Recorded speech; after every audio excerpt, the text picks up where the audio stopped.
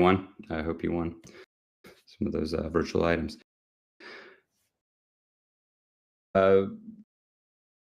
It's not over-indexed on paid user acquisition. So this was another big change for me coming from other platforms, is that the really the really high cost to acquire an audience on, let's say, mobile free-to-play just wasn't the case on Roblox. Roblox offers a variety of methods, a balance of methods for acquiring and scaling an audience on the platform. So the first one, like I said, Roblox is an incredibly social platform. So creating a social experience is incredibly important on Roblox.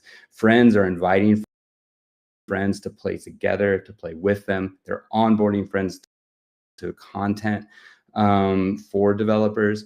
And so creating a very social multiplayer experience on Roblox is critical. But search and discovery metrics, we to determine what games players want to play. So what games are they clicking through to? What games are they coming back again and again to play? What games are they investing in through monetization? We want to look at all of those factors, and we want to surface quality content on our platform that's matched for the player's preference. And so creating a highly social multiplayer experience that is a good game is one of the critical factors in creating success on Roblox and being able to find and scale an audience. However, there are paid user acquisition channels, some of which are very unique for this platform. So you can use those paid user acquisitions in addition to these other factors, like making a good game, making a social experience, to start to initially acquire and scale an audience.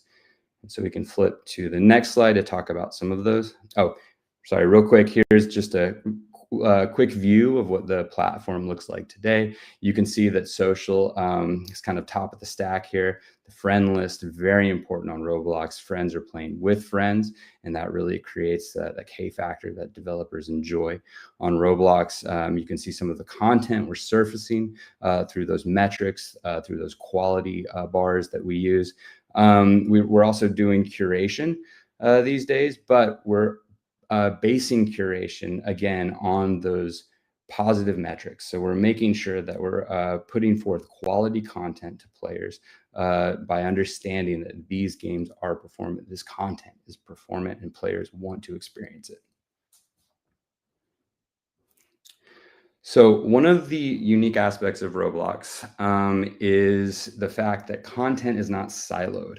And what do I mean by that? So you can actually jump from one experience to another in Roblox without going back to the platform level. So you can literally walk through a door in one developer's game and be in a completely different developer's game. That is very unique to Roblox. And we've created a unique way to advertise on Roblox using that flexibility. So these are paid portals that developers can both put in their experiences to receive ad revenue from, or that developers can tap to acquire an audience. And it's just a unique way of advertising on Roblox. It just doesn't exist on other platforms because the content isn't siloed. So this is one method of paid user acquisition, but Roblox also offers more traditional methods of paid user acquisition, like sponsoring a game tile. So just sponsoring your game, put your game tile in front of users through paid user acquisition as well. So using a blend of all of these user acquisition strategies, developers are able to deploy content and then find an audience and scale it. So how do you create a sustainable games business on the platform? How do you monetize? So there are some familiar and new monetization strategies, and also a big variety of monetization strategies that can be tapped by developers on Roblox. The next slide. Okay, so one of these is going to look very familiar to game developers. In-app purchasing or purchasing inexperienced items is probably kind of the biggest revenue generator for game developers on the platform. These are just players buying vanity items within games, buying speed ups within games, season passes, game passes, all of the traditional kind of in-app purchasing that you see on other free-to-play platforms do work on Roblox, but in a modified fashion for Roblox. But also, we want to provide a lot of options to developers. Some of the biggest games are just paid access, more like a console game. So developers just put a price on the game, you pay to play it. So that's one option on Roblox that some of the biggest games have used. We've also made subscription services available to developers. So that's something that I'm very curious to see how developers use that effectively. And advertising, like I said, putting these portals in an experience, receiving ad revenue for allowing advertisers to put these immersive portals in a game is one option for developers to monetize. And using a blend of all of these methods is just something we want our developers to be able to do. And just having having a healthy number of monetization options is provides great flexibility to game designers and developers, because one method isn't necessarily right for every game. So you need to a free-to-play game is going to be very different than a pay-to-play game. And so we want all of that content to be available on the platform, and we want developers to have the flexibility to make whatever they want to make on Roblox. So one other unique aspect of Roblox is the player avatar. I spoke about this before, but this is the persona that Roblox players inhabit on the platform. They are incredibly invested in their persona on the platform. They customize their avatar a lot. They spend a lot of time looking through items, purchasing new avatar items to equip onto their Roblox avatar so they can go play all of the different games and inhabit that avatar on the platform. So one really cool thing that developers can do is they can create avatar items and they can sell them within their experience. That's one method to kind of tap UGC monetization. But another way to tap this avatar item monetization is to just sell UGC items in your experience and receive an affiliate fee.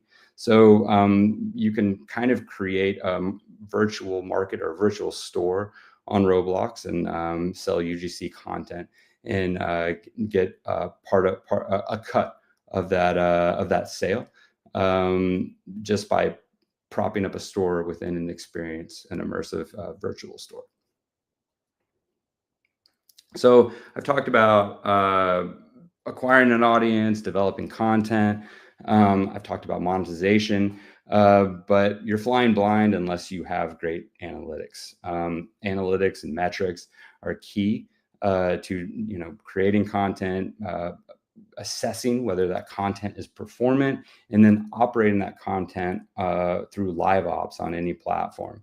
On other platforms, you usually have to tap third-party tools to be able to do this. You have to put in work to set your experience up to be able to look at these metrics and understand these metrics.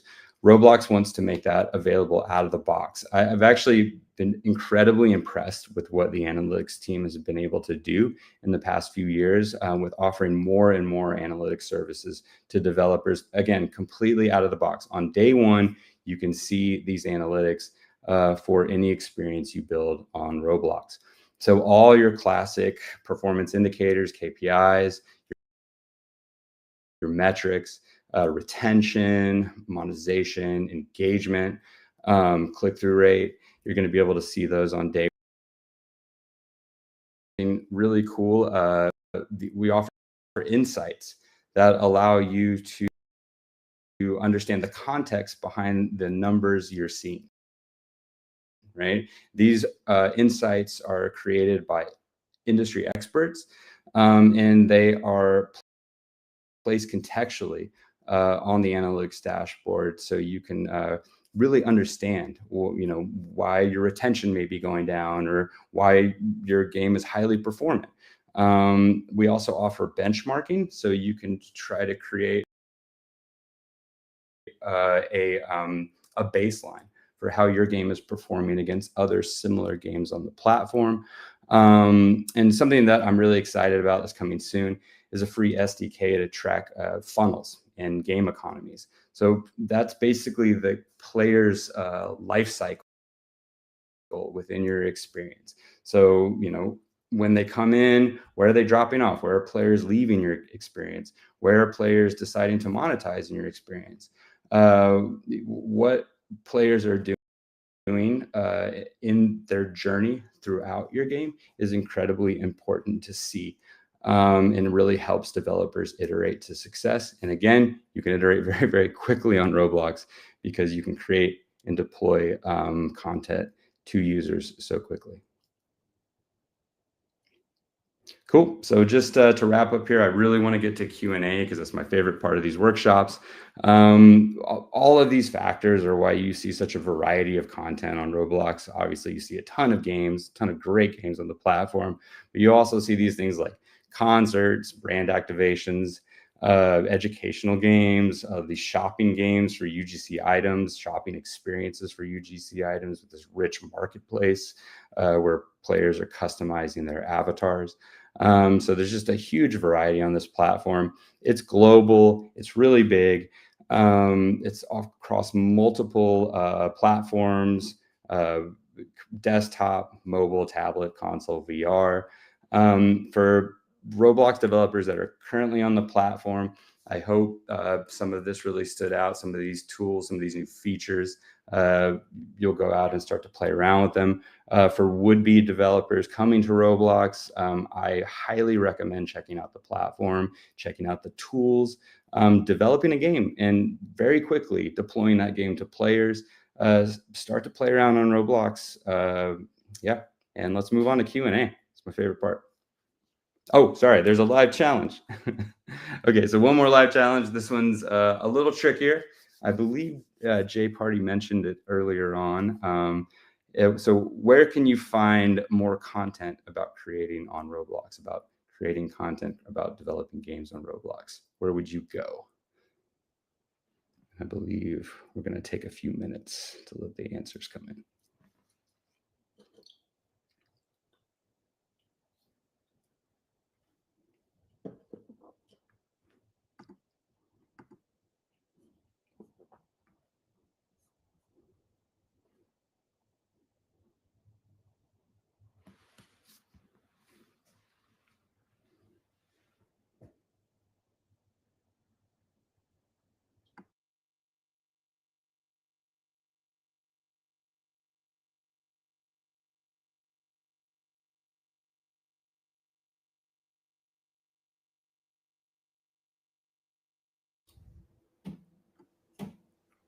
Okay.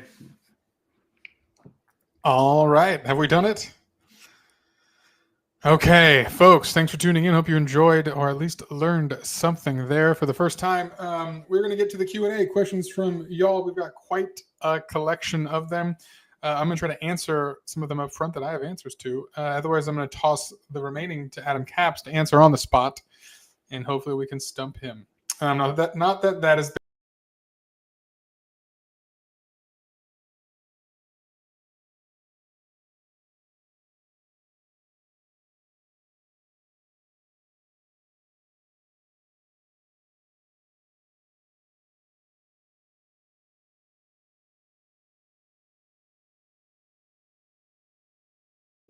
to the participation items.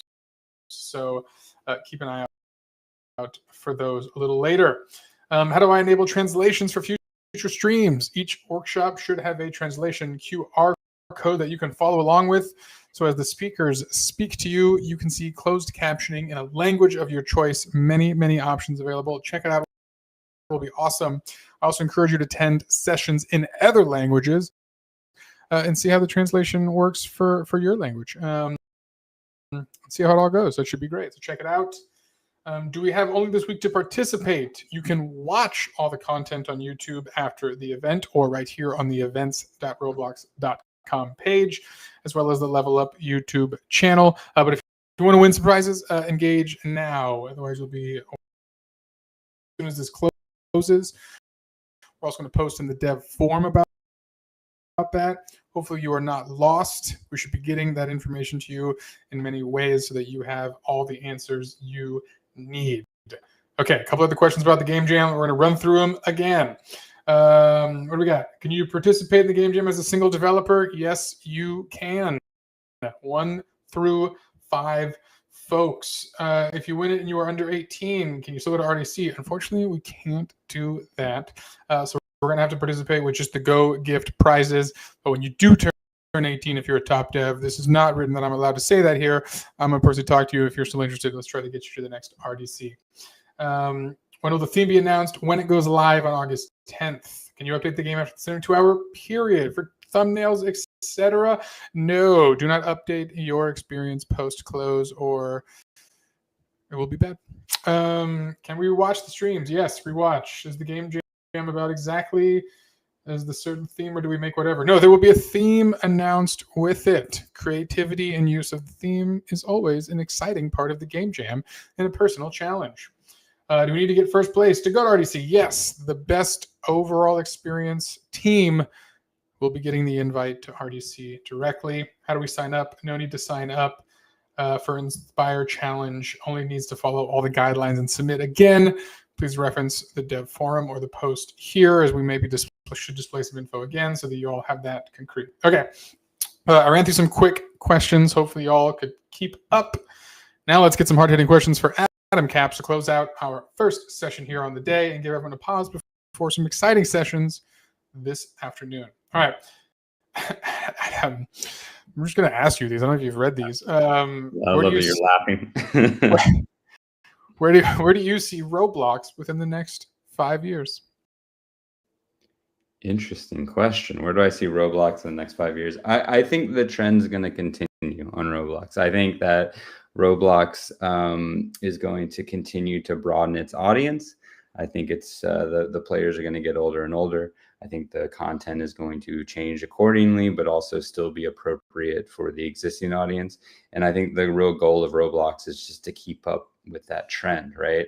And I think, Roblox has a lot of opportunity to allow developers to create all types of content, right? Not just games. There's a lot of different experiences that could be created on Roblox, but quite honestly, like, I want to see what the developers do with it, right? That's the biggest thing for me. I mean, everything I think that has inspired the changes in Roblox comes from the developer community and what they choose to build on the platform. I mean, I think that's the real power of a UGC platform, is that we provide the tooling, we provide the platform, and then we see what developers do with it, right? And so I think leaning into that is kind of the best thing that Roblox can do, in enabling these like new forms of whether they be gaming or just like, social hangouts or just whatever's to come. I think Roblox should lean into that, and then create new tools and a better platform to enable whatever we see moving forward. So I think it's going to be developer driven. I think it's going to be UGC driven. Great. Let's talk more about the creations on the platform. Question about genres. Are there any genres on Roblox that you believe have a lot of room for opportunity for developers? What can they build into? What are the genres? I would. Here's what I'll say. I won't call out any specific genre because I don't want to lead anyone down a path that doesn't work out for them. But I will say, watch the platform all the time. You can see what's popping off on the platform just by quickly going to Roblox, right? You can see what games are generating the most concurrent players. You can see where players are spending their time. You can see what genres are really working on the platform. And, I like to dig deep on Roblox. I like to find kind of the hidden gems, things that players are discovering before I do, and then trying to assess what's coming. But I don't have a crystal ball, right? Like, I don't know what's going to be the next big genre on games. I probably would be, just making games all day if I did. So I think my answer to that question is to go look at the platform, go analyze the platform, really look at like where the players are spending their time. And I think that is the best way to determine what genres are really starting to gain traction on the platform. What are you seeing more and more of, right? Great. Next question. I'm going to keep moving here. As a brand, like I said, you can publish 20 times a day. That's a really big deal. The fact that there's no turnaround time on getting content in front of players means you can try a lot of random stuff out. I would not put all your eggs in one basket on Roblox, and not just on Roblox, but in games in general. Whatever you can do to take a lot of shots on goal is always beneficial. And Roblox is trying to make that very easy, because everything I've talked about is really about reducing the time to market, allowing developers to develop quicker, allowing developers to develop with a smaller team, lower cost. So try a bunch of different things out. I think that's my number one advice. And really, like, even if you don't understand analytics, even if you don't have any experience like with looking at data, Roblox makes it pretty easy to understand like what you're looking at through those insights I just talked about, those contextual insights, also all that benchmarking I just talked about. You can really assess whether your content is performant, right? So if you like find something that's really working for players, you will be able to see very, very fast. And so, yeah, try a lot of stuff out, try a bunch of different game types out, see what's trending on the platform. Start there. Yeah. Cool. All right, we got a couple more. We got a couple more for you. These ones are more getting into the more advanced development phases of the career on Roblox. Is the short one kind of about ads, portal ads, or sponsorships? Which do you prefer and why? I think having multiple options is good. I mean, like, I think it just depends on the game, right? Like some games like as far as acquiring users, I think that like different ad channels are good to explore. Like, so I would use both. And then I would assess like, which one is working best for you. So like Roblox is going to be offering more and more insights, more and more visibility into kind of the users that are coming in through different user acquisition channels. So I would try both out. I would see which one works best for your experience. And then I would also tap like the revenue you can get from putting portals in your experience as well. Try them out, see if it works for your game, like see if it works for your kind of monetization model. And yeah, so I would use both. I don't think one's better than the other necessarily. Great. I'm gonna keep moving. I think we got time for maybe two more questions here. So here's a general discovery question for you. My game is struggling to take off. What are some ways to get people interested in playing? Advice for initial discovery. Ooh, okay. So like I said, you need to make a social experience. You need to make an experience that people want to share with each other, that people want to talk about. It's very easy to talk about.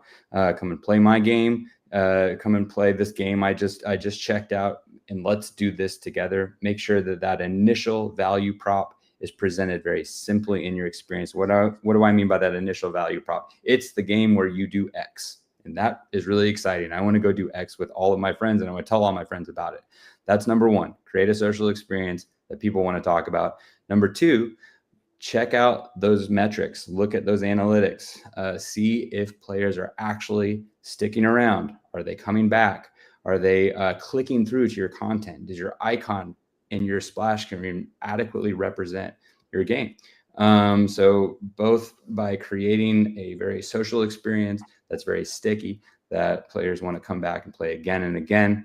That's the trick on Roblox. That's the trick to building scale. Also tap those paid user acquisition channels to get an initial audience, to test out your assumptions about what players are going to like.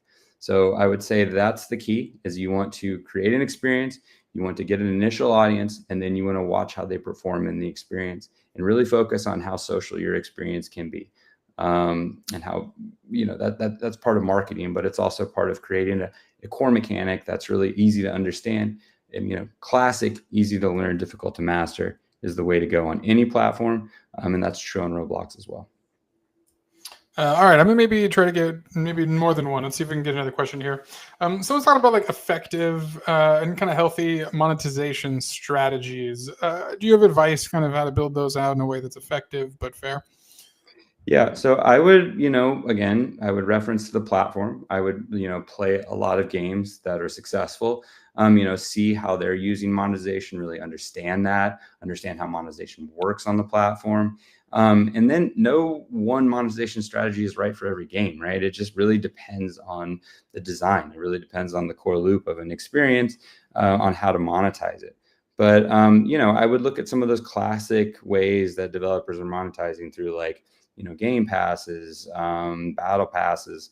Those kinds of features work well on Roblox. But some games do very well off vanity items. Maybe the the customization of the persona within an experience is really the draw, and maybe those items are very valuable. But that's not true for every game. So you really have to create a monetization strategy that's unique to your experience.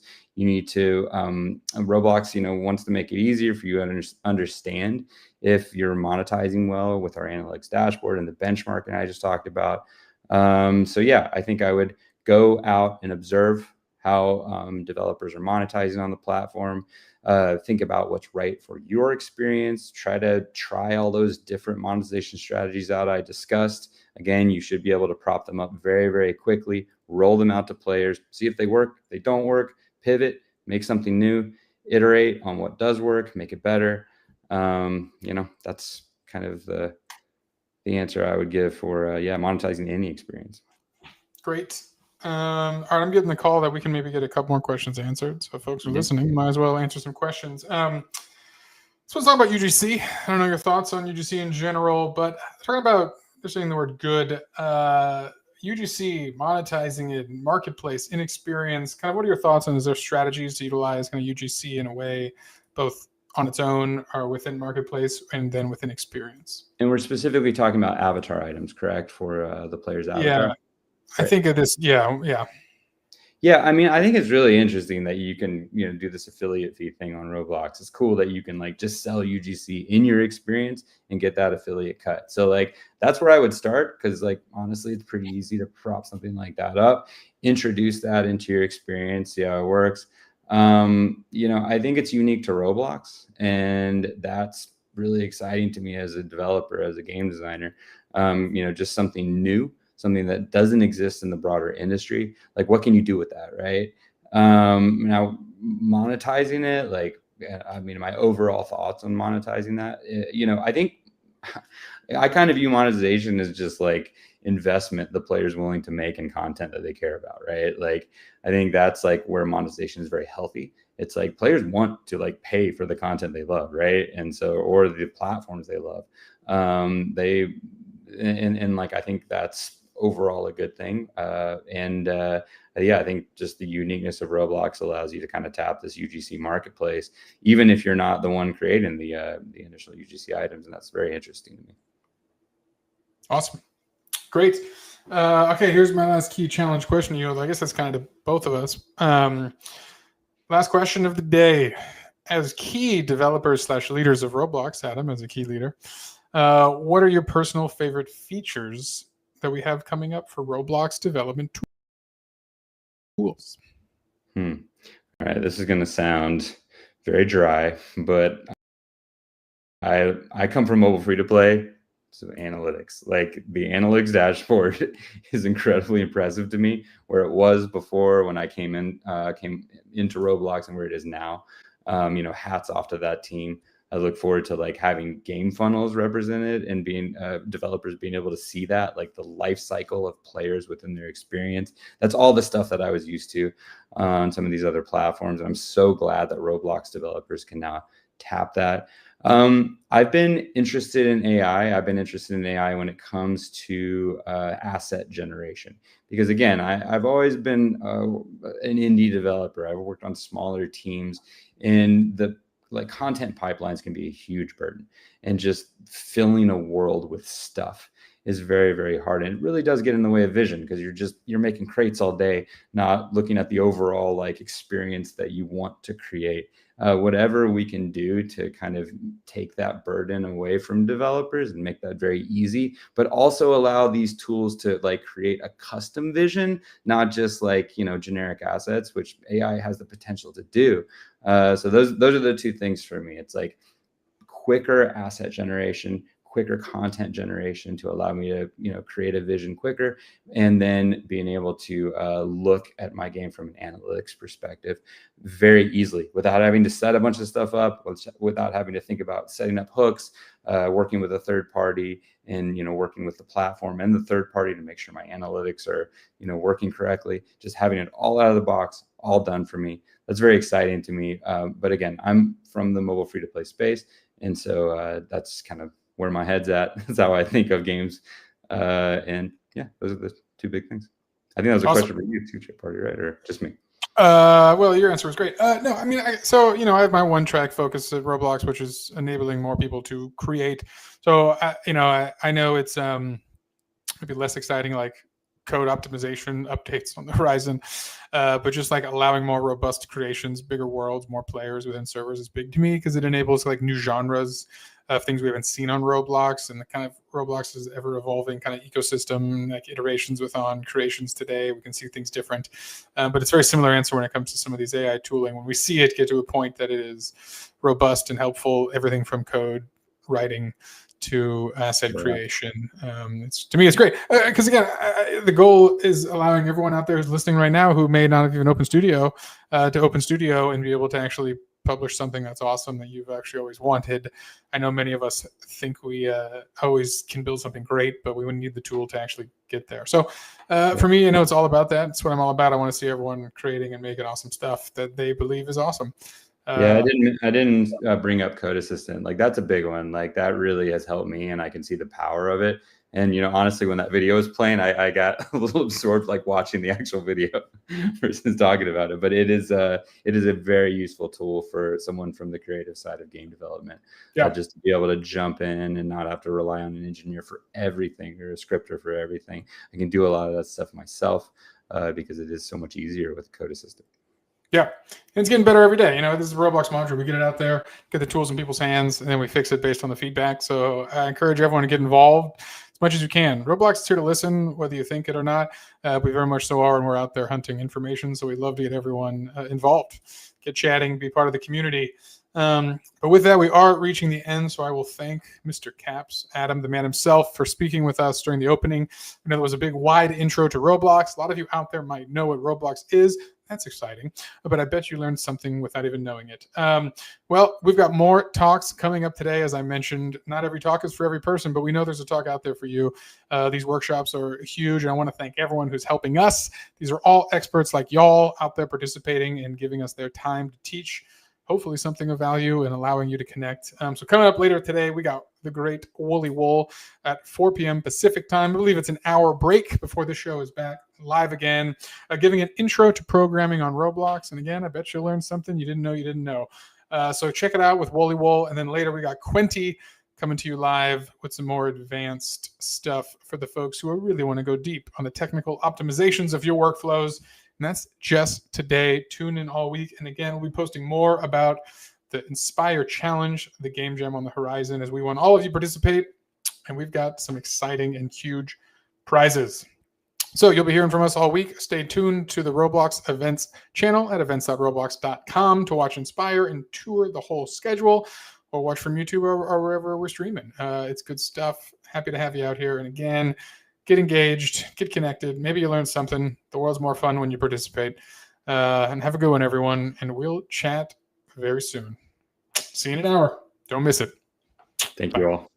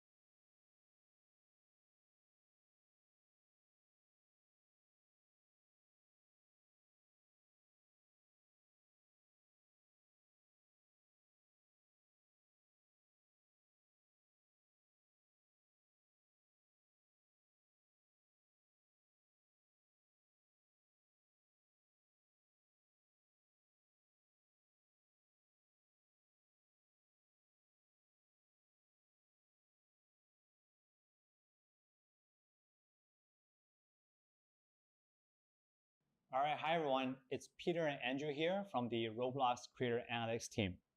So we launched something really cool recently. The ability for you to track your economy and funnel events to grow your game and your experience faster. Now, this is a pre-recorded video, but we're around during live Q&A to answer any questions that you have. All right, so what are economy and funnel events? Well, economy events help you track how users gain and spend resources and currency in your game so that you can improve your monetization. And funnel events help you understand where users are dropping off during your onboarding flow, during your shop funnel, and so on and so forth. So why is it so important to track these events? Well, let me give you an example.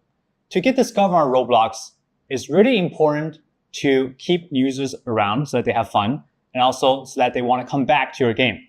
But how do you know how to do that? Well, if you track your onboarding funnel, then in this example, you might see that there's a huge drop-off in step 2, in the plant seed step. So if you have this information, then you might go into your game and you might make it easier for your players to plant seed by adding some breadcrumbs or adding some pointers for them to do so. And if you fix this problem with your onboarding funnel, then you're likely to see your day one retention increase, likely to see your session time increase. And these metrics directly impact how likely you are to get discovered on our platform. So by improving onboarding, you're also improving your KPIs, and chances are you're going to help your game get discovered on Roblox. All right, so now let me talk about basically 3 reasons why we think this is really awesome for you guys to instrument right now. All right, the first reason is it will help you find opportunities to grow faster, like I mentioned. Second, you can segment all this economy and funnel data by age, gender, platform, OS, and 3 custom fields. And some of these fields like age and gender, you can't really find anywhere else. You can only find, on Roblox Creator Analytics Suite. And finally, you can track these events with just a few simple lines of code, and it's all free. All right, so that's my spiel. Now, Andrew will walk you through how our product works and show you how to get started. Hey everybody, I'm here today to talk about our new economy events. I'm going to walk you through both how to instrument economy and funnel events, and then also talk about some of the complexities of the APIs themselves and how to read the charts a little bit. So we'll start with economy events. And before I get into this, I really want to just highlight some of the key concepts you're going to need to know. So most games are going to have some sort of currency. Roblox has Robux at the platform level. Inside of your experience, you're going to have something like gold, gems, maybe even XP or skill points, depending on your game. Go a level deeper, and we've got the concept of sources and sinks. Sources are really any time you're providing currency to a player, and sinks are any time you're taking currency away from a player. So the classic example of a sink is a store where a user can purchase an item. Down here, I've got transaction types. Now, here we have a few cases where we've got some examples that we recommend you use. The reason we recommend this is that we'll be able to run analysis and provide you deeper insights into your experiences, but you should feel free to use your own if these don't fit your game or experience. All right, jumping down, we're going to look at some chart types. The first here is average wallet balance. The first here is total sources and sinks by category. This is going to be the 10,000-foot view of your economy. So as you can see, above the line is going to be all of your sources, and below the line is all of your sinks. Typically, what you're going to want to see is something that's pretty stable and close to that 0 line. If your economy is constantly growing, you've got sources outweighing your sinks, that means you don't have enough places for users to spend their gold or whatever the currency you're looking at is. The next chart we're going to check out is average wallet balance. This one is similar, but it's more player focused. So here you're always going to have some threshold that you're above. And the key that you're looking for here is really just keeping it somewhat stable. Similar to the last chart, if you're seeing huge spikes, that just means that you don't have enough sinks. And similarly, if you're always at 0, you probably need to give your players a little more of that currency type. All right, the last chart I'm going to talk about right now is the all sources in syncs table. I really look at this as sort of a sales chart, especially if you use the filters. You can drop down to, say, a single shop or a single transaction type and really look at which items players are purchasing the most. Now I'd like to jump into Studio, and we're going to instrument a couple of these. So let's set up a player here. We're just going to put nil in for the player. We're not going to have a real player at the moment. Set up our analytics service.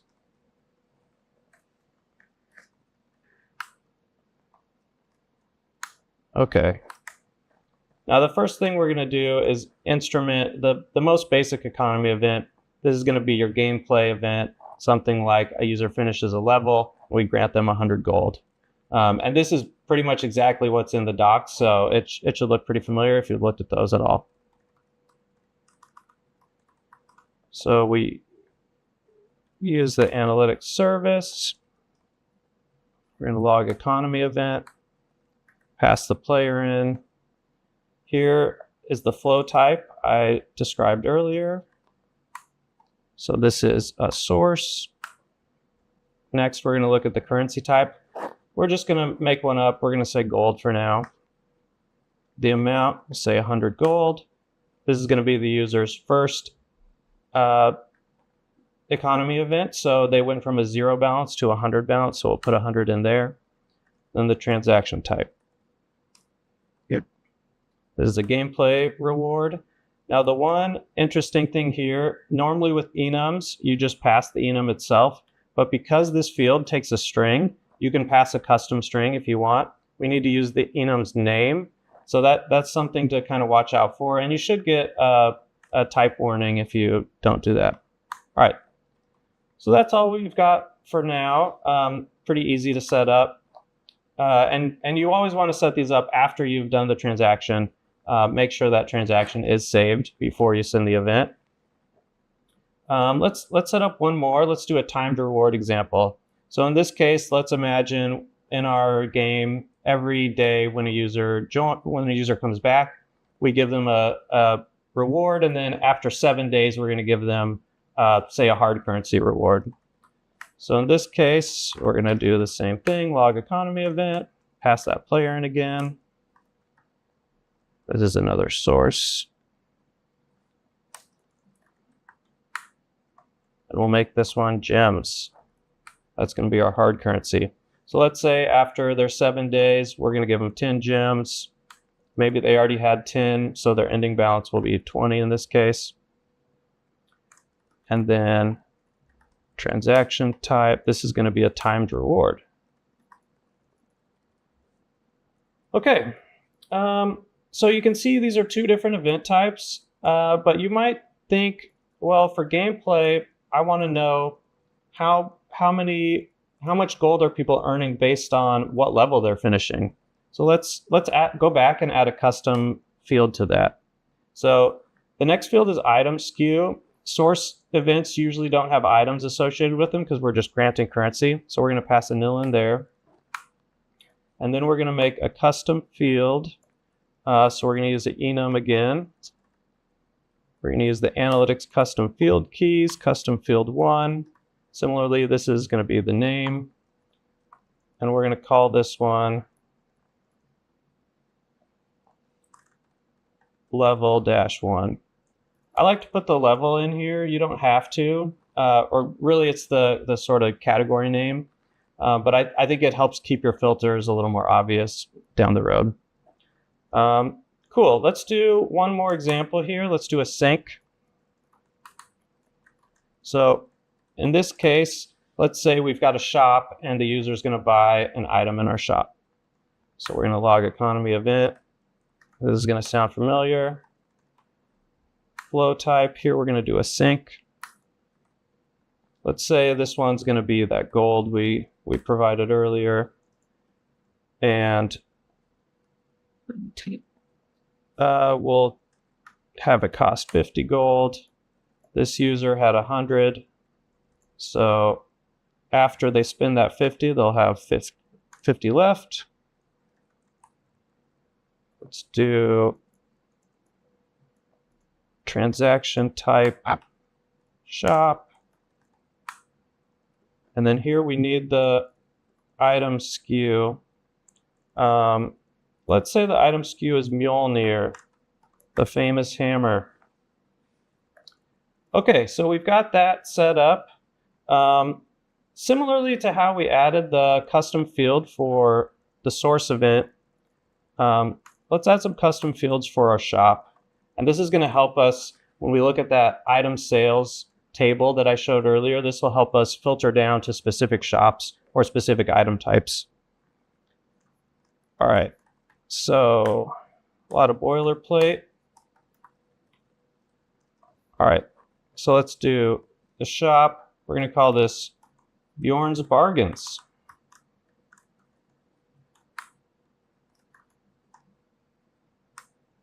Custom field 2. This will be item type. Will be weapon. And for our last custom field,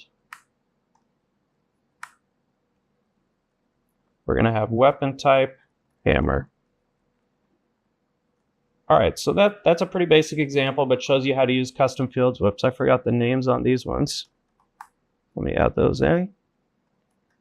And you can use up to 3 custom fields for your economy events. And next, we'll talk about funnels.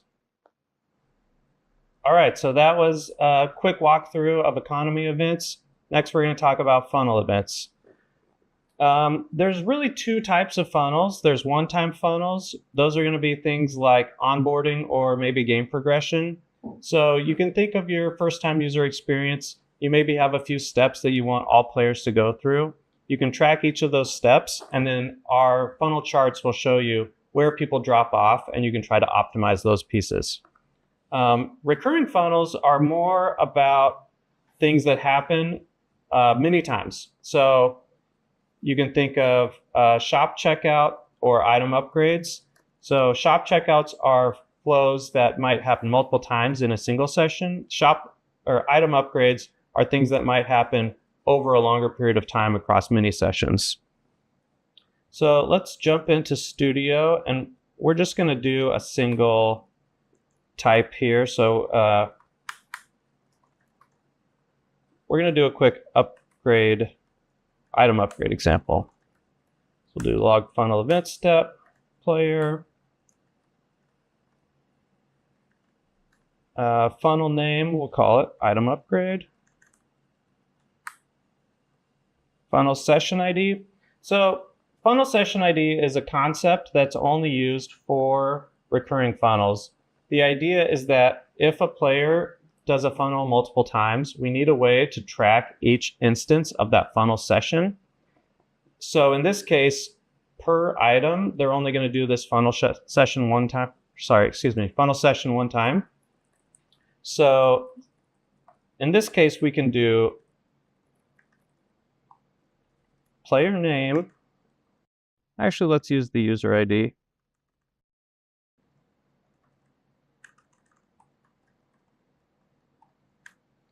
And then we'll use the item name. We'll use the item that we granted them previously, Mjolnir. Then we need the step number. This will be the first upgrade. Step name, item upgrade 1. And then you can pass any custom fields in.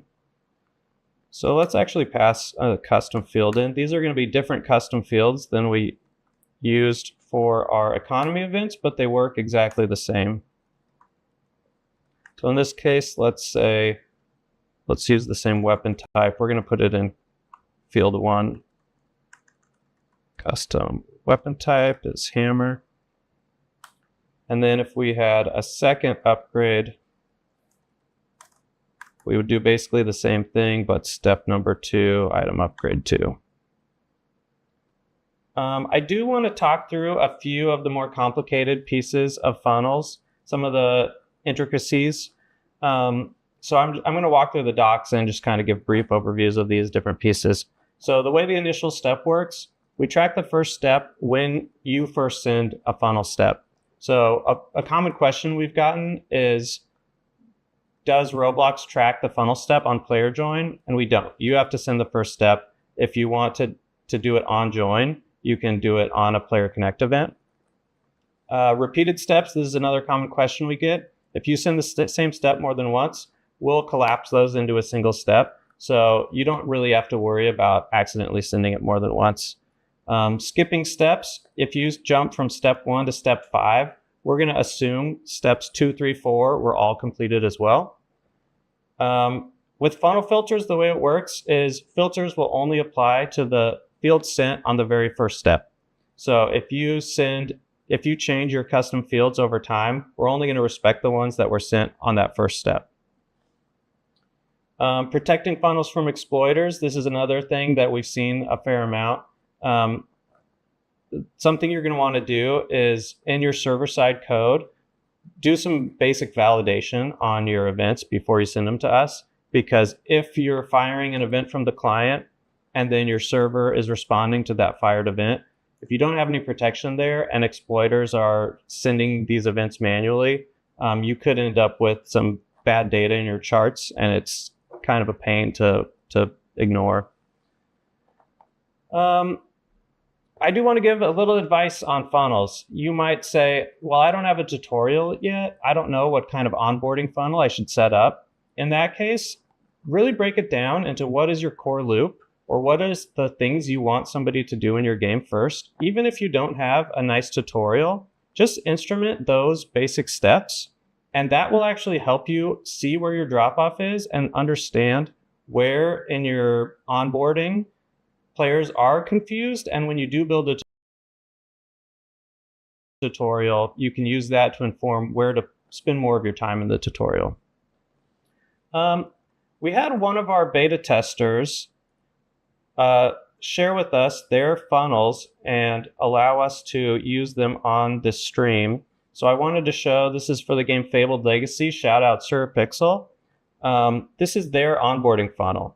So you can see this is a dungeon crawler. They've got join game, selected class, loaded into dungeon, dungeon started, and then fighting through the various dungeon rooms.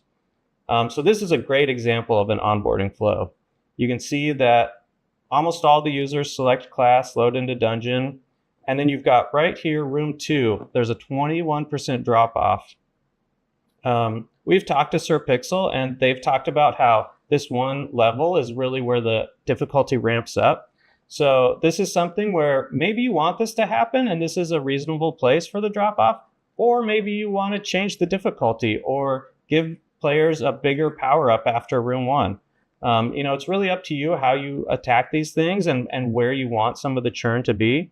But yeah, this is a way to read it.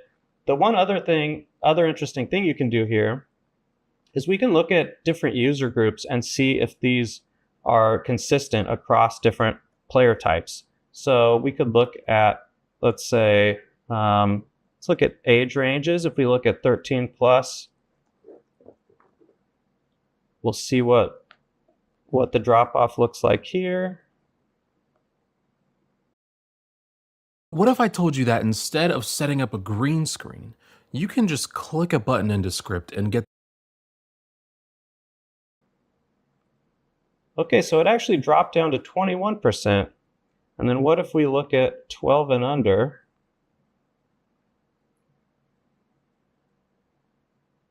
%. So you can see that as age goes up, at least a little bit, the drop-off drops as well. So, sometimes with the younger audiences, having more visual instruction can be better than text instruction. But again, you're going to have to play with your own experiences and see what works for you. The last thing I wanted to talk about is our limits, because we've got a lot of questions about these. And let me find it.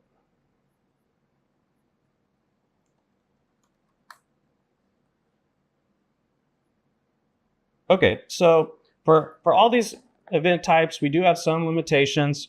We've got the pretty standard rate limits that you're going to find on data stores and other APIs. The big one that we get asked about is the item SKUs.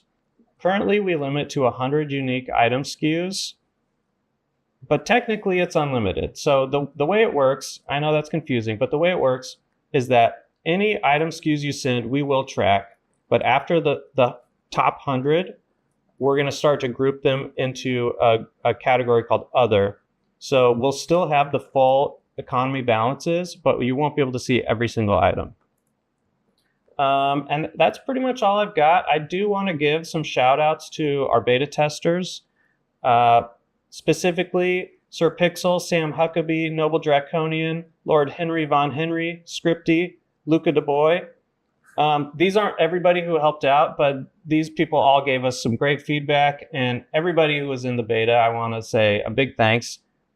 I think the product ended up much better with your help. And yeah, happy hunting for analytics.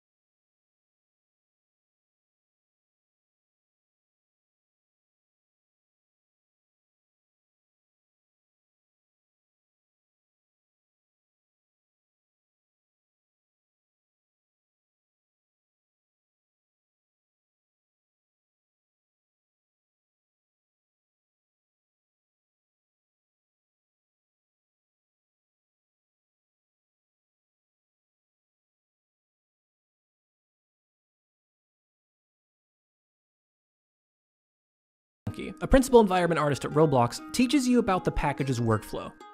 He'll cover how to create packages using different asset types, the right-click menu options, and how packages can help collaboration across team members and place files and act as a version control for your assets.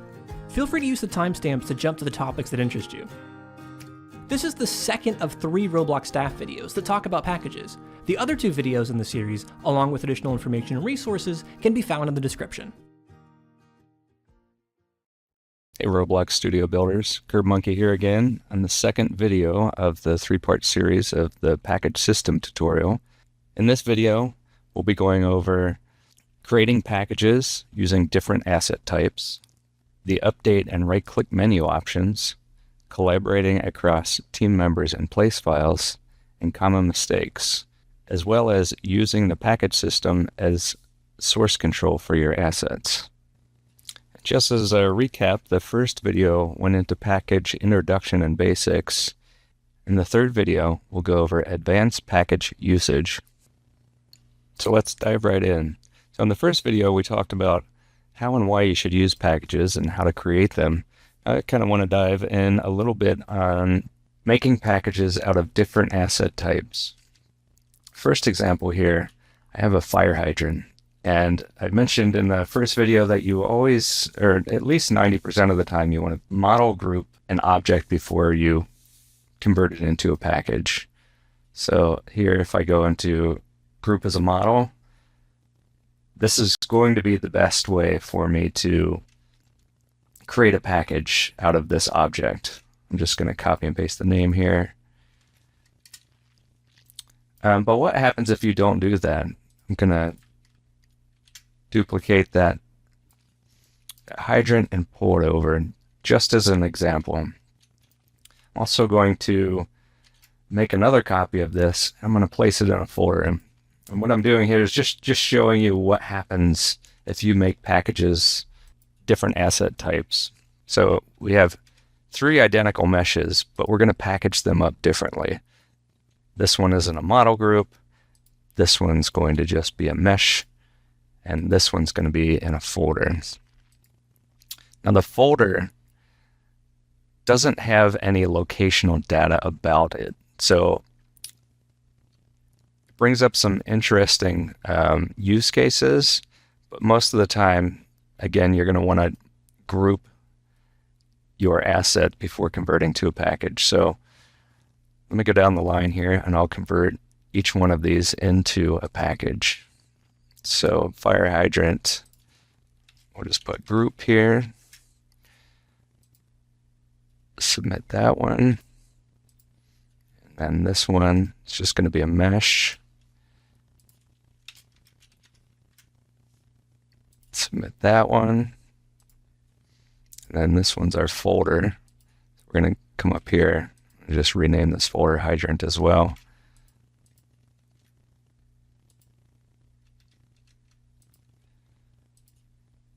And convert this into a package. And you'll notice right as I try to convert a folder into a package, it comes up with a warning. This object has 3D content in it, but is not a model. So moving or rotating it will count as a modified package. Are you sure you want to continue? I'm going to say yes here just for this example. So these are all packages. And again, I'm going to go in to my package links and turn them all on to auto update. That's again something I do every time I create one. That way I don't have to go around and update individual placements. So now that I created 3 packages, I'm going to make a copy of each one and just kind of move it and show you what happens. So on this one, the one that is a model group and kind of set up in the best practices way, that one moved fine. We're going to duplicate this one. That moved fine as well. And now I'm going to click on the folder, which is the parent package container for this foldered package. And I'm going to duplicate and move it. And you can see as soon as I did that, because the folder itself doesn't have any locational or transformative data in it, it's basically trying to move the mesh. So this is why you want to avoid trying to package things in a folder. I'm going to say OK here anyway. Come back to this one and hit publish to package. Let's see what happens. Now you can see, because this folder doesn't have any transformative data in it, the only way to move that mesh was to physically move the underlying child, which incurred a package modification. And now you can see both of my packages are in the same spot. So this is one gotcha on trying to package up 3D assets within a folder group. Now there are times that you can package things that are in a folder. Scripts, for example, would be one where there isn't actually a physical location to that script in 3D space. But models, you really shouldn't do this, and you should stick to a model. If you do have things that are, in a folder, and you want to keep that folder structure, that's perfectly fine. The only thing you need to do if you want this type of hierarchy in your package is to go ahead and group that folder into a model group. Again, this will give you the transformative data that you need to move the package around without incurring a modified state. So I'm going to go ahead and package this, convert to package.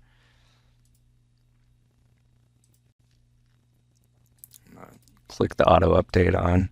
And now if I duplicate this and move it around, you notice that transformative data is being saved with inside the model group. And the folder that's underlying now is okay. So again, you want to add things into a model group before packaging. Another issue I want to bring up is with just packaging a mesh straight out of the box without putting it in a model group. Let's say this was a rock or a bush, and you wanted to get that variation of size through an organic model, and just using a fire hydrant here because that's what I started with. But let's try to scale this.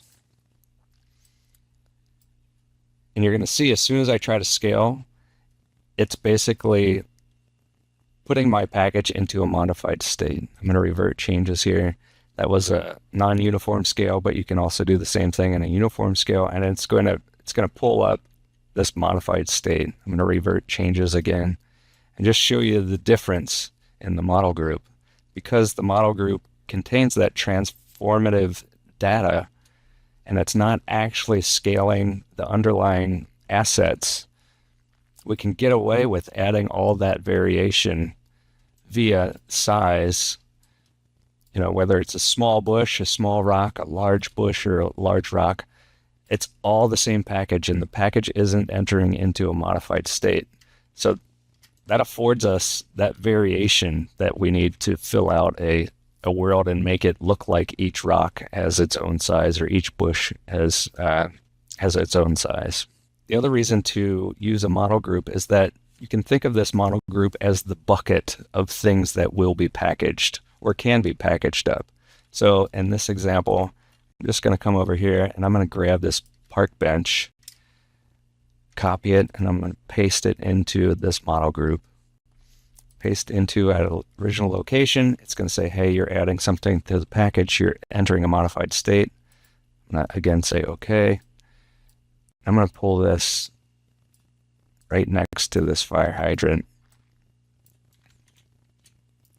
I'm actually going to delete the fire hydrant just to prove a point here. So now I have a package that's named fire hydrant. Fire hydrant is gone, but I do have a park bench in there now. I'm going to publish this, and we're going to see the copy of it behind has auto-updated as we'd expect. And this just goes to show that because we're using that model group as that bucket or container for everything that's going to be packaged, we aren't stuck with that fire hydrant as being part of our package, where if you package up just a mesh by itself without first putting it in a model group, you're kind of stuck with that mesh. That mesh always has to be there because this package link is childed to that object. Do the same thing here where we're going to grab the park bench. We're going to copy it and we're going to paste it. And in this case, we have to paste it with inside the mesh itself. So paste into an original location. It's going to say, hey, you're entering a modified state on this package. We're going to say OK. But in this case, I can't delete that fire hydrant. Even if I wanted to, I can't delete it because it is the parent container for the package link. So we're kind of stuck with that mesh in this package now, which isn't really what I want. I'll go ahead and publish here, and you can see the second one picked up the update of the bench being in here, but I don't want the fire hydrant now. So if there's no way for me to delete this or to move the package link under another object. You can see here, you can't reparent package link. So we've kind of got ourselves into a corner here. And there's no way to really change this. The only way to do this is to, delete this package and start by creating a brand new package that has a model group as its parent. There are a couple plugins that, if you do make this mistake and you've placed a ton of your packages that actually were made out of a model, there are replace plugins that you can use to quickly fix this issue. So here I'm going to select the fire hydrant, and there's a replace objects plugin that's really useful. Use it all the time. And this will replace selected objects with the last selected object or asset. So I've selected this package, and I've selected the one I want to replace it with, and I've replaced it. And the pivot points were in different spots, so it did move, but I could have done all three of these, or all two of these, replacing with the actual one I want to use. And this is just a quick way of replacing. Even if you've placed a bunch of non-packaged assets down and you're like, oh, I forgot to package everything up. This is a really easy way of creating a package and just replacing all your placements with your new package. And the package system isn't just meant for meshes and 3D objects. You can package up basically any asset within Roblox Studio. from scripts to UI, surface UI, GUIs, also effects and sound effects. So basically anything that you want to share across place files or across placements within your place file, you can package that object up for reusability. So don't think that it's just the 3D meshes or artwork. It's anything within inside of Studio. And so once you kind of get that in your head, you can really start to use the full power of the packages system. So now let's go through some of the package right-click menu options within the Explorer.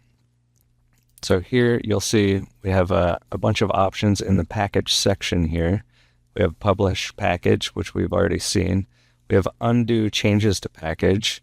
Let me demonstrate that one. I'm going to go ahead and add a part to this fire hydrant. And it's going to place it just right inside here.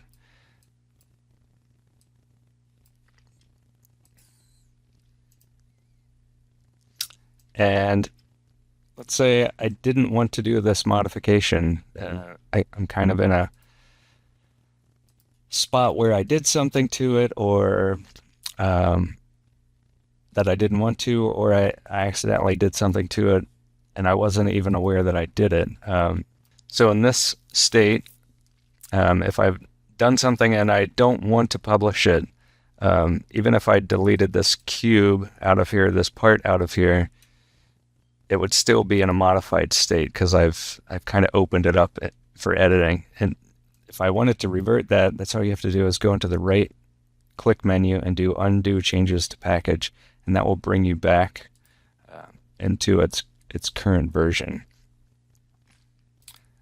Having something in a modified state will also keep that object or that placement from receiving any changes. So just to demonstrate that, I'm going to add another part to this one over here. And I'm going to change it to a sphere or a ball, make it a little easier to work with. Let's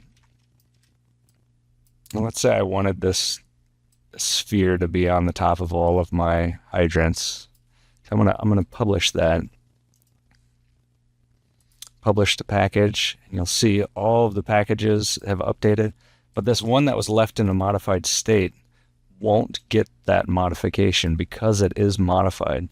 Any package that you want to have receive updates needs to be in what I like to call a clean state. So one thing you can do here is undo package or undo changes to package, and that will automatically tell it to get the latest version.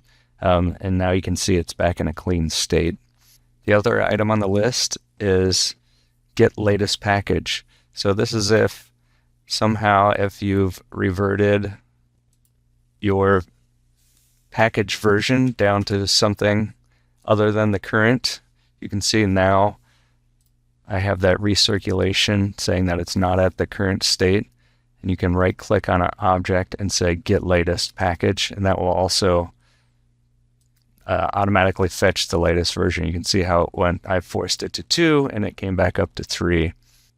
I don't believe, let me see, I think if you have a modification on an object, you can't get latest because you're in a modified state. So what you'd have to do first is undo the changes and then get latest.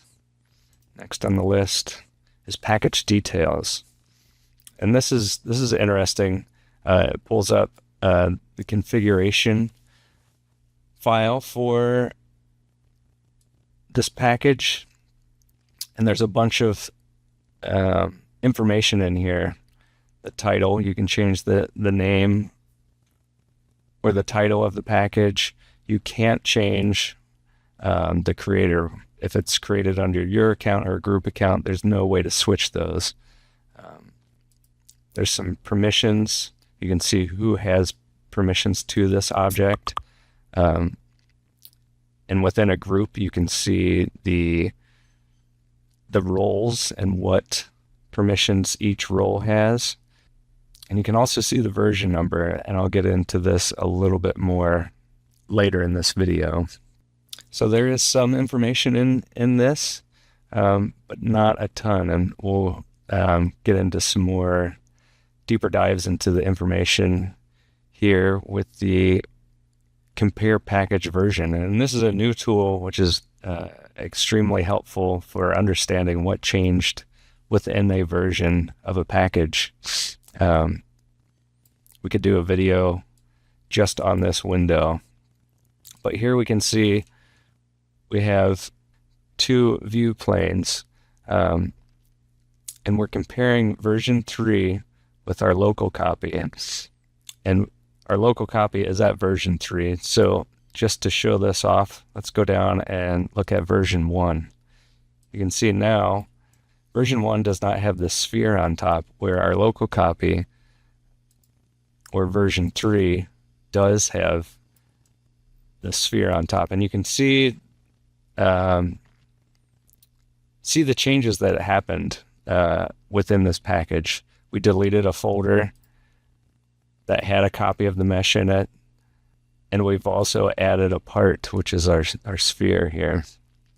We can also go to properties, and we can click on each object, and if there was anything that changed, you'll see that highlighted here. You can see on the version 1, the part was not a member of the package, so it's not showing any data, but over on the right-hand side in version 3 view, you can see all the properties for that sphere. So this is really handy in trying to figure out what changed between packages, and this kind of gets into team collaboration, right? You can see what has changed. If you're using a package from someone that maybe you grabbed a package off the marketplace and it changed for some reason, you can come in here and kind of investigate what changes happened and maybe decide which version you want to use depending on what changes had been made to that package. But that's a brief overview of the right-click menu and the package version tool that's built in there.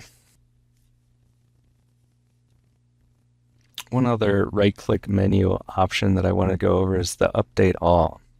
So if you have a bunch of packages that for whatever reason you decided not to have the auto update feature on, this is a way that you can update all of your placements of that package without having that feature turned on. So I'm going to go in and delete the sphere that we had put on top of that hydrant. I'm also going to change its color just to show this off a little bit more clearly. So I'm going to publish the package, and you'll notice all the other placements of this package are still at version 2 or 3. Let's see which one it says at. This is at 4. So all of these are at version 3.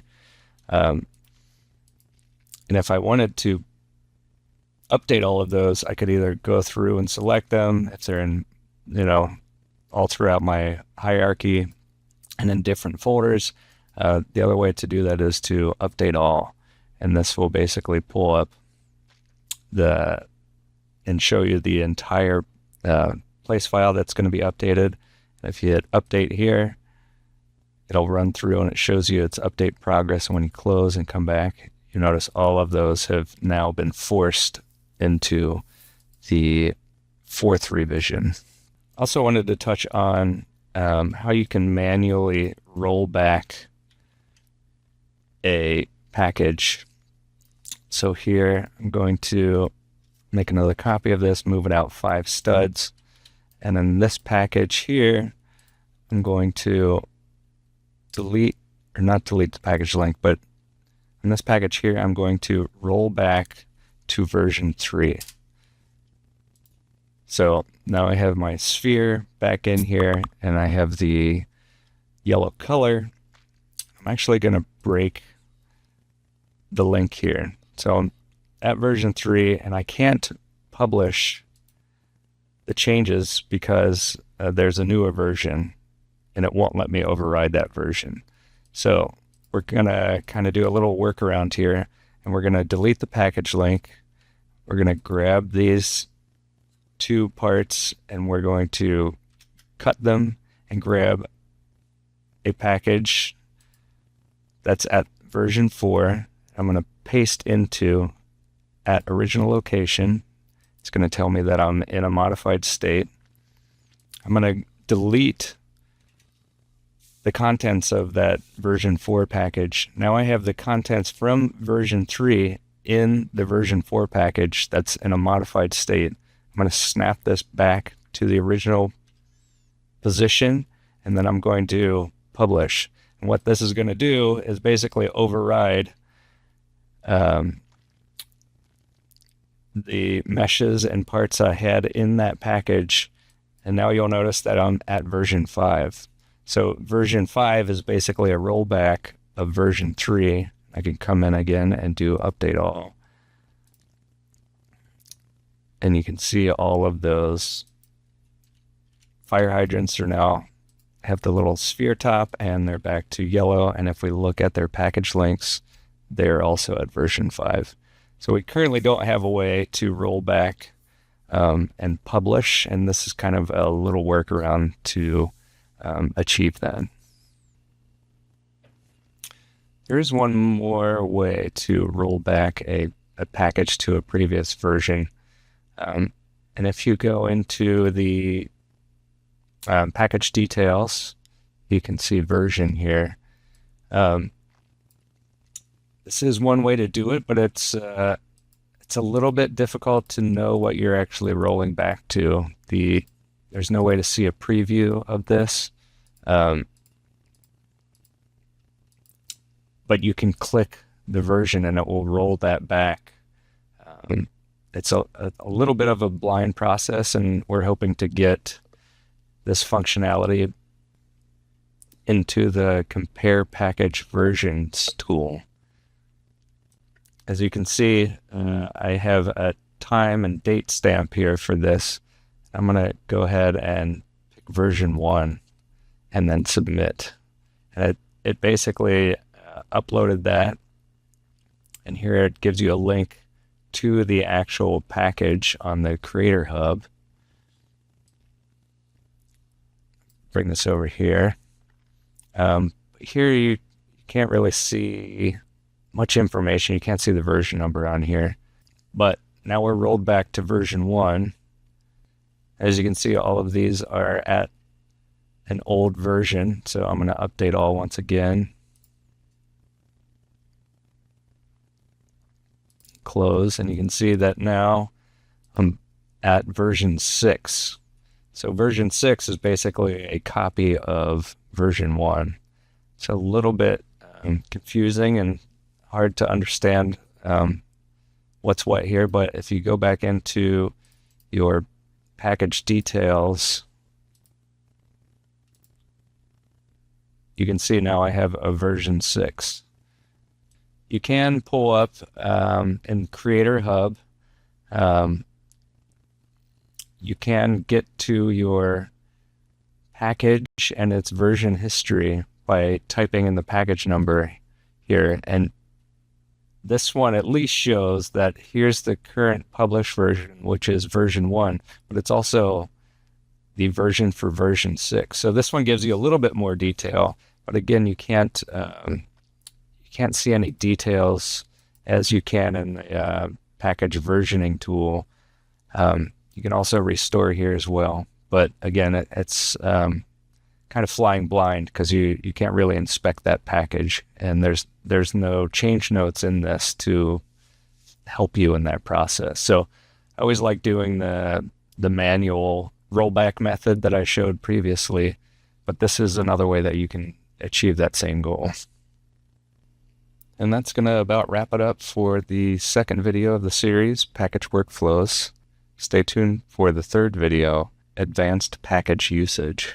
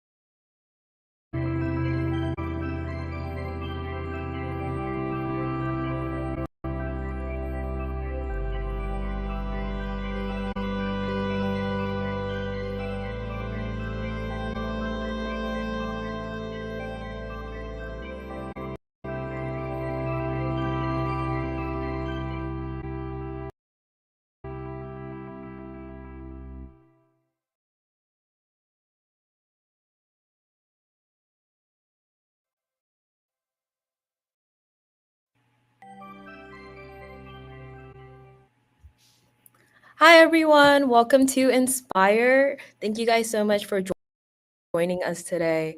As you guys might have saw earlier, we really saw Jay Party and Adam kick off our opening ceremony. So thank you guys so much for joining us. And I'm more than excited to announce our next speaker. He is known by Wooly Wool, and he is an absolute amazing dev. So Wooly Wool, how are you feeling right now? I'm doing well. Thank you so much for asking. And hello and welcome to my workshop on an introduction to programming. Yeah, very nice to meet you. All right, whenever you're ready, feel free to kick it off and good luck. Alrighty. Let's get started. So a little bit about me. Hello, I'm Wooly Wool and I love to program.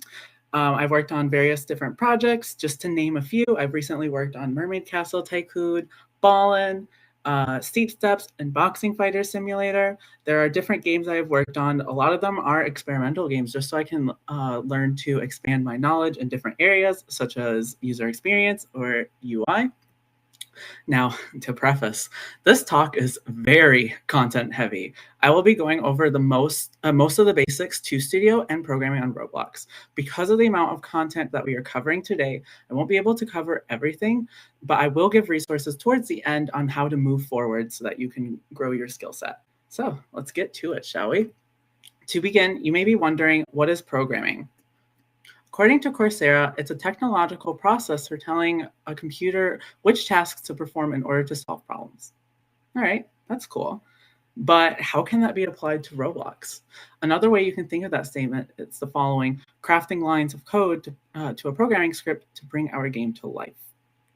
Think about this statement and how it can be applied to your everyday understanding of how games function the way they do. Games don't just magically work. I wish it did, trust me, but it doesn't. We have to write code for different things to function the way we want it to do so. There are different programming languages that you can use. These are the most common ones that you'll likely use when you're learning about it in school, like Python or C++. What's really nice is they all have the same idea, writing code to solve problems, but they all do it in their own syntax, or in other words, its own language. But the one you'll be using on Roblox is Lua, or Luau. This is what Roblox supports for programming. It's a lightweight and easy to learn program. We'll go in depth soon of the different coding blocks that make up Lua and in general that can be applied to other programming languages too. Alrighty, so let's get to the specifics of programming on Roblox. Let's start off with the interface. This is what you see when you first create a script. I'll go over the different panels and areas of this interface.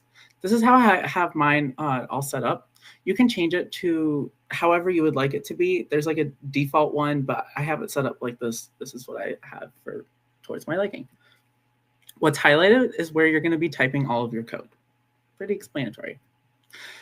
What's highlighted now are the line numbers. This will be helpful for when you're debugging, which is fixing issues that may occur in your code. Identifying where your code is having an error or where your print statements are happening and much more. What's highlighted now is the Explorer. This is where you'll see the different classes such as server storage, replicated storage, players, etc., and the instances that are within the Explorer, such as like the base plate, the scripts, etc. And they're all listed there.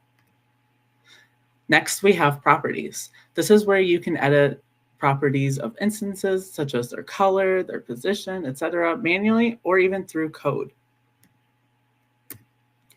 What's highlighted next is the output. This is where you're going to see all the warnings, print statements, and errors that are occurring in your code.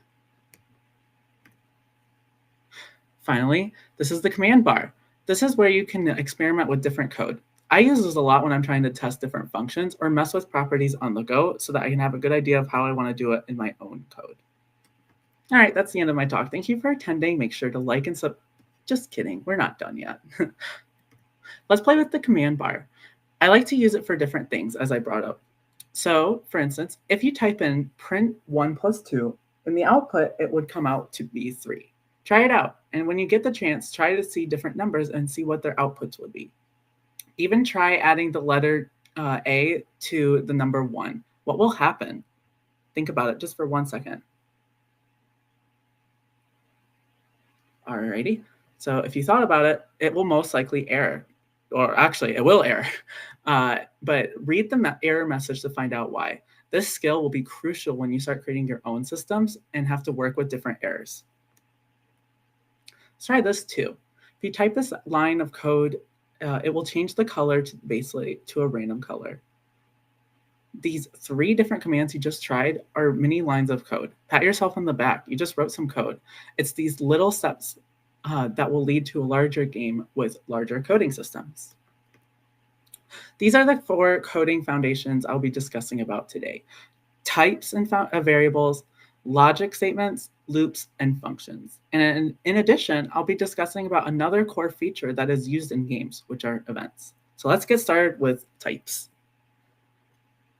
So with types are different things that you're going to be working with, where they can be values, instances, arrays, or even nothing. They are very important. You will use it everywhere. You can't hide from them, unfortunately. So that's why it's very important. Here are the common ones that you'll be working with. Numbers are just numbers. They can be whole numbers, integers, negatives, irrational numbers, whatever. They are numbers. Some examples can be 0, 5, -7, -4.2, and even pi. Numbers can tell us a lot of things in our games, such as how many players are in a server, how many parts are in this folder, and much more. Next, we have strings. Strings can be anything. They can hold anything, whether it be phrases like hello world, characters like the letter A, usernames like my own Woolly Wool. You can use strings for searching different usernames, for instance, if you want a specific action to be done to that specific user, for instance, giving them unlimited cash. Next, we have booleans. They are just true and false. They can be used to see if a value is equal to another value, for instance, like 5 is equal to 5. Next, we have instances. This one may be a little bit hard to understand at first, but think of it as an object. Parts are an object, players are an object, and even different things are objects. Instances have properties that you can look at, such as size, position, name, and much more. Nil, it's literally nothing. You can use nil to see, for instance, if something exists, and if you can't find it, it will return nil. You will get nothing. And finally, I wanted to discuss about arrays. Arrays are a list of things. They can hold anything, such as numbers, instances, strings, booleans, and even nil. We can use arrays for getting like a list of players in our game to execute a specific action on them, for instance, teleporting them all to this one part of the map. Now that we know the different types that can be used in games, let's dive into variables, a way to store these different values. Here's a simple variable. We declare at the beginning of the line that this is a variable with the term local. Next, we need to name our variable. In this case, I just named it my variable. And now we can set the value of my variable to something. In this case, I set it to 5. The variable can be set to anything, like as I brought before, an array, number, instances, boolean, strings, or even nil. By default, it is set to nil, which means it's set to nothing. Here's another example of declaring a variable. In this case, setting it to our base plate. We declare at the beginning of the line that this is a variable with the term local. Next, we need to name our variable. In this case, I just named it baseplate. Very explanatory. And now we can set the value of baseplate to the baseplate that is located in the workspace. Remember that code that we wrote earlier with like changing the color of the baseplate to a random color? We can simplify this down. We can use our variable baseplate to set its brick color to a random color. This is simplified down from what we did before, and we don't have to repeat ourselves with having to call workspace.baseplate over and over and over.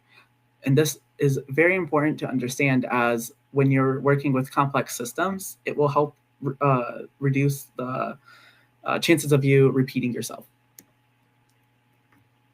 Alrighty, let's move forward and learn about if and else statements. These are used to have certain lines of code execute if the logic is true. This is our declared variable x. This is that value of x is set to the number 5. What's highlighted is our logic statements, our logic statements. These are used to identify if what we are passing is true or false. In this case, we are trying to see if the value x is equal to the number 5. Because it is equal to number 5, it will run the highlighted print statement, which is print x is equal to 5. If we change the value of x to 4, for example, it is no longer true, and the else statement will run and print what is highlighted. In this case, x is not equal to 5. Now I added an else if. This means that if the original statement isn't true, which is x is equal to 5, the next statement, if x is less than 5, will run and check to see if that's true. And if it's not true, then it will run else. What's highlighted will run right now because x is equal to 5. But if we change the value of x to 4, the first statement will check to see if 4 is equal to 5, which it isn't. So the else if statement will run now, and we'll see if 4 is less than 5.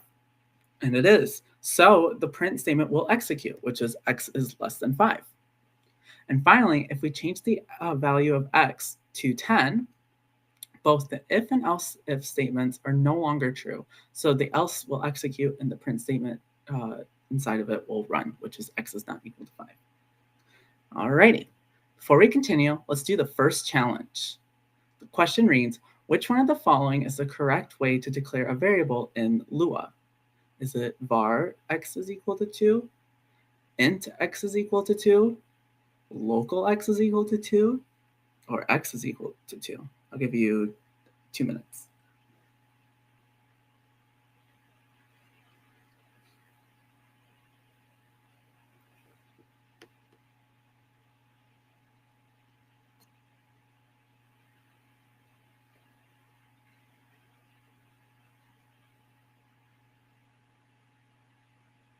I'll give it another minute.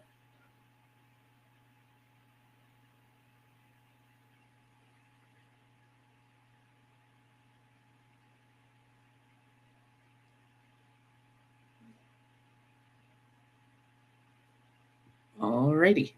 So if you chose C, you're correct. Make sure that to remember that you need to have the term local when you're declaring a variable. All right, let's continue through and look at loops. There are three different types of loops in Lua, but in this workshop, we will be covering only 2. In this example, we are looking at a while loop, which only runs if the logic of the while loop is true. This is our declared variable x, and it's set to the number 5. Next, what we have highlighted is the while statement. We are checking to see while x is greater than 5, do the following. What we have for the following is printing the value of x and subtracting it by 1. We need to add some sort of way to prevent the loop from infinitely looping, or unfortunately, the script will crash, and that is not fun. So in this case, in order to prevent that, I just subtract 1 from x. And after the loop is finished, the print statement will print, which is just liftoff. Here's another example of a loop, the for loop. What this does is it loops through a table of values, also known as arrays, like I've covered before. X is our declared variable, and it's set to an array of values. This is where our loop is declared. Our loop is declared. So I is the index in our table, while v is the value that we are currently looping through. We call in pairs with x so that we can go through each of the values in x, with its pair being the index and its associated value. The for loop can only loop through tables, mainly used with can only be used with like tables or dictionaries, arrays, contents of a folder, etc. After the loop is ran, the print statement at the end will print, which is liftoff again. Alrighty, next, let's talk about functions. Functions are primarily used to help prevent code from being repeated and making code easier to read. We declared that this is a function with the term function. We name our function. In this case, I just named it my function. And we can pass in different parameters to this function, like a number, instance, Boolean, whatever. In this case, I don't have any parameters.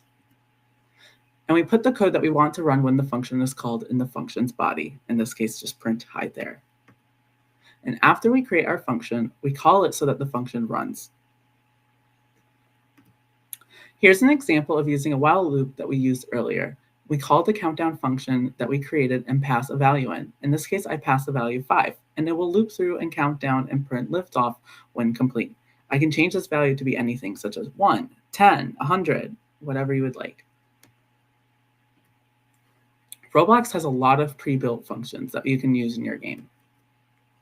For this talk, we'll be talking about discussing about the get player from character function, a very common function that a lot of creators use. This is the name of the function, get player from character. This is what we are passing as a parameter. In this case, we are passing the instance, which is a character of the player. And this is what the function is returning. In this case, the player instance. Here's some example code. First, we want to get the player class. This is where the function comes from. Next, we are declaring a variable that holds an arbitrary character model. Next, we will create a player variable and pass in the arbitrary character variable. And next, we will check to see if the player is not nil, and if it isn't, print its name. And this is the final area I'll be covering, which are events. And again, there are a lot. You can think of events where a certain event occurs, like hovering your mouse over a button or touching a part, etc. So for instance, want to check to see if a player joined or left? Roblox has you covered. Use case for this is to manipulate players' data, like loading or saving it. Want to see if an object was added, for instance, to a folder or model. Again, Roblox has you covered. Use case for this is for instance, if a coin is added, you can use that coin that was added to animate it. But the one that we're mainly looking at today is the touched event. The touched event, you can use it, for instance, if I touch something, it's going to return what the part that touched it. So this is what the event name is, touched. This is what's going to be returned to us when the event is fired. In this case, the instance that that touched the part. And what is returned is the event connection. Here's some example code that we can use for this. This is the object that we're going to be working with. So if you create just a part in the workspace, this is the function that we're going to be using when the touched event fires. So when the event fires, I want to get what the name of the hit part was. And this is what we're going to be used for calling the touched event. And this is going to be connecting the function when the event is fired. Here's an example of using a previous example that I brought up, which is going to be using the get player from character. We can use this code that we made earlier for identifying what the player's name is. So notice when we call get player from character, we pass a part.parent, because when we want the player from the character, we need the character itself, not the character's foot. All right, that was a lot. And that's just the beginning of your programming journey on Roblox. Here's 4 objectives I have for you after this workshop. So number 1 is referring to the creator docs. It's going to be your best friend. If you're stuck on a coding issue, for instance, taking a look at the documentation will help you it'll help you see the different use cases for what the functions and events exist for the instance or services that you can use. Number 2 is understanding and applying the server-client relationship. So this is a little more advanced, but essentially, you know those cool UI frames that you would see in different games that would show you how much money that you have, or how different things happen after you drag one part from one side to the other. This is where the server-client relationship comes in.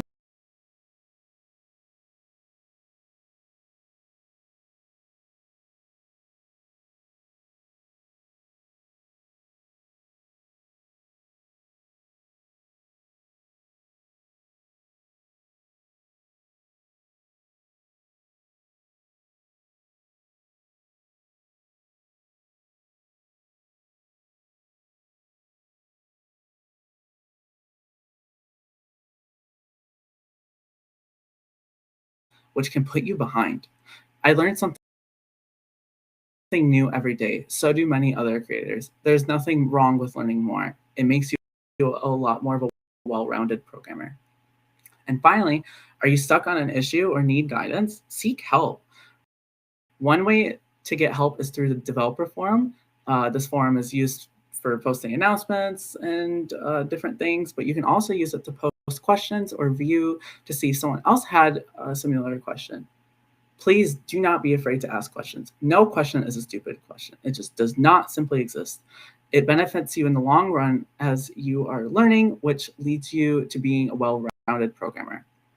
Also, if you see someone that is stuck on something and you know a potential fix, help out and answer. Let that cycle continue. I can't express how thankful I am to those who have helped me, and which has led me to where I am today. I always love to help out whenever I can, so you may see me one day answering your question. Also, another way to get help is through Roblox's newest AI assistant. I found that to be a little bit helpful whenever I'm like stuck on different math issues. So it isn't always 100% accurate just to put out, but I do find it helpful whenever I'm trying to play with different values. Alrighty, and here's the final challenge. The question reads, which one of the following ways are helpful resources when you're stuck?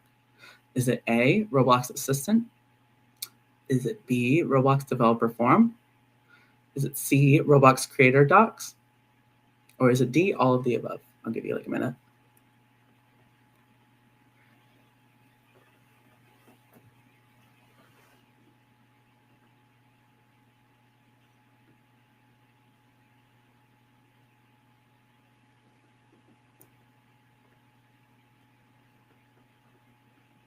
All right, like 5 more seconds.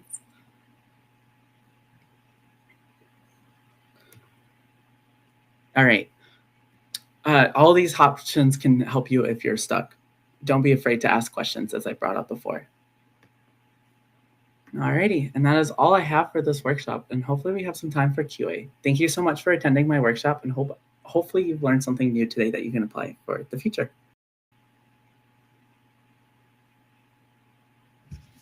Thank you so much, Wooly Wool. That was an amazing workshop, and I'm sure so many people learned a lot about what the intro to programming is about. And yes, we do have lots of time for Q&A, so I hope you are ready. How are you feeling? Oh, I'm ready. Bring it on. You ready? All right. So our very first question is it hard to program? I want to make a game, but I'm not sure how to code well and program. That question, I feel like it is a bit subjective. It just really depends on the person. I will say though, as you continue exploring and learning a lot more about programming, it becomes a lot more easier as you go, because now you'll be learning about different areas that you can be applying to your different game, or different features that you're adding to your game. I know for me, when I first started, I thought programming was impossible. It was like a foreign language to me. I was like, what is this? But as time went on and I started learning a lot more about programming, I have found it to be a lot more simpler and a lot more easier, especially when I'm working with the different complex systems. I'm like, oh, I could do it like this. Oh, I could do it like that. So putting in more time is going to help make it a lot more easier and not as hard to create a game. Yeah. For our second question, we have Wooly. If you had one thing to say to anyone about Roblox and learning programming, what would it be? Keep moving forward. Don't stop. If you are stuck on something, don't give up, please. Because I know for me, when I was trying to learn programming, there were just so many different times I wanted to just quit. I was like, this is like torturing me. Like, why am I doing this? But I promise you, as you learn a lot more about programming and learning a lot more about how to apply different functions or different events that you may see on like the documentation, it gets a lot easier. So just keep striving forward, and eventually everything will become a lot easier. That is great advice, for sure. I would completely agree with that. The next question we have is, what is the fastest way to learn how to program? Ooh. I don't know if I can say there is like a fastest method to program. It does take a bit of time for everyone. I know for me, when I was trying to deep dive with programming, it took like many YouTube channels to get it like to stick in my head. Like, it wasn't something I could just understand like from one video and be like, okay, let's create a game now. No, it was like a lot of different things. A lot of like, I post like so many questions on the developer forum. If you like looked at my history, a lot of questions I look back now and I'm like, oh, I asked that. Like, now I know how to do that. But like, it takes a lot of effort.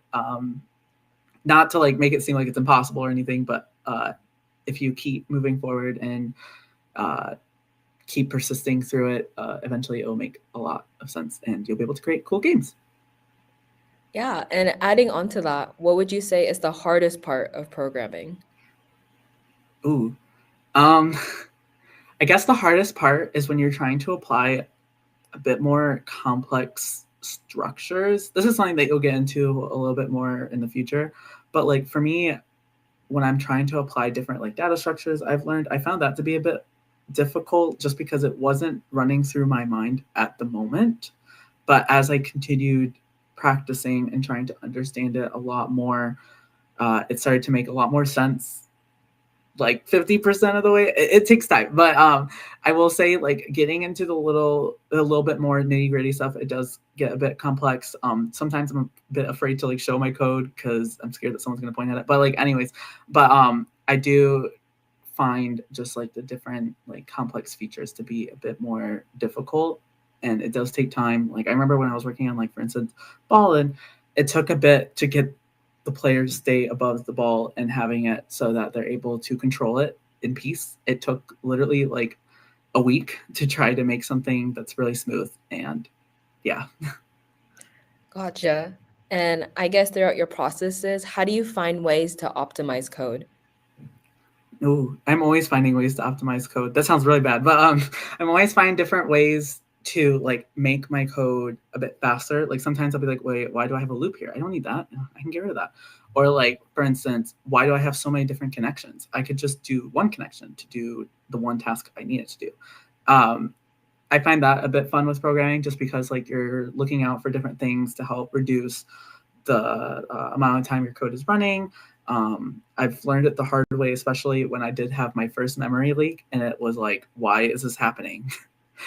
What is going on? And it was just because I was creating so many connections on one part when it just needed one. So I learned a bit more about memory management and how to take care of different things. Yeah. Nice. Yeah, I can totally relate to that as well. And I guess moving on to the next question, how long did it take you to master coding? And was there anything that pushed you back or made you doubt yourself? It took time. I remember when I first tried to learn programming when I was in middle school, which was like back in 2014. It was like when I read the terms and everything, I was like, no, thank you.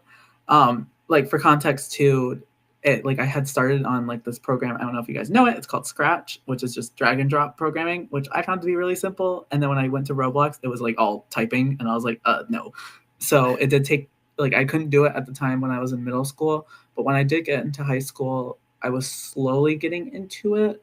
It was mainly during like COVID when I really was able to sit down and finally understand how programming works and how everything runs, to which I've been able to start mastering it. Like now, if I look back at my old code, I'm able to use like those different things as like building blocks toward what I have now. Because now I'm able to apply like all the different things I've learned from in the past. Like for instance, with C-frames, I didn't know what those were. And then when someone told me about it, I was like, whoa, this is like a whole different realm. Like, holy, like I'm going to use this now. Or like run service, or like all those different things. I was like, wow, like, I'm going to apply this. So it's just like all these different things that like, you know, helped really create a foundation for me when I was programming. Yeah, and I guess when you approach these debugging situations, how do you kind of conquer them? First I would like usually read through and try to see like what is the possible, like what's the possibility of why this isn't working the way I want it to work. And from there, if I'm not able to really identify it, then I start using like print statements, for instance, to see like what's printing and what's not printing. And if something isn't printing, then from there, try to see why isn't something working the way it should be working? Like what's wrong with the value? What's wrong with this? Yeah, and how do you balance readability and performance when writing these scripts?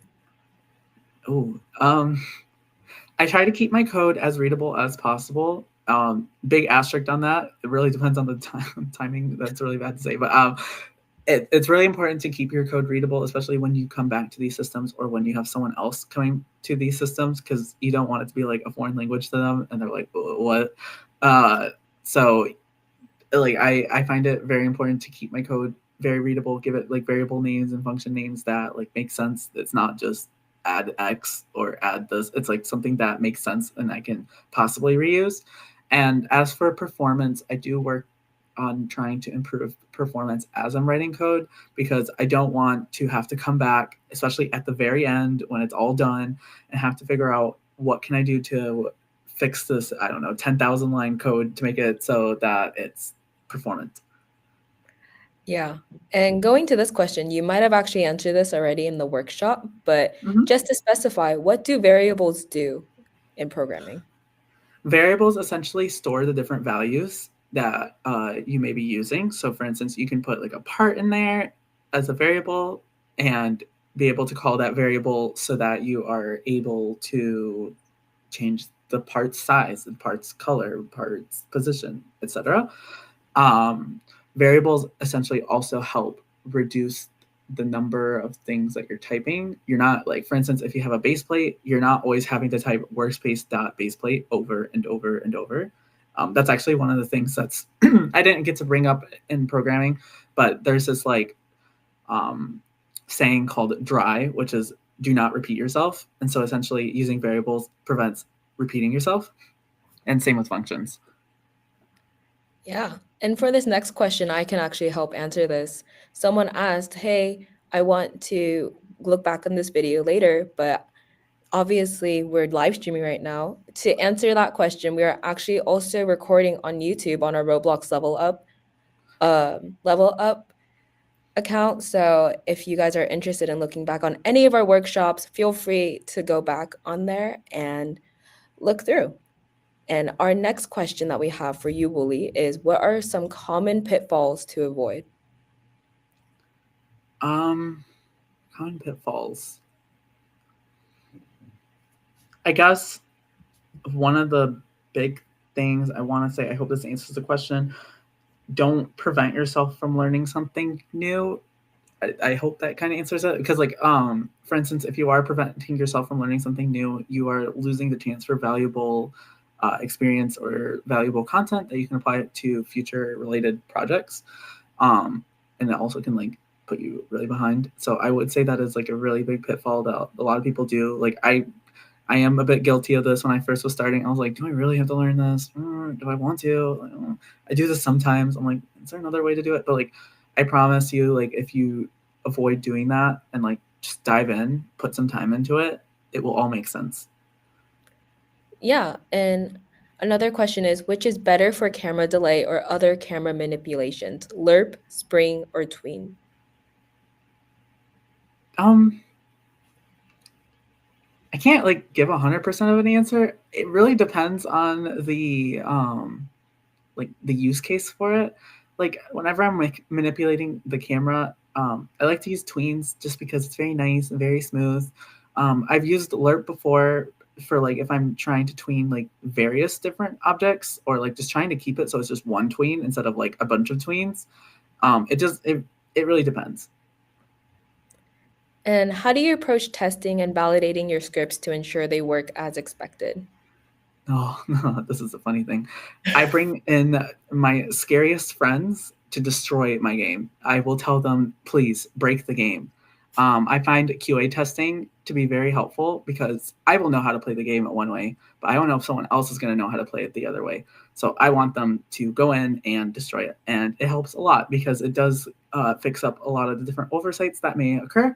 And it will just ensure that when you do release your game, those oversights are taken care of and you're not having like a bajillion things to fix, and rather you only have like a few.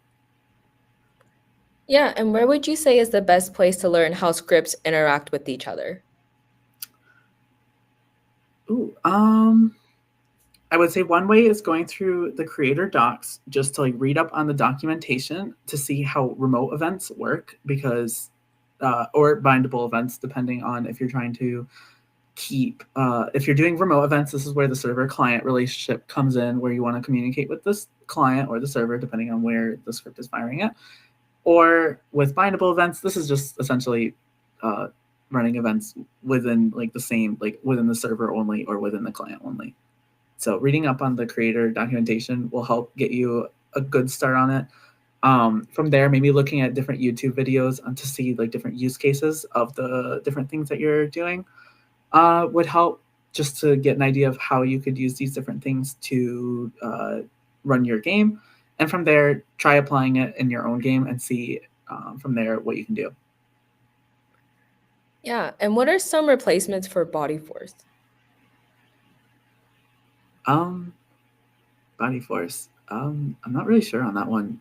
I guess there's different constraints that can be used. I'm not really like 100% with physics related things. I will put that out, but I bet they do say on like the creator documentation, if it is deprecated, I think it is for that one, what alternative you can use. Sadly, they are deprecated, I believe, so they do usually mention that. And that's where you learn a little more about constraints, and I had to. Yeah, and this next question is actually a two-part question. It's what's your favorite project that you've either made yourself or contributed to, and how did it challenge your skills and knowledge about programming? Yeah.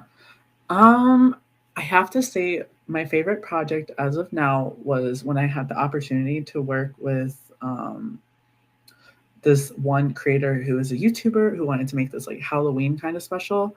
I got to work with like another programmer and got to see how they programmed, which really helped me out a lot just because I got to see like in a different viewpoint of how to collaborate with other creators. I also have to say this also applies to when I did Summer Accelerator too. I enjoyed that a lot just because like I got to work with just different talented creators who are able to build or create UI or even get to script. And like that was my first time actually getting to collaborate with such a large team. And I will forever cherish it just because I've been able to apply so much from that experience towards my future. And I've been able to stick around with said friends since we're best friends now. Yeah, I'm sure working with teams is super fun and a great experience for sure. 100%. This next question is, as someone who has scripted for a while, what is the best way to optimize the way game maps are rendered? I can't really say 100%. Mostly just because I haven't really worked with such large maps. When I did work with one large map, which was during our Summer Accelerator project, what we did use was streaming enabled. And that in itself is a whole can of worms. Essentially what streaming enabled does is if you're not within range of something, it just doesn't load, or it like lowers, it like runs, it like renders at such a like lower quality. So we had to use that a lot. And I've actually had to use that with like Ballin, especially because there are like just different maps, like a bunch of different maps, and it would just kill the game if like all the maps loaded in at once. And we don't want that. So I recommend using streaming enabled. There's probably different ways of doing it, but that's like the first thing that comes to mind. Gotcha. And you've talked a lot about documentation and the importance of it. So how do you document your scripts to make them understandable for others or for future references for you? Of course. So what I would always do is, for instance, describe what the function is going to be doing, just a quick summary of what it does. From there, talk about what the parameters are and what they should be. Just so that if I look at X, Y, I won't know what they are. So make sure you name those cool, like those parameters, something descriptive instead of just X or Y. And from there, if there's something that's going to be returned, describe what that returned object or instance or whatever is going to be. And that should pretty much set up documenting your code. All right, we have two more questions that we're going to ask. The second to last one is, after learning Lua, what do you prefer is a good coding language to be learned as a second language, since all coding languages are fairly similar to each other, but what best suits someone who already knows Lua? Oh, I guess like the next language I learned, like I've learned a few different languages. Like I've had to learn C, C++, and Python. They're all different. I guess if you want to like challenge yourself, maybe learn C++. That is the scary language, I will say, but it does give you a good foundation of how memory management works, because you're going to be using that everywhere. So if you want to challenge yourself, I guess C++ would be a really good one. But if you want something that's really simple, then maybe like Python. Yeah, and as the very last question to kind of close up your workshop, what is a tip that you would give out to those who are starting out as devs? Of course. I guess like the number one thing is when you are first starting out, and this is something that I've applied for every single game, you will always have like a huge picture of how you want your game. Like maybe, I don't know, you want to create the next Bloxburg, or you want to create the next this, the next that. But when you do that, you're kind of opening up this huge realm of things that you have to create. And that is just a bit overwhelming for a lot of people. And eventually, sometimes you just won't ever release your game, which isn't really fun. So what I recommend doing is always start small. Start with something small, have a basic game concept. And it can be very generic, but it just needs to start off with something small and try to get it out there so that you can see if players are going to want to actually play this game. Because it would really stink if you create this giant game that you love so dearly and unfortunately no one plays.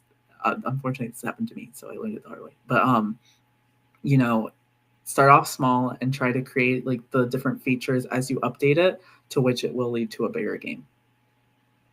Yeah, that is amazing wisdom. Thank you so much for coming here and speaking today, for taking the time out of your day to come here and talk about your experience. I hope you had a great time, Wooly. Thank you. I enjoyed speaking to everyone, and I hope everyone was able to take away something from my workshop. I guarantee you that they did. And if you guys are still looking for more workshops, we have one more today at 6 p.m. Pacific time.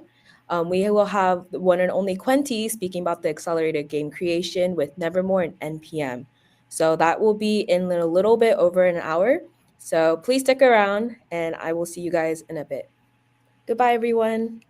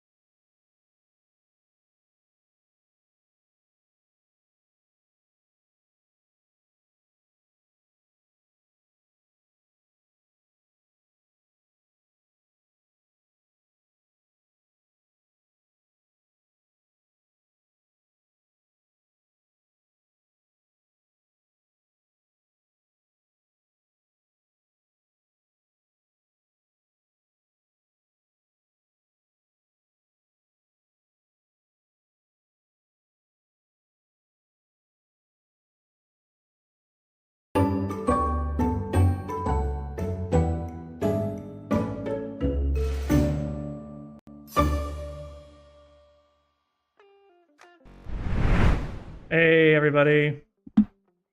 How are you? Happy Tuesday.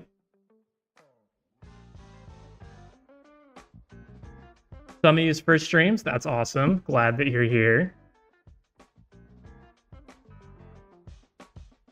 Ah, there's chat. Nice. I hope my brain won't explode from confusion. No. Don't worry about that. The whole point is Physics 101. It's going to be really easy to understand, really easy to get started. Hope you're doing good as well. I am. I saw in the chat that you were here last time we streamed. That's awesome. Glad that you decided to come back a second time. The last time was world building. This time it's going to be physics, which, you know, a lot of people have been confused about.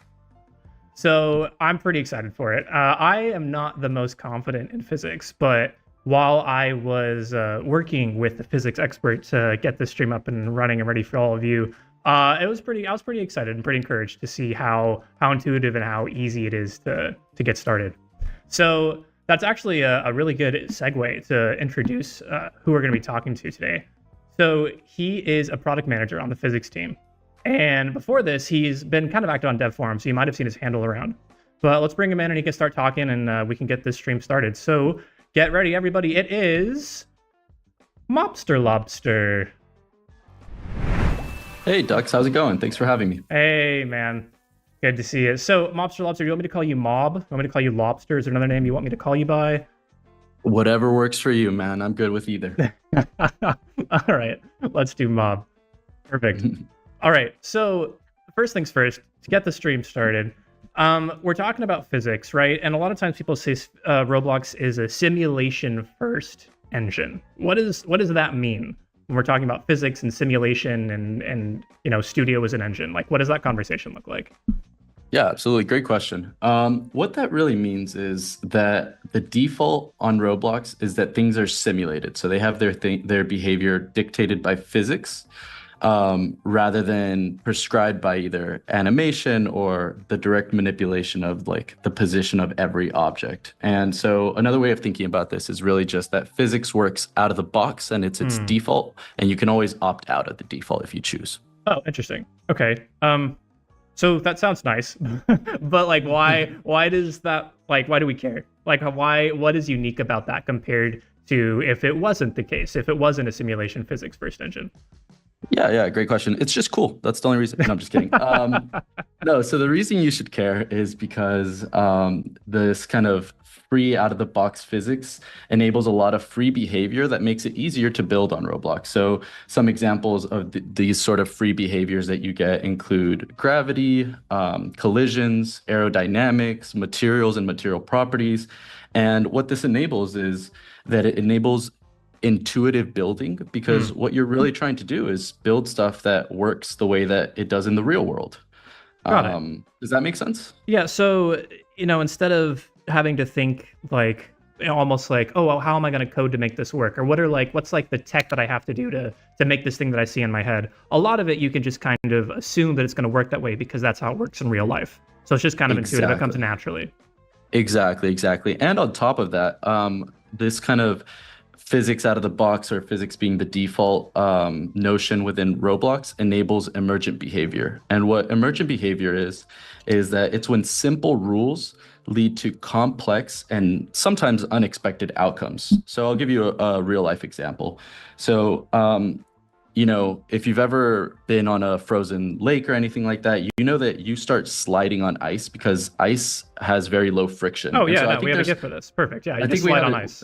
Yeah, we have a GIF on this. Yeah, exactly. So if you pull it up, and I remember the GIF properly, what it shows is that, you know, on Roblox, all you need to do is set the material of the floor to be ice, and then you go run on that floor with your character, and you automatically get this sort of sliding behavior, which is really intuitive and what it's like to be in the real world, which you get out of the box for free. Whereas on other game engines, you might have to kind of build this animation from scratch. Got it. So like if you weren't on Roblox and you're like, hey, you know what? I want to have a really sick ice level. I want people to slide around and it's going to be hard to navigate. You would have to like code the movement and the animations and like figure out how to do this like intentionally, like painstakingly as part of the flow. But in Roblox, you just take the ice material, slap it down, and all of a sudden you're slipping and sliding without having to code or figure out anything else. Exactly. It's just a lot easier. Wow. Well, that's kind of cool. Nice. So you mentioned off a list earlier of all the different things of what some of those and not emergent behaviors, but the like the free behaviors, the things that come out of the box. What are what we're talking about on stream today? That list of exactly. Okay. Yep. So we'll be talking about in two sections, really. The first section will be around the free physics. And so this includes gravity and collisions, which is just how do objects behave on the surface of your experience via gravity? And then how do they change when objects interact with each other? They hit each other. Imagine two balls colliding or something like that. Got it. We'll be talking about material properties. So we'll give a very high level overview of materials on Roblox and their properties and how you can customize them. And we'll also talk about aerodynamics, which is really exciting. It's currently in a studio beta, but we are hoping to release it soon. And this is the notion of like, how do objects behave when they're subject to aerodynamic forces like air resistance or a global wind? And then the second half will be around some of the stuff that you can do to customize the experience via properties and tooling. And we'll walk through an example of our constraint system, specifically an example with one of our mechanical constraints, which is the hinge constraint. So I'm really excited to show you all this stuff. Got it. So just to make sure that I'm fully tracking, what we see on screen now, we have the three kind of main chunks. We have gravity and collisions, material properties, and aerodynamics. And that's part of the free physics that you get out of the box from Roblox. It's like the ice example. It's there because Roblox is physics first, simulation first. And then after you show us about that, we're gonna go and take a look at some of the tooling that is just how you can customize those built-in lists that we just had. Exactly. Yeah. How you can customize how objects interact with each other in your experience. Yeah, which is why we should care. Awesome. Yep. I toggled the wrong title, so that's why we should care. But so you can customize the free physics. Exactly. Awesome. Okay. So gravity and collisions is first, yeah? That's right. Okay, sweet. Let's hop into Studio. Let me swap screens here. All right, your screen is live. We can see what's on your machine. Wonderful. Awesome. So we're going to go ahead and get started with the most basic stuff out there, which is within the templates. Let's just click on base plate, and I'll walk you through some of the stuff that you'll see just works out of the box. Sweet. So you can see the base plate right now, right? Yep, good to go. Cool. So the first thing I want to show you is how gravity and collisions work and how you can kind of customize some of the properties around it. So the first thing I'm going to do here is very simply create or just insert one of these sphere parts that you can think of kind of as a ball. Okay. And then we're going to move it up a little. We're just going to move it into the air. Okay. Okay. And the next thing to do here is just run the experience and see what happens. So you say that like we're running the experience. Is there a difference between like running and playing? Like, is there a reason why you're not just like normal play testing it? Yeah, that's a great question. Yeah, so here within testing, there's three options. You can either play here, or run. What play does is that it kind of mimics what a user would see if they joined your experience. So they would spawn on this spawn location, wherever you set it to. And that's kind of like the full complete picture of what your experience is like. Play here is when you still need your character involved, but you just want to start the experience where your camera is currently located. And this is if you're editing some part of your place where your spawn location isn't there, you can use that. And then run, which is what I'm going to do here, is when you don't care about your character being loaded in and you just want it to be really quick to test some other stuff out. So let me show you, and so in this case, it'll make sense. Got it. You're just testing the physics. Yeah, so I'll go ahead and run this and let's see what happens. So if we click run, all right, pretty simple stuff, but let's walk through some of the stuff that we got for free here on Roblox. So I'll stop it and run it one more time. You'll see that automatically this ball has gravity applied to it, which is why it falls down on the ground. It collides with the floor. That's the base plate. It has collisions, and it bounced a little. I don't know if you noticed that last part because it is a little subtle. Exactly. And that's where the material properties come in, and we'll talk about that as well. Does that all make sense? So the part that's unique about the Roblox is that in other engines, the ball would just hang there in space. Because you don't have to know that there's gravity, but gravity just works out of the box. It hits the base plate out of the box and it bounces out of the box. You didn't have to do anything. You just literally, it just worked. Which is kind of insane. Tricks. You saw me just open up a base plate and insert a part and then just press run. Which is interesting because like, it's funny, like having to deconstruct everything that goes into that. Like we already take it for granted. Like if you were to drop a tennis ball right now, everything would happen exactly the same. The ball would fall out of your hand, it would hit the floor and it would bounce. So when you see it happen in Roblox, it's not immediately obvious that that's impressive. It's not immediately obvious that, that's unique and that's cool because you see it happen all the time, every day. 100%. And let me tell you, when you're in some of the other game engines where it doesn't happen out of the box, it is noticeable right away. You're like, wait, why didn't this fall? Why didn't this collide? Why didn't this do X? Yeah, perfect. Makes sense. All right, I'm tracking. Cool. All right. So what we're going to do here is talk about some of the properties that you can mess around with within parts to kind of get different behavior. So the first one that we're going to go over is anchoring. So if we click on the ball here, you have two options for anchoring. You can either go here to the ribbon and click anchor. So it's a little hard to tell because it's just a darker gray, but right now it's anchored. Or the second part is here within properties. When you have the part selected, you can turn on and off anchoring. And what anchoring does is, I'm going to read you the definition from the technical docs site, just so that it's fully encompassing, but then I'll talk through it. So the anchored property determines whether the part will be immovable by physics. So when enabled, a part will never change position due to gravity, other part collisions, overlapping with other parts, or any other physics-related causes. The way to think about it intuitively is just the object will stay there unless you are directly manipulating its position via code.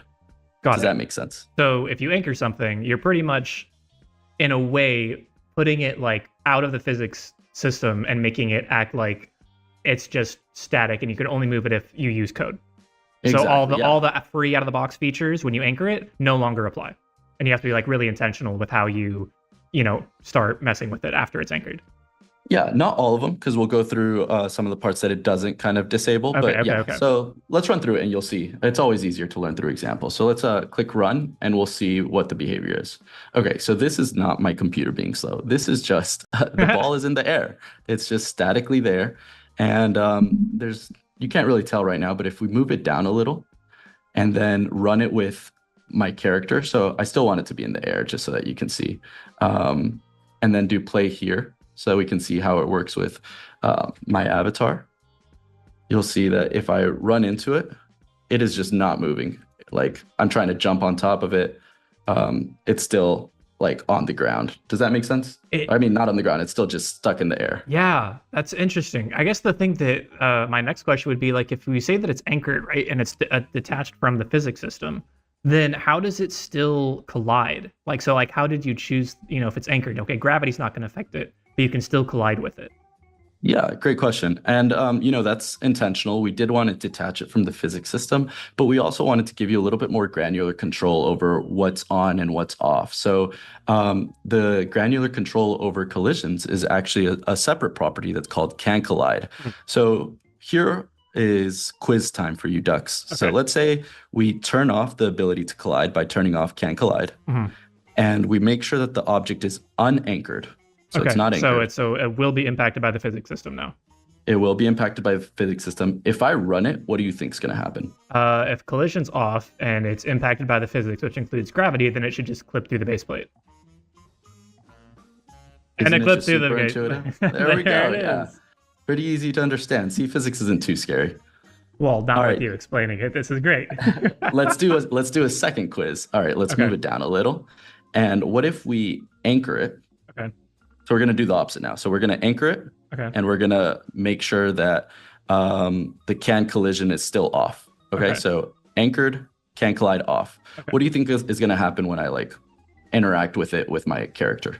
So if it's anchored, so that means it'll float. And then if can collide is off, then that means you should clip through it. There we go. The jump in. Easy. Yeah. All right, 2 for 2. So 2 for 2. 2 for 2. Yeah, we might stop the quiz there so that you can get 100%. Yeah, I was gonna say, don't take my average. All right, cool. So that's two of the fun things that you can change with properties to get different behavior. The last thing I want to show you, and before I show you that, I'm going to make sure that we have it set to the default, which is can collide on and anchored off, is that we're going to mess around with the gravity, because as I mentioned, gravity is free here. And there's two ways of messing with gravity, of editing gravity. You can go to the workspace and there's a gravity property where you could change the value, or you can go to file and then game settings. This one requires you to save to Roblox to be able to access them. So I won't do it for the case of this live stream, but you'll still be able to customize it, the gravity here, via the workspace. So actually, what I'm going to do to show you the custom gravity is just walk around with my character and let's see what happens. So to make it simple, I'm going to round this 196 to 200. And then we're just going to do orders of magnitude. Or actually, let's do 100 so that it's easier to follow. So this is about half the gravity that most experiences have. So if we play here and we walk around, we jump.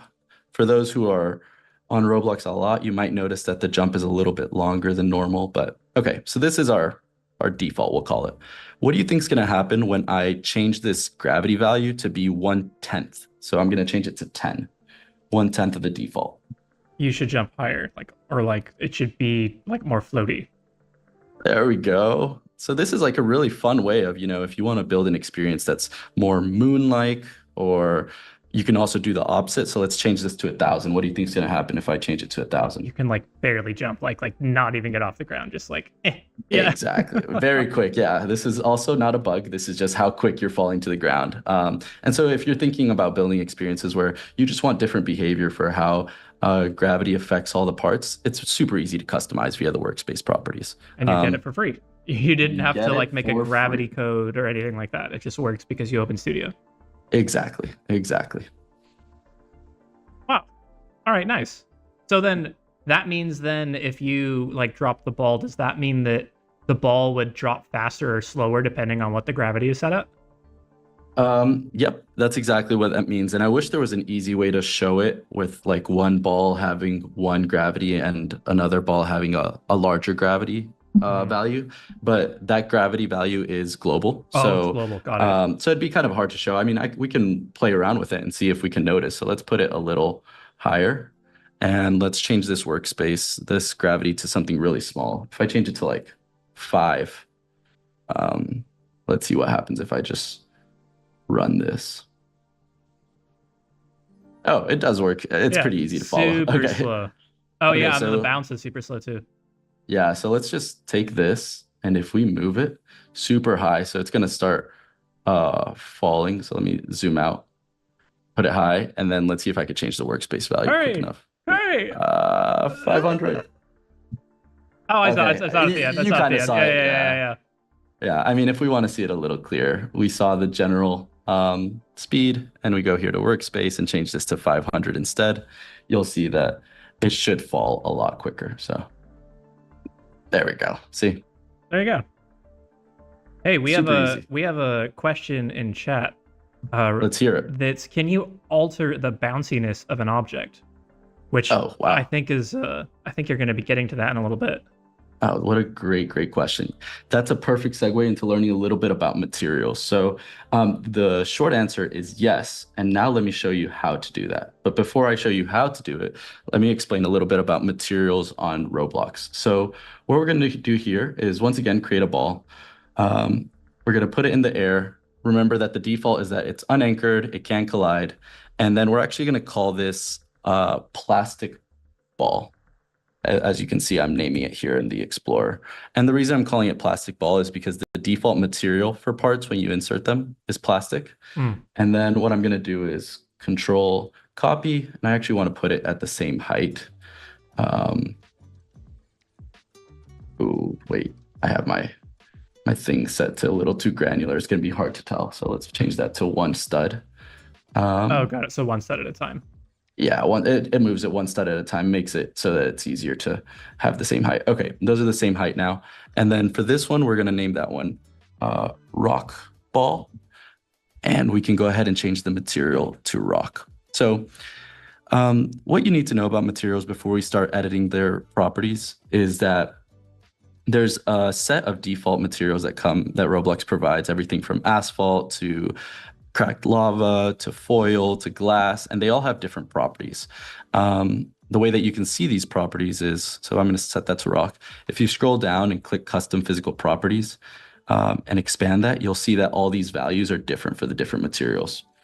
Oh, interesting. So all the different materials that you know, like lava, rock, plastic, they all have those same, 1, 2, 3, 4, 5 properties, but all of those 5 properties have different values depending on what the material is.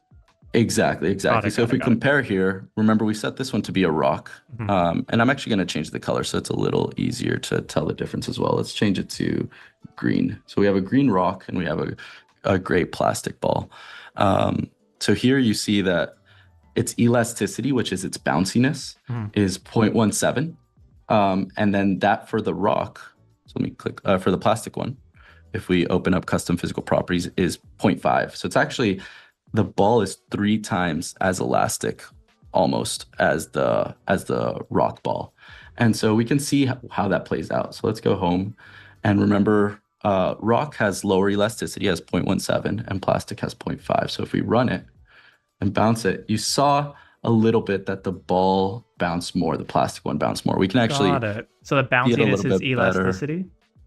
Yeah, kind of. Yeah, that's a simple way of thinking about it. So let's change this gravity a little lower so we can see a little bit more of it. Oh, Yeah, there it as is. you can see, the rock actually like bounced a lot less. And even though it's the exact same size, exact same height, and exact same gravity. Interesting. So And this can enable some funky behavior if you want. Like traditionally, you'd think that a rock is less bouncy than a plastic ball, but thanks to custom physical properties, you can mess around with that. So for rock, we can change that elasticity to be 1 and change the plastic one to be 0.1. And now you'll have a rock ball that is a lot bouncier than a plastic ball, which once again, now this isn't intuitive because it's not the default custom materials or default material properties, but it is customizable, which creates for really fun gameplay. interesting. That's really cool. That's a lot of freedom.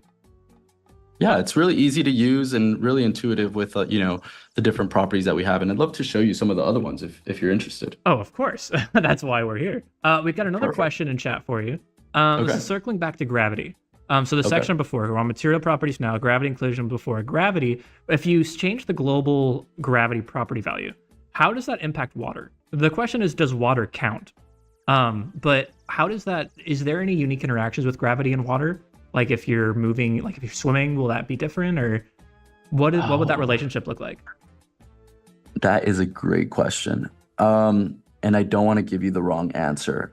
I'll give you a little teaser as we are always working to improve all our systems, including our hydrodynamic system. And so I'm just not sure what the latest force model is right now for hydrodynamics. So Got I'm it. not sure how gravity affects it, but I can get back to you and we can reach out to that user. But that's a fantastic question. Got it. So the short answer is yes, it does impact it, but because Roblox is a physics simulation first engine, that means it's going to be extremely scientifically accurate, such that you use the word hydrodynamics. So so that just means that yes, gravity does impact the hydrodynamic system, but that's currently out of scope for the contents of Physics 101. 100% out of scope for Physics 101. That is right. Okay, but there is some relationship there, but the specifics we'll have to circle back on. Exactly. Amazing. Okay, cool. So All right, awesome. so far, So next up is yeah. What's the next? next material property, if you're okay with that. Oh, of course, yeah. We're gonna do friction, if Okay. that's cool with you. yeah. All right, so the first thing we're gonna do here is create a ramp. And the way to create a ramp is use a wedge. Whoa, that put it really far away. And then let's make sure that it's on the ground there, and let's scale it up so that it's really easy to see. So we'll make it big like that, and like that. We're actually gonna make it a little lower. Okay, perfect. And now we're gonna put 2 spheres on it. Actually, before I do that, given that the ramp is big and I'm planning on putting some smaller balls on it, it shouldn't be too important, but I actually don't want the ramp to move at all because I want to just show how the friction, ooh, that's not what I want. Let me delete that and insert a new one. I want it to be standard size. Perfect. Okay. Given that I only want to show you how the different friction values on these 2 spheres change its behavior, I don't want the ramp to move much. So do you have any suggestion on how to make the ramp not move at all? Anchor it. There we go. Easy. 3 for Easy. 3 on the quiz. Still at 100%. Still at 100%. Exactly. Okay, so we're going to anchor the ramp, but not the spheres. And we're going to make sure that we have another one here. And we're going to move that one directly to the side and then down. Okay, so let me make sure. I'm actually not positive that these are in the same place. So let me make sure that these are. Let's create Exactly the one. same. Because, I mean, again, because Roblox takes its physics very seriously, if they're not exactly on the same, level, then the one that's higher would have a different acceleration and different stats because of, where it is on Exactly. the slant. Exactly. So that's exactly what I'm doing here with just making sure that we have it in the exact same place. Okay, so that went under it. We want it right above. Okay, perfect. So we have these 2 balls here, and what we're going to do is color them and change their friction values. Okay. So for the one with lighter friction, we're going to make that, let's do light blue. And then the one with greater friction, we're going to make purple. Hopefully that's a little intuitive. A darker color for more friction. Perfect. And then we just need to click on each one. Make sure that, oh, I need to click OK here. Make sure we have custom physical properties on, and then just change the values significantly. So for friction, let's go to 1. And for the lighter one, let's change that to friction of 0.1. Okay, so let's double check that we have that set up properly. The lighter colored one has friction of 0.1. The darker colored one has a friction of 1. So 10x difference in friction. What do you think is going to happen here when I run this? Well, in theory, shouldn't the one with more friction, slow down faster because it's, that stat is higher when it's interacting with the ground? You'd think that, and that's my guess too, but let's see. All right, let's see. Oh, it looks like they're side by side. And you know what? Now that I think back to my physics class, I think I remember what's going on here. So funny enough, friction is really only pertinent when like the faces are sliding against each other. Interesting. So for example, if I slide this base plate against the ground like that, that's when friction comes around. Mm-hmm. But because the spheres always have one point touching the ground and they're constantly rolling rather than sliding, that's why friction here didn't make a difference. I'm pretty sure that changing this to blocks will. So let's try that out. So just to make sure that I'm understanding what you're saying, the reason that the friction didn't work is that friction works when you're sliding something, meaning like the base plate, like a piece of paper, all the way flat across the ground. And you're getting friction like when you rub your socks over the carpet. It's that same flat thing. But when a ball is rolling, you have one point of contact between the ball and the floor. And that one point of contact is always changing because the ball is always rolling. Exactly. And fun fact, if there was no air resistance in real life and like we didn't lose energy due to like sound or anything like that, this ball would continue to roll forever, just the way that you saw it right now on Roblox. So though it looks funky, this is actually pretty accurate considering that as it stands right now, we don't have aerodynamics on. So later in this live stream, I'd love to show you how that behaves differently with aero, if you'll let me. Yeah, of course. So it sounds like then so basically you just kind of hinted at the fact that if you want a sphere to slow down, like, Indiana Jones style, like you want to have something chase you, you want something, you want a ball and chain to, move around, and you want to slow it down, you can't use friction on a spherical object because that won't work with the rotating single point of contact with the ground. You would have to instead, it sounds like you said aerodynamics? Yeah, aerodynamics would provide the air resistance that we see in real life. Yep. That would get us farther than the friction would. Exactly. I'll show you that. But the friction will cause behavior difference in blocks where you actually have the faces. Okay, got it. So now if we use it, so if we do like a cube or something. Yeah, exactly. Let's do a cube. Perfect. All right, let's make it a little steeper here. And if we go ahead and add a block, I need to stop leaving it in scale mode. It always screws me up a little. All right, cool. So we have that one there, and we're gonna make a copy and then just make sure we move it and keep it at the same level. All right, same thing as the spheres. Okay, we have these two. We're gonna put them over on the ramp here. And then, all right, this should be good. They're gonna fall and then slide. And we're gonna do the same thing as last time. So we're gonna click on the first one and we're gonna color it a lighter color for lower friction, light blue. Go to custom physical properties and set that friction to 0.1. So this will be our low friction block. And then for this second one, we'll color that a darker purple. Put OK. Go to custom physical properties and then set that friction value to be 1. So the same thing, darker color means more friction. Yep, exactly. And so what do you think is going to happen here? Let's go for round 2. Okay, what am I at? 3 for 3? All right, so if the darker one has more friction, then more friction should mean slow faster. So the purple cube should slow faster than the teal one. That's what I'm thinking. So hopefully we're both right. Let's just make sure this ramp is anchored. All right, we're good.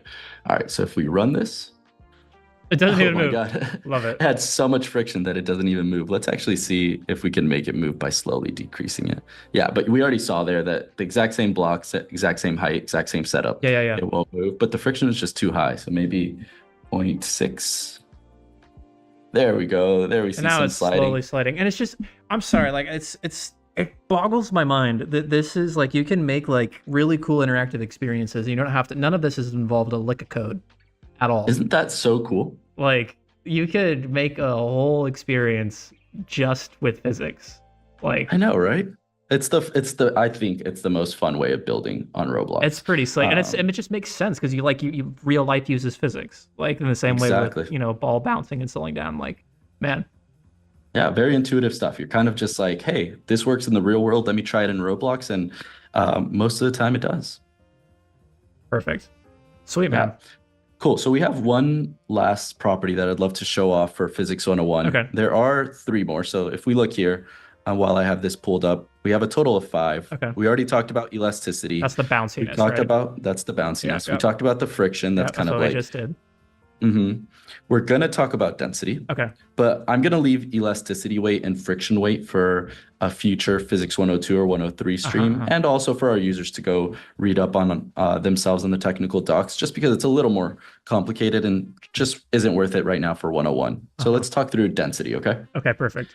There's a great question in chat after you do your density bit. Okay, the density will be super quick, so Perfect. we'll get right to it. Awesome. All right, so I don't want to cheat anything, so let's just delete everything and start from scratch. And let's start again with a sphere. So we have one here. It's just against the ground there, and we're going to copy and paste it. Okay, cool. And we're going to color these. So this one on the right side is going to be red, and that will be higher density. And then this one on the left side will be, let's go light blue. I was going to go pink, but maybe that'll be too hard to differentiate. So light blue, we're going to do less density, and red, we're going to do more density. And what I need you to focus on here to understand this or see the effect is actually just this mass that's grayed out. Do you see it? Do you see the 23.457? Let me zoom in a bit.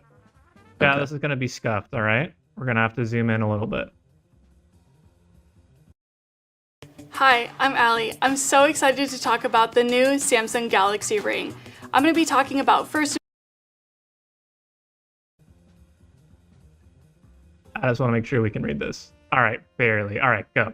So the density, it's grayed out. It's like 23.457. Yeah, so the mass is grayed out. The Mass. density is not Oh, grayed yeah, out. 0.7. Yep. So we're going to turn on custom physical properties for both. As you can tell, the mass value is 23.457 for both of them. Okay. And what density is, you can look this up in case you ever forget. Density is mass divided by volume. And the way to think about it intuitively, please don't quote me in a physics classroom, is that density is kind of like the thickness per se. It's like given the same volume of an object, so the same size sphere, if one is thicker, you'd expect it to be like heavier, right? Oh, interesting. So higher density, usually higher density for the same volume means higher mass, and we can see that.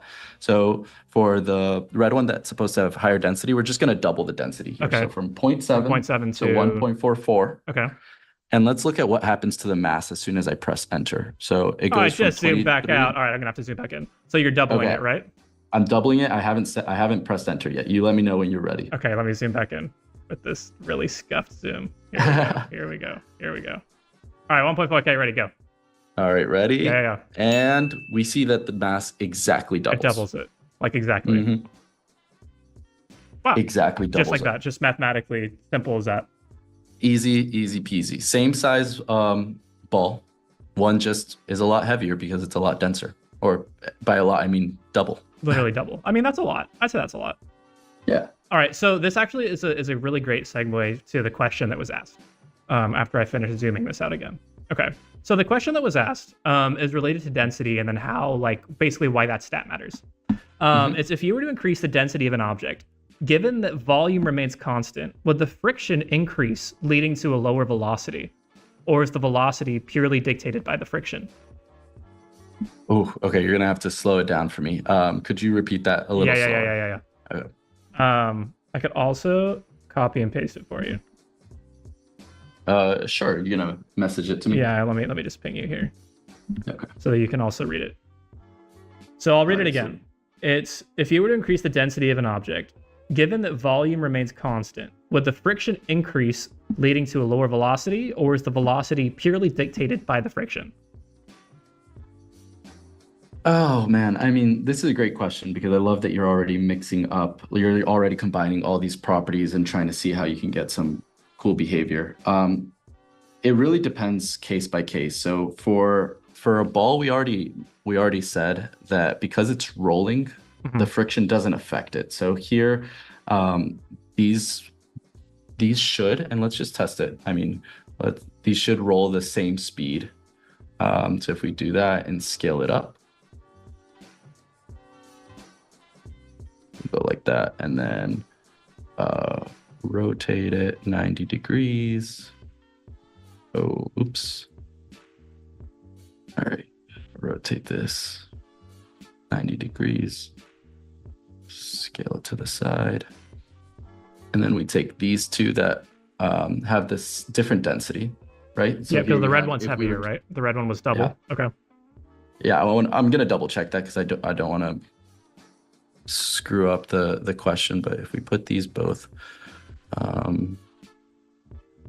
here, okay, so these are in the exact same spot, and then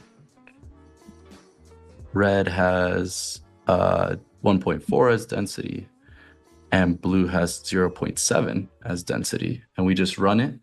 I'm pretty sure they just run at the same time. Yep, there we go. So I could show you the proof where the mass basically cancels out of the equation for the speed of the ball. But honestly, I think the most fun way of exploring these questions are just to build it out yourself. I mean, that's the beauty of Roblox. It's like, hey, I have this question as to whether or not density affects the ultimate velocity. No need to go do the math. Just build it out and test it. Yeah, exactly.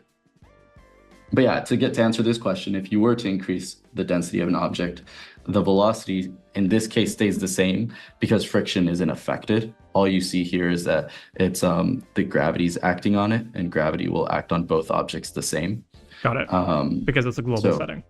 Yeah, exactly. Got it. Okay, sweet. Nice, so that's density. Literally just double the mass stat. That's right. Easy peasy. I think we have aerodynamics next. Is that correct? Yeah, that's right.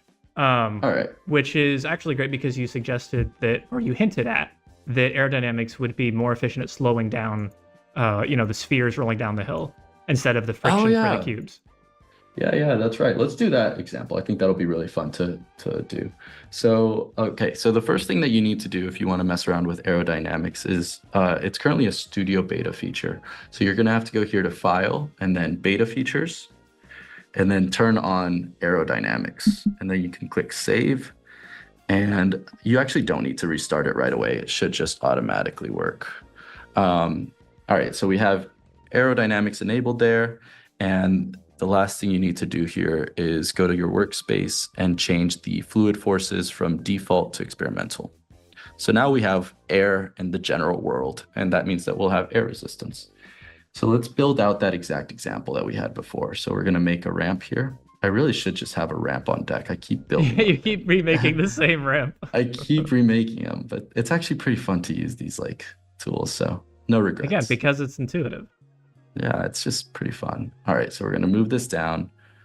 And then let me just rotate it so I don't have to move my camera. So we're gonna rotate this 90, and then let's just, all right. That looks pretty good.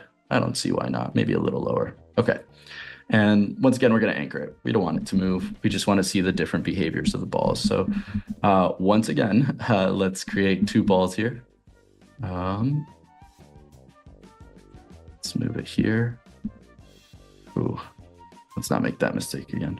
We're gonna move it there, copy paste it so that it's side by side, and then move them onto the ramp.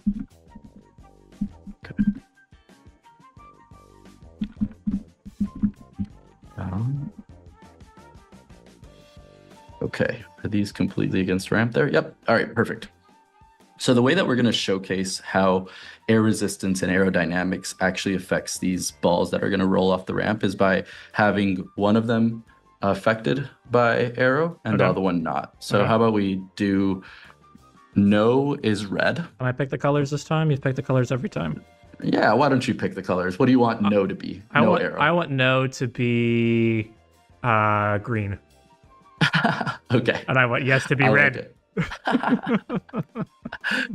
Oh, let's confuse everybody. No, I'm just kidding. We'll follow it. And I'm actually going to name them to make sure that we're good. Just to be clear. Red is yes, arrow. Can I put an exclamation point in here? I've never tried. Yay, yes, arrow. Nice. And then green is going to be no arrow. And let's see if I can put a sad face. Oh, perfect. Hey, I like it. Okay. All right. And so what we need to do to make this no arrow and yes arrow, because the names aren't enough, are turn on and off this enable fluid forces behavior. So for no arrow, we want it disabled, right? We don't want aerodynamics. And for yes arrow, we do want aerodynamics. Okay. So let's talk through what we should expect. Sorry. Yeah. I'm a little confused. So you're saying aerodynamics, and I'm tracking. Aero means air. We're talking wind resistance, the one point of friction on the ball. Like that's all tracking. But then as soon as you enable the beta feature for aerodynamics, you said that it's called fluid dynamics. Like, why is it fluid? I thought we were like it's like air stuff, you know? That's a great question, and I kind of alluded a little bit to it earlier. So fluids are both liquids and gases. Oh man, here we go. So we started with aerodynamics, which means, how do the forces from wind and air resistance affect objects? But eventually we want to incorporate that with all liquids as well. So you can imagine building a sailboat that is completely accurate from the perspective of how does the water affect its behavior? How does gravity affect its behavior? How do collisions affect its behavior? And how does the wind force it to move in a certain direction with a sail or whatnot? Does that make sense? Yeah. So that this is circling back to that gravity water question. Exactly. So that enable fluid forces right now is talking about the aerodynamic forces, but in the future you can envision that it'll be air and water, or better way to put it is gases and liquids, because air is just one type of gas. Like we could change the density and mimic some other gas. Got it. So you're just future-proofing the naming conventions on a technicality. Trying our best to future-proof it so that we avoid confusion as much as possible. That's great. Yeah, imagine using aerodynamics for years, and all of a sudden they change the name. Yep, exactly. Okay, that makes sense. All right. Okay. Cool. All right, I'm tracking. So awesome. So let's walk through this again. We have a ramp. It's anchored because we don't want it to move. It's a little bit sloped so that it should be providing some sort of like force for the balls to roll down. We have a green ball that does not have aero enable, and we have a red ball that does have aero enabled. Okay. And so we've already talked about air resistance a little bit. If we know that the red ball will experience air resistance, what do you think will be the difference in behavior when I run this between the green and the red ball? The red should slow down because that's like the primary thing that would be slowing it down in this example. I'd hope so, right? Yeah. Let's see if it works. So let's if friction didn't slow it down, then like balls are just broken and unstoppable. Exactly. And so it might be a little long to notice it, but oh, yeah, no, there it is for sure. It's definitely taking a lead, and the easiest way to show it is if we give it 30 seconds, it will roll off here. But another way that we can show it is actually changing the global wind. So which way is X, Y, Z right now? Let me stop this and rerun that. So I'm actually going to turn on global wind in the positive X direction, because if you can see my cube here, that means it should make the ball that is affected by air roll backwards towards the ramp. So let's go ahead and run that. We'll let that run slowly in the background there. And then in workspace, we can go and change the global wind. So right now it's set to 0, 0, 0, which means there is air resistance, but there's no wind. And if we turn this to, let's say 20, so 20 in the positive X direction, as I mentioned, it should start going back towards the ramp. Let's see. It does look like green is taking more of a lead. What if I turn this to like 200? Will it just like go super fast? Just rocket it? Oh yeah, there it goes. There it goes. And maybe we changed the Z value to make it go up or down. So 100. And it started veering off down. There it No, we're goes. going to lose it. The green one's still going unaffected. Unaffected because by air resistance. But the I red think one the just re- zoomed off. The red one just zoomed off. We have green here that's just still rolling, minding its own business. And green can just go forever because it doesn't have the friction to slow it down, and it doesn't have the air Exactly. resistance to slow it down. So there's kind of nothing stopping it at that point. Not unless it collides with something, Unless it which is collides with also something. free physics. Yep, that's right.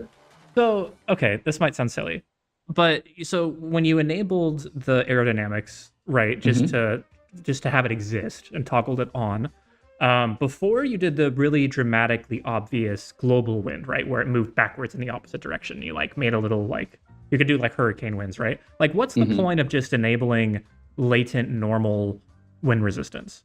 You know, like the global wind setting makes sense. Like, oh, I want like a big gust of wind. Like, oh, I want a tornado. I want a hurricane. I want like crazy wind. But like, what's the point of just toggling it on? Is it just to do global wind, or like, does it have value in and of itself?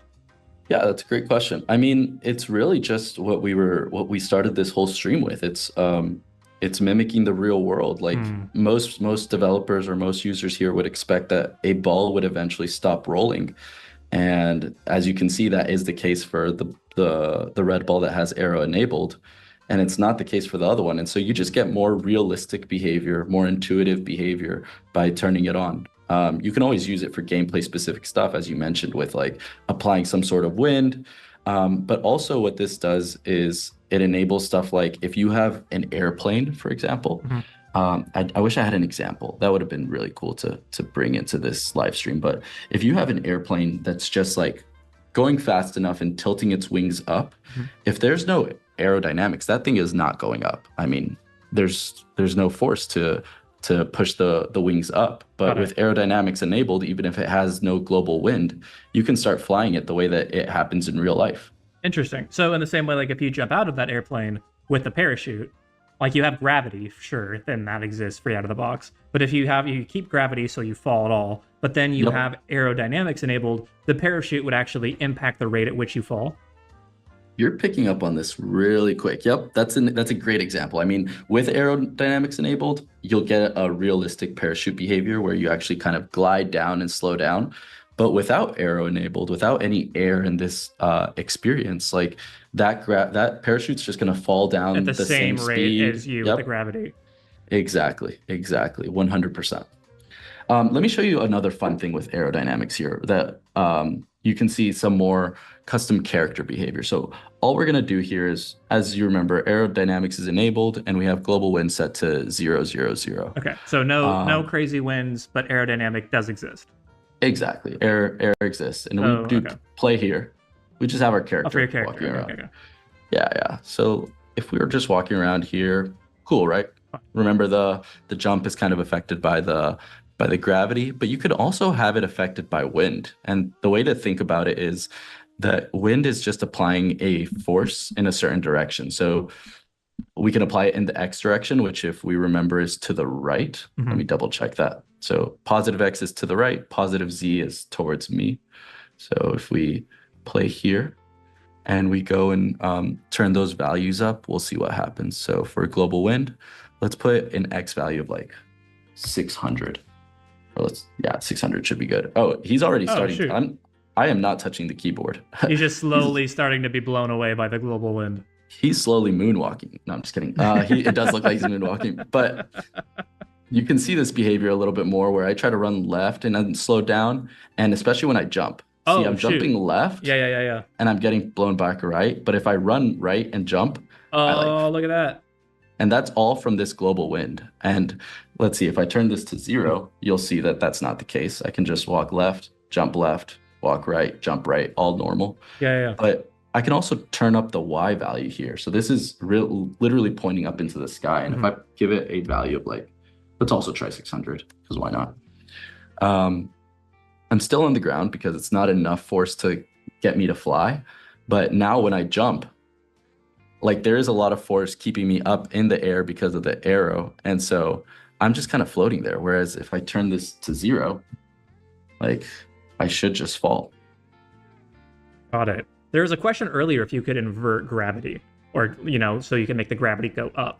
And it sounds like that you can't. So gravity's always down, but you can kind of have a similar effect by doing arrow in the y direction. Is that accurate? That's one way of viewing it. Yeah, I mean, gravity, let me double check to make sure that I'm not lying. Yeah, gravity can never be negative. Okay, so it's always going to point down. You can have it set to 0, but that just means there's no gravity. And the way to think about it is gravity is a force pointing down, and you're giving a magnitude here of like how much. And global wind can be a force going up. So if I put this to 1,000, for example, that's actually going to be so much that my character just starts flying. So you can never change gravity so that your character starts flying, because we don't currently let you change the direction of gravity. Yeah, because we're trying to be realistic. It's like a realistic physics engine. Exactly. But with wind, you can set a value high enough that you start changing the behavior by either jumping higher or just flying the way you saw me there, or combining these crazy values of, like, imagine both X and Z are affected. So we'll do double the value in X as Z, but still a lot.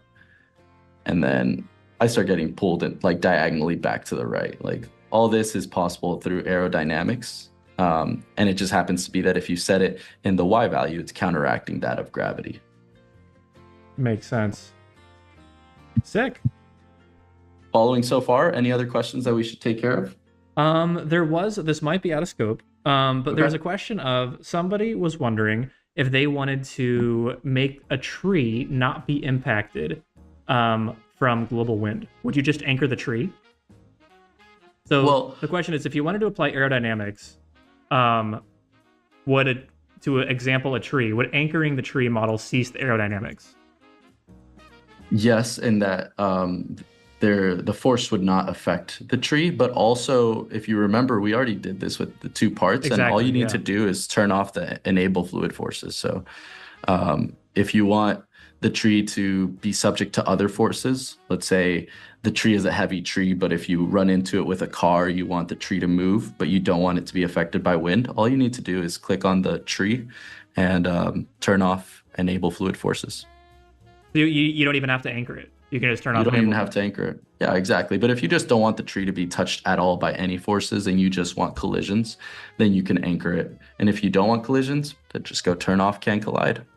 Easy peasy. That's actually insane that you have like 3 different tools, like levers you can pull. You can anchor it, you can turn off fluid forces, you can turn off can collide, all on the individual part level. None of those are global settings. Yeah, on that individual tree, you can customize it. And this is just Physics 101. We got a lot more stuff, a lot more cool stuff that you can do with this really cool physics engine. Bananas. All right, hey, so at 3:55, we got around 30 minutes left. 15 of those are Q&A, which means we got about 15-ish to talk about constraints. All right, let's do it. So quick context for constraints, though. Or I guess to recap. So we just covered a bunch of things that came for free that you might not realize come for free. So gravity and collisions, material properties, and aerodynamics. And we did a bunch of examples showing all of that. But now for the second part, you mentioned there's 2 parts. That was the first part. This part is now getting a glimpse, like a beginning peek behind the curtain of tooling of how you can like customize the free stuff that we get further, or like examples of how that could be used more advanced. Is that correct? That's correct. And I'll add a little caveat that we already showed a little bit about the customizing that free behavior through properties, which were like, is this part anchored? Is this part set to can collide? Does this part have fluid forces enabled, etc.? So this is already customization of the free physics, but right now the constraint side of stuff is specific tooling that is really, really powerful, really cool stuff that I'd love to show off a little bit. Yeah, let's do it.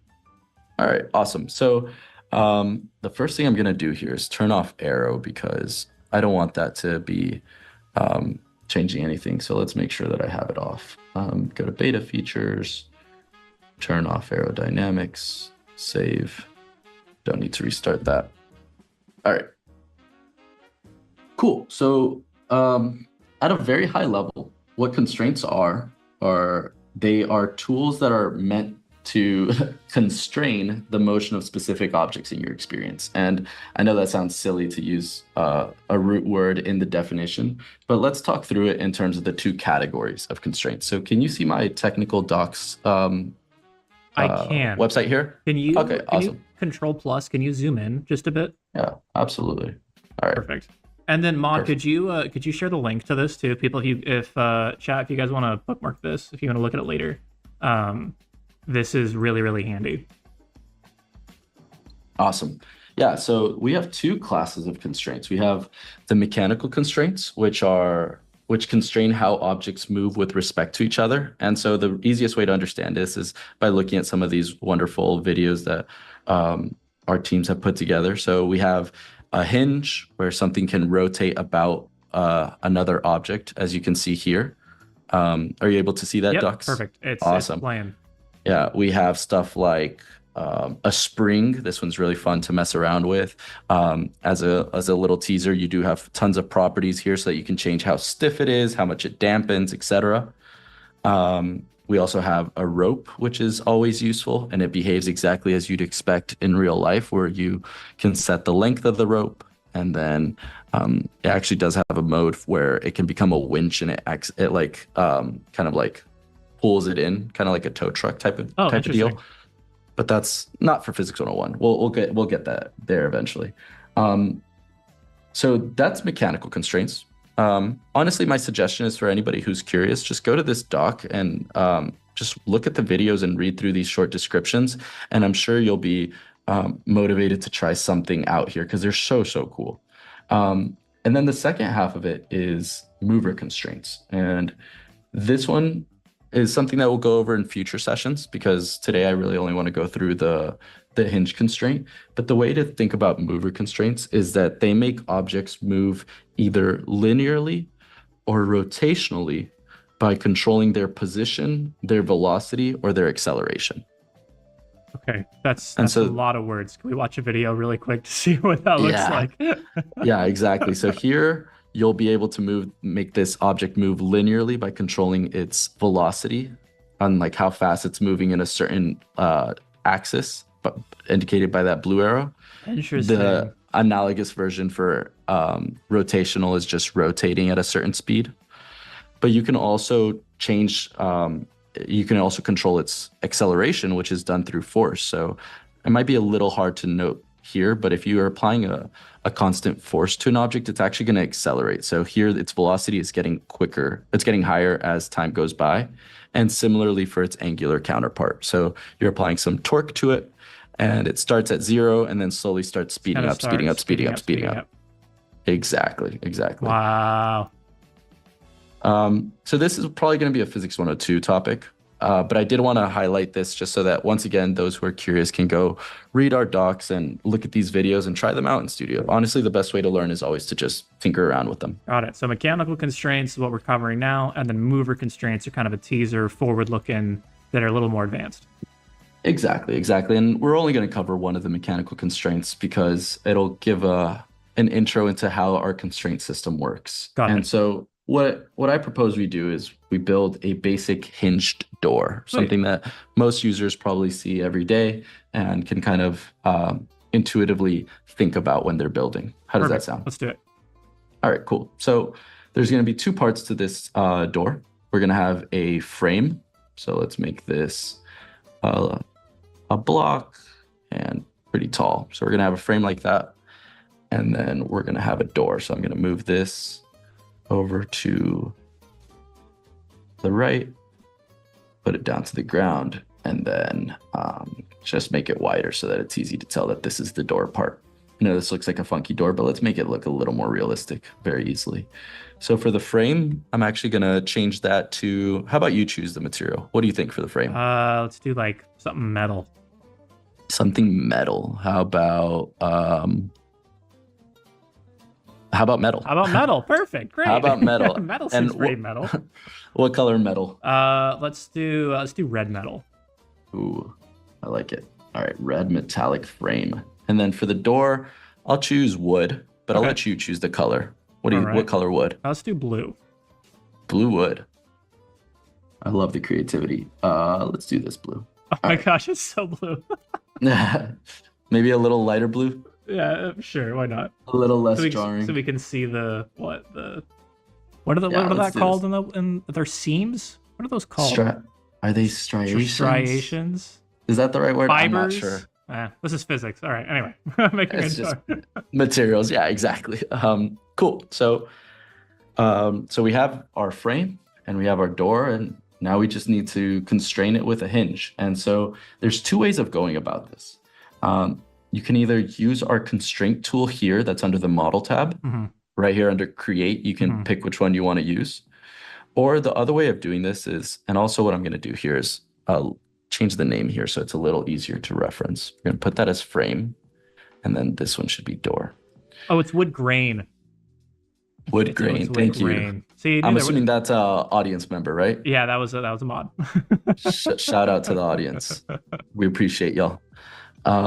Cool. So we have a frame and we have a door. And the second way of doing it, if you don't want to use this constraint tool in the ribbon, is to go ahead and, for example, add a hinge constraint instance. So you can add a hinge constraint, and hinge constraints operate using attachments, which we'll get into. But if you do it this way through the Explorer, you'll have to manually parent the attachments. I'll get into it. My preference is always to use the constraint tool because it's a little bit easier. Okay. So, could you show us from the beginning? So if we have the two parts here, and there's this confusing word constraint that isn't really clear what it is, the first step would be to go up to that tab under what are we in model? Yeah, so we'll go from home to model. Model. And then under the constraint section, we're going to go to create and select hinge. Got it. Okay, so you get this funky yellow arrow, which I'll talk through. These are the attachments that I'm talking about. And the way to think about attachments is that these are the positions of each object that you're constraining that you want to be, for the most part, together. So think of them as magnets in the same place. I'd say for the most part, because in certain cases, like a spring or a rope, they're actually meant to be distanced. So you can imagine like the ends of the springs are the attachments, or the ends of the ropes are the attachments. Oh, sure. Okay, that seems to make enough sense. But for the hinge constraint and for most other constraints, they're actually just kind of magnetized. And so I clicked the first one, right? I want to. So the first air quote magnet, the first attachment. And if you see here in the Explorer, I actually got parented to the frame, which is exactly what I want. Okay. And then I'm going to pick the point closest to it right here on the door. Okay. But I'm actually going to make sure that this is 0.5 so I can get a little bit more. I want it to be right on the edge like that. Okay. Okay, so we constrained it. Now let me talk through some of the confusing parts because I know this is a little confusing. As I mentioned, if you were to do this via the Explorer, you would have to create a hinge constraint, as you can see here, and two attachments. And what this tool up here did is it automatically parents these two attachments that used to be empty. Yes. So if I go here, right click and go to reference object, you see that this is the attachment. Sure. Yeah. And similarly, attachment one is the second one. So if I were to change the name here and do frame attachment, and maybe I can do this quicker, door attachment, take off that one because it looks a little funky. So now I have frame attachment and door attachment. As you can see, they were automatically parented here under hinge constraint. Okay. Are you following so far? Would it be accurate to say that a constraint in like a metaphorical high level way, if the attachments are like magnets, the constraint is like the system that holds the magnets? I know there's exceptions because of course some attachments are like at the end, like a rope or a spring. But if you say like, oh, I'm going to use this constraint, mentally you can almost view it like, okay, I'm going to use this system that's going to involve 2 points called attachments that will kind of sort of work like magnets most of the time. Exactly. And the system is what dictates how these 2 parts can behave with each other. So got it. If you think about a hinge on a door, all it's really saying is like, how can this door rotate around the frame? And so a lot of this, as I mentioned, is easier to understand if you just tinker with it. So we set up the hinge constraint. Yep. Let's just do play here and see what happens. So what is ClickUp? ClickUp is an all-in-one productivity software where you can manage everything and anything. Okay, the first thing we learn is that I created a huge door. So Hey. let's see what happens here. And I push it. Oh, weird. It completely It just fell falls over. over. Yeah, I think this is time for another quiz question. What did I do Anchor the wrong? red part. That's right, exactly. All we want is for the door to move. And so what I'm actually going to do is make this a little bit smaller. So let's scale this down. Cool. We'll scale it to 8. And that's right. We don't want the frame to move, right? Only the door. We only want the door to move. And so what happens if we play here? Okay, so first thing to note, actually, because I think it's really important to walk through this slowly, we're just going to run it. We're going to see what happens as soon as I press run. Okay, not play, just run. Just the run. physics. Just the physics. It snaps together. Yep. And if we take a look, that is because, as you mentioned with these attachments, they're kind of like magnets. So there's the attachment from the frame, and here's the attachment from the door. Got I it. promise you I'm selecting two separate Oh, things. but they're like right on just- top of each other. Exactly.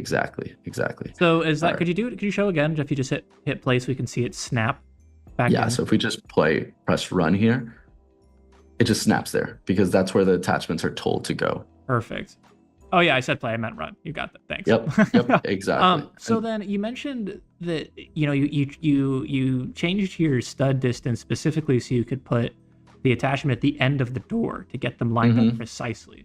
Why does that matter? Even you clicked on them and it's like, oh, I'm clicking different ones, but they're right on top of each other. Why do the attachments or the air quote magnets have to be like right on top of each other, and like the arrows and like what are those? Yeah, that's a great question. So the reason that they need to be right on top of each other is because if we don't, so let's just see what happens if we move them. The way that our system is set up, so let's just put it right in the middle. We moved it over 4. We can remember that for next time. Okay. If we don't and we run, our system is set up so that two objects that are constrained together with this hinge constraint, they can't collide with each other because if you remember, let me undo that and run through. So right now we have the attachments in the right place and we run it. If we take this object and move it, which should move with the hinge constraint, so you can see that it's like rotating about. But if we zoom in, you see this clipping? Yeah. This is intentional. It's so that, this door is meant to rotate about this frame. We don't want to make it extra complex for you and make it so that you have to think about every single corner. What most developers usually care about is, does this door rotate about this frame? And if so, where's the axis of rotation? And so what I'm getting at with that is if I have the attachment somewhere in the middle, it's going to give really funky behavior. Oh, got it. So since there's no collision, basically the magnets will overlap on top of each other. Like you can't stop their power. So the magnets will be magnets. Exactly. The magnets will come together. So you have to place them such that it doesn't bork your scene. Exactly. And so that's why you want them to be right where you would expect them to be in real life. So you would want to attach the edge of the door with the edge of the frame. And that way, when you run it, you get this kind of intuitive behavior. Perfect. So let's do this now with our character to see what happens. So let's go ahead and play. We made the door a little smaller so it's more realistic. And then we walk through it and we see that you can literally see where the object is rotating about. And so we can turn on this, this hinge constraint. And you can see here that this little orange symbol here is actually where the door is rotating about. So if I run into it, it's just that's a good angle. That's right a good there. angle. Yeah. So You see like that orange like little circle around it. So that's the rotation axis. So if you want to know where it's going to rotate, know that it's whatever the attachments are on, it's going to rotate around the circumference of that orange circle. So it's going to follow the outline of the circle. So since that is horizontal, the door is going to be doing the swinging motion that we're seeing here. Yeah. And so the important thing to know here is that this orange circle is dictated by the primary axis, which is the yellow axis, the yellow arrow. Got it. And we'll get to the importance of the secondary one, Mhm. but the thing to know here is that each constraint uses the primary and secondary axis in their own way. With respect to the hinge, it tells us how is this object allowed to rotate. And so if it's allowed to rotate about this yellow axis, that's why both of these are set to yellow. Got it. Pointing up, that's where it rotates. I have another quiz question for you. Yes. So you noticed that when I push this door, Mhm. it eventually slows down. Why do you think that is? Oh man. Well, there's enough surface area on the bottom of the door that it's probably friction because aero is off, right? Fluid dynamics are off. So the only reason why I would stop is friction, right? Friction, final answer. Exactly. And Yes. you're absolutely right. So we can actually change this so that if we select this door and then scale it up just a little, just enough for there to be Off the ground. off the ground. And now we walk through it, it's just going to go for a lot longer. It eventually, oops, unless I run into it, it eventually slows down because we did put some friction in our hinge so that it wouldn't float forever. But you can already tell that it's rotating a lot longer than it used to. Got it. So can you select the attachment again for the arrows? Yeah, of course. So we have the door attachment here. Yeah. So And we the have yellow one, right? You said that's the Yeah. primary axis. That's the primary axis. So if we're talking, these are a hinge constraint, right? And you're mirroring reality. A lot of doors have multiple hinges, like one at the top and one at the bottom, or one at the top, one in the middle, one at the bottom. Is the reason why you only have to put, and this was a question in chat, I saw you chat, is the reason that you only put one attachment at the top is because it will operate on the entirety of that primary axis. So in this case, it's up and down. So you only need to put one. Exactly. It just I understand why that part could be a little confusing because in real life we do have that second hinge so that it kind of counterbalances the weight of the door kind of hanging on the top hinge. Yeah. But the way that our constraint system works is that it's constraining the entire object using as much force and as much torque as it needs so that it can rotate about this axis that we dictated. And so you only need one. So in theory, then, hypothetically, as long as the primary axis is up and down, could you put it anywhere you want on that pole and the behavior would remain the same? That's a great question. How about we mess around with it and just find that out together?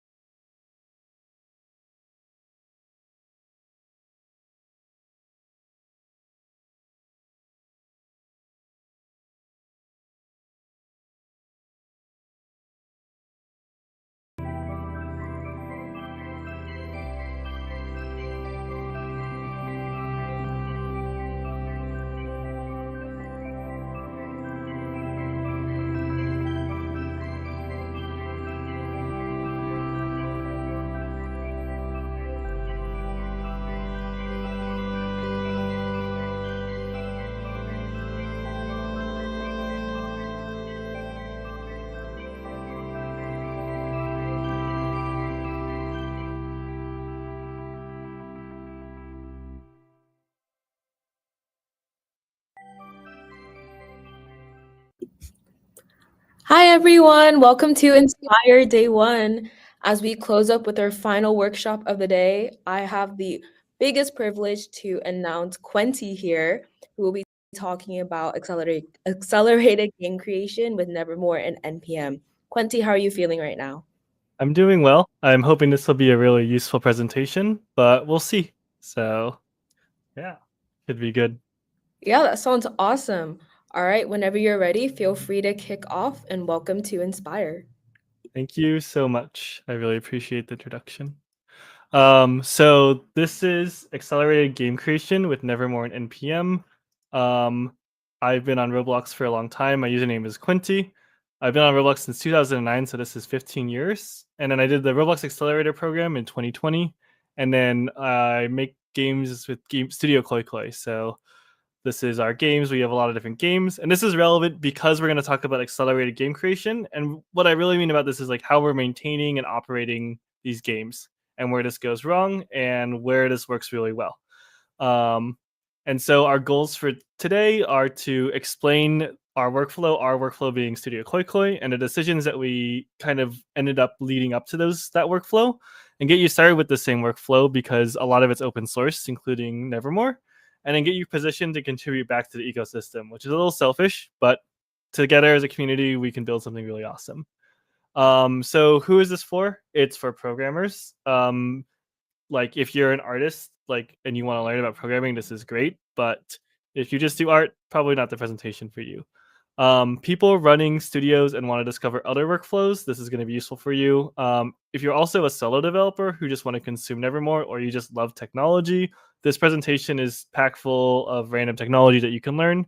Additionally, a lot of people from industry, and by industry I mean the greater game development community or software in general, expect or anticipate a package manager and really can't work without it. And so this is going to be a really useful presentation for you. If you're new to Roblox and new to programming, then this may not be as good of a presentation for you, but there's still a ton of tech here that you'll be able to use and will be able to see. And you should just be able to copy and paste this directly from Nevermore. And so to get started here, I've got a completely new Windows machine here, and I've installed Roblox Studio and logged into GitHub and Studio, but that's about it. And so I'm going to show you how, basically how copying and pasting works from Nevermore, because this is the most obvious way to use this, and you shouldn't waste any other time doing something. And we'll also animate something cool with this. So I'm going to grab the Spring library because Springs are pretty awesome. We gave a talk about this earlier, and this is a ton of different code in it. You can search to Nevermore. We'll be going back to this in a little bit. But basically, I just copy this file here, and then I guess I'll be logging into Studio, which I won't do on stream, except for I need to drag this whole thing off screen. And hopefully we'll be able to log back in. I forgot my password. This is like a fresh Windows install, so okay, we'll drag this back here. Okay, so we've got a new studio. It's in light theme because it's newly installed. I'm sorry. And if a new place shows up, we'll be able to go ahead and take this Spring module, or really whatever module you want, but in this case, Spring's great, and we'll make a new script. Okay. And we'll also make a new module script. And I did assume that you could figure out how to install Studio beforehand. So this is our Spring module, super useful. It lets us animate stuff. And we're just going to animate the spawn location up and down, which I think for a lot of people are going to be really familiar with the sort of animation. But just a great demonstration of using Roblox and how to copy and paste code, which we're going to require to Spring. And we're going to recreate this later on using this other process, which is going to take a lot more time. Equals spring.new. So we're just going to animate the position here. We're going to remove the damper, and we're going to set the speed to 10. And then we're just going to set the velocity to something nice and big, like 10. And then every frame we're going to set the C frame of this. And so we can just read spring.position here. And this hypothetically will work. It'll animate this thing up and down, hopefully, which is, yes, absolutely what we're doing. And so there's tons of different libraries here that you'll probably hear about or see other people use across Nevermore, and a lot of them are copy and pastable, which is pretty great.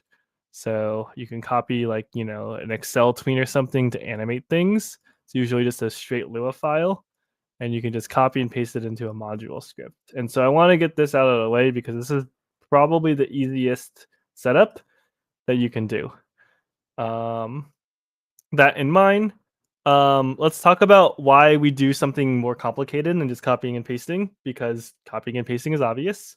We're going to use this fresh computer I just set up to get started with the ecosystem with using these packages. Like, there's more complicated modules that are not easy to copy and paste, and we're going to show an internal peek of our workflow too. And so what's the background here? Making games has two components. There's an artistic and unique systems component, basically your core loop, your artwork, your game loop, everything about that. And then there's boring stuff you don't want to do again, like validating and debugging your data store system, or writing a command system, or a ton of other things.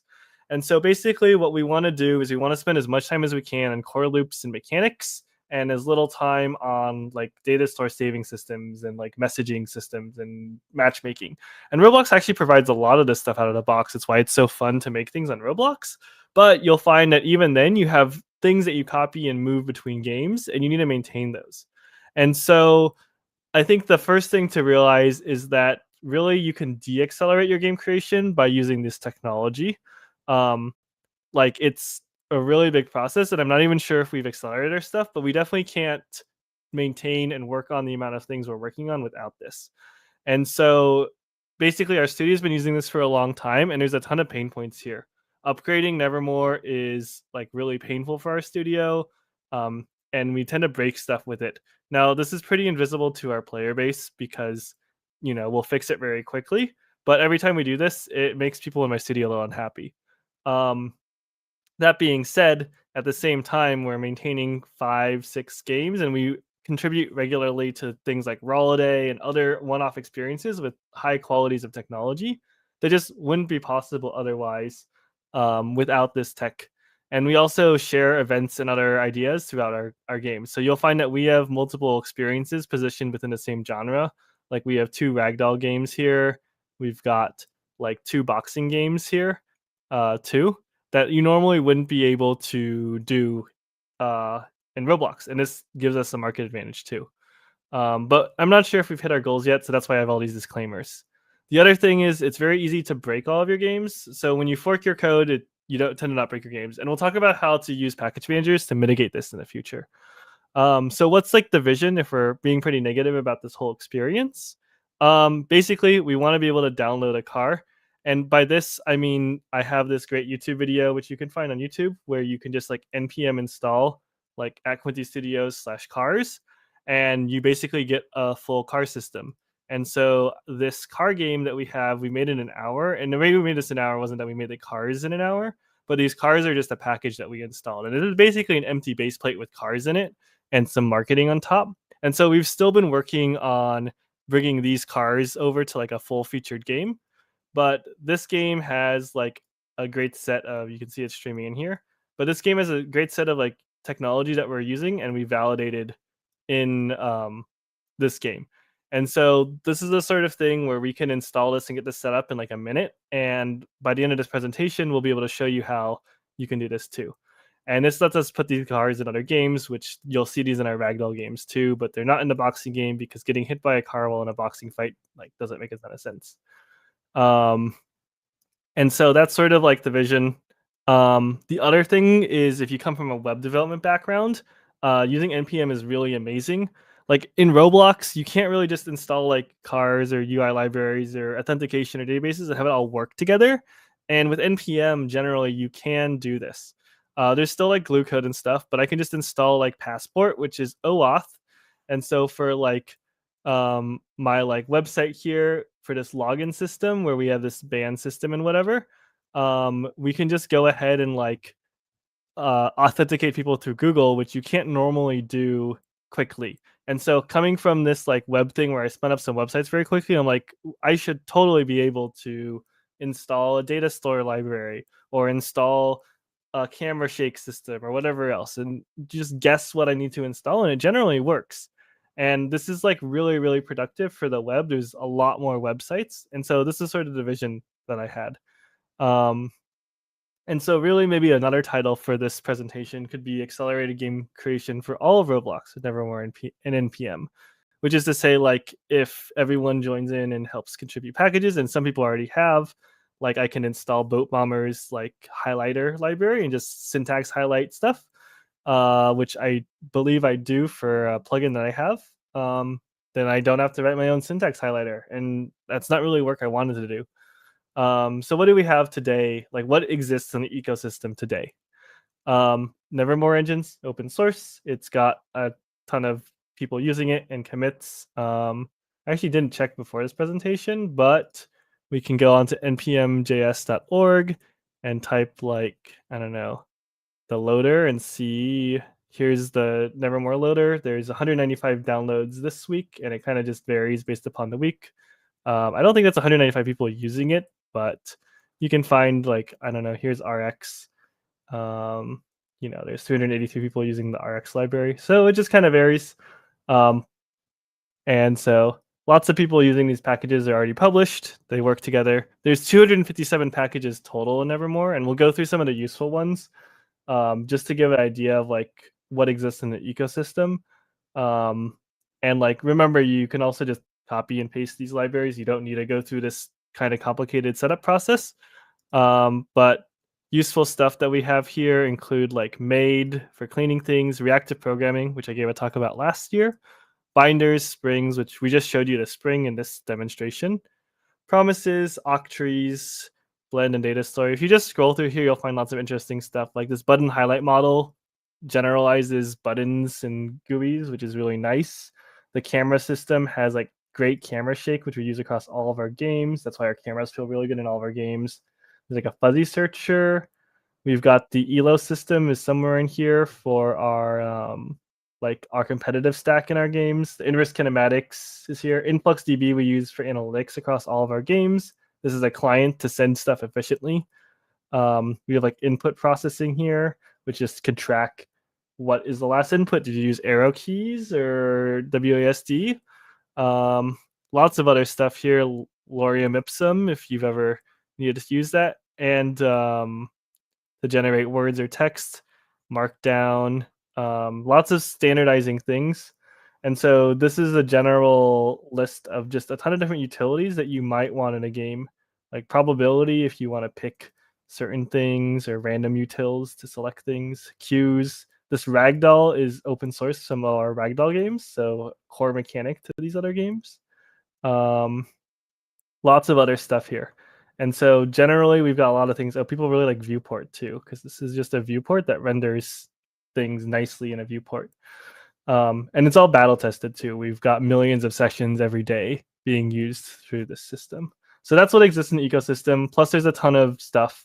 And then internal to our game studio, we have another 200 packages that are much deeper.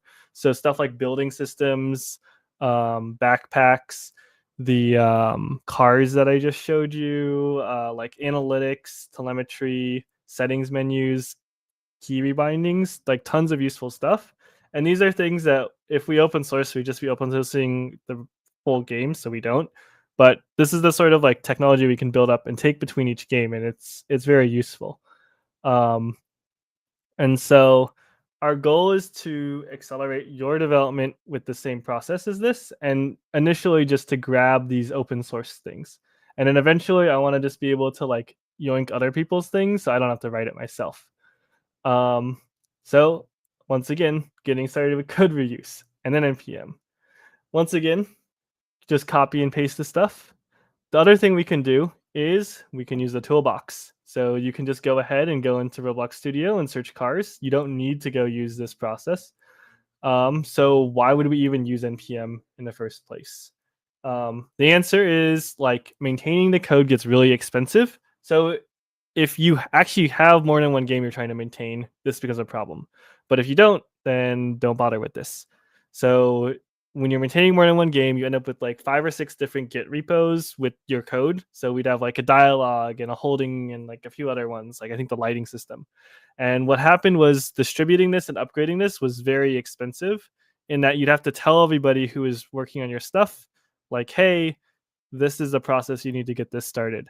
And here's the dependencies. And you end up spending like 2 or 3 hours in a Discord call with people trying to get their like working build set up locally.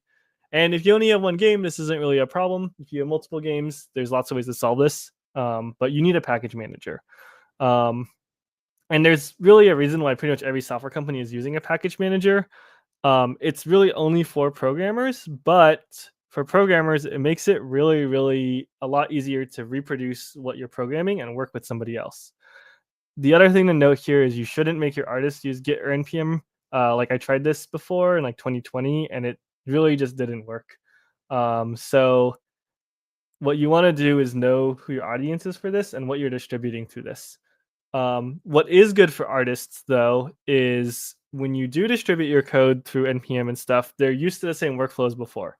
So when we take item building and put it in Ragdoll Sim versus putting into boxing data, it's the same process for our artists to tag and annotate and update the prices and everything else. It's organized the same way, and that's because our code structure is set up the same way in both of these projects, and we use the same backend for both of these. So we recreate the front end and then distribute the back end. The main motivation is basically it was painful, and really internally too, it like destroyed my morale. So there's a lot of ways to solve this problem, but this is how we ended up solving it.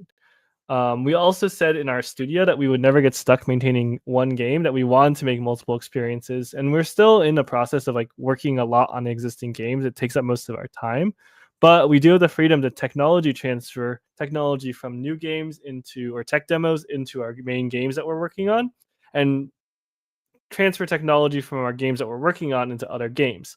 And so this is something that we didn't have before, and it's super useful. The other thing is it's like an ego thing to some level. Like we've already so far into it that we're still working on using this. But this is definitely the nicest thing we had, and I don't think we can replace it with something else either.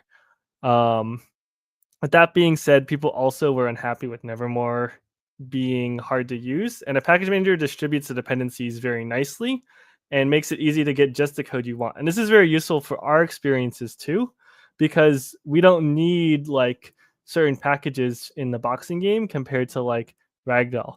And so we just grab what we need. And you'll see how this works later on. So why not write our own package manager? Basically, if you do some research, writing a package manager is super painful. You don't want to do it.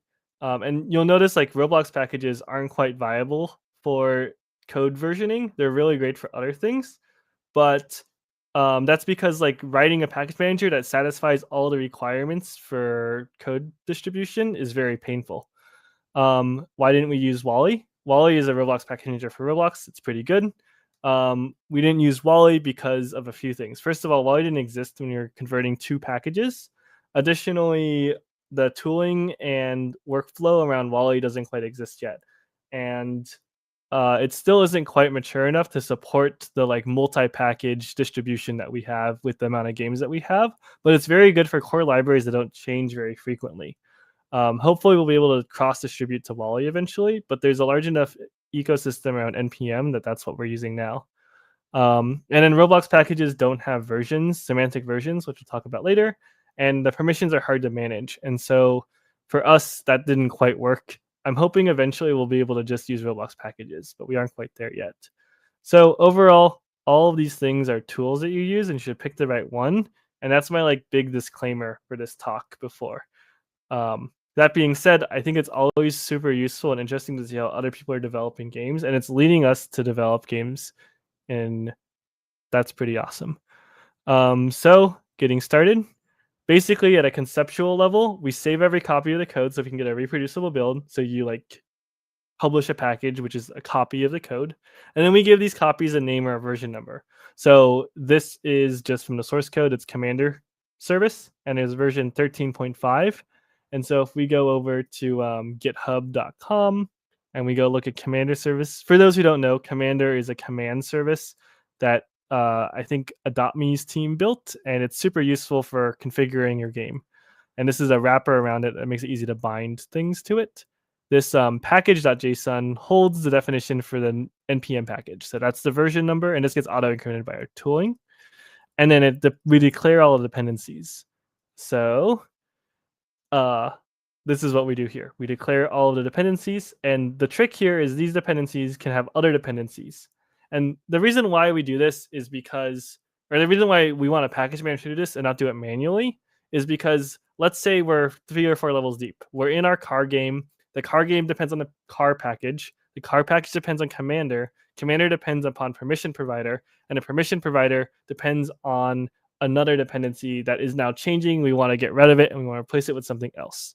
In order to have this permission provider have our top level game update without understanding what changed in the permission provider, we have to be able to declare the dependencies and have something manage those without really understanding what's happening at the top level.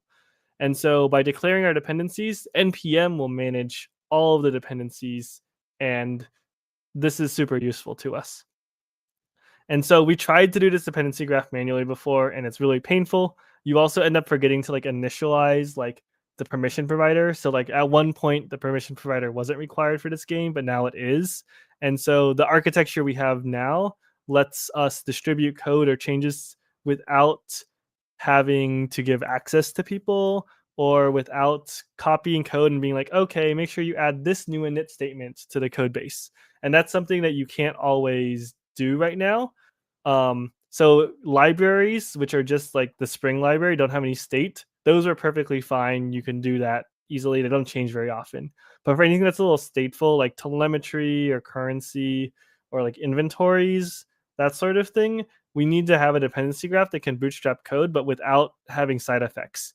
And so this is a really nice way to both slow down programming, but also at the same time, without it, your programming is even more slower. And overall, the environment is much more productive because you can take a subset of our code base and you can build just that subset. So I can edit just the avatar editor or just the new system or just the building system without loading the rest of the game. And that's something that we have that other studios don't really have, and it's super useful. The other thing that you realize after talking through a bit of this tooling and process is this is one of the reasons why a lot of popular games in Roblox are built by one programmer. And that's because the learning curve and working on a team is really high, and to be effective on a team takes even longer. No one really also wants to learn NPM. You just want to make a really good game. And so the problem is making a game as just one person kind of limits what you can make overall. And so that's why we're not approaching this we're trying to build a team. We are building a team that can be effective and work on things like this, but it's not easy. And so the other thing to realize is if you avoid coordination with other people, you could be more effective by not worrying about all this stuff.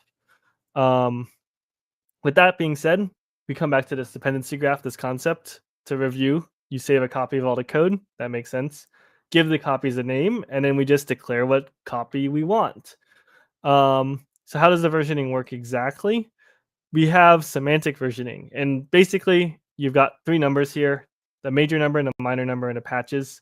So the patches are just bug fixes. The idea is it's very safe to upgrade from 0.6 to 0.7, and actually you want to upgrade from 0.6 to 0.7 because that probably fixed some bug in your system. The minor version is supposed to say the API doesn't break, so the contract between Commander service and everything else is consistent.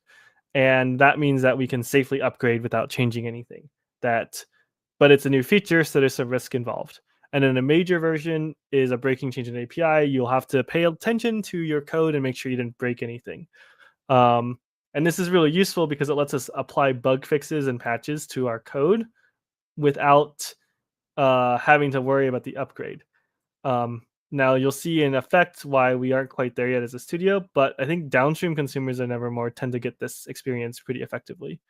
So now we're going to do some live questions before we spend the rest of the time doing a very quick demo. Well, it won't be that quick of getting this actual workflow set up, because I think it's a lot easier to just do this and follow along. So with that being said, here's question 1, and I might pass this back over to the Connect or Inspire 2024 team. I think there'll be, I don't know if there's a timer on the screen or not, but yeah, fill out the answer.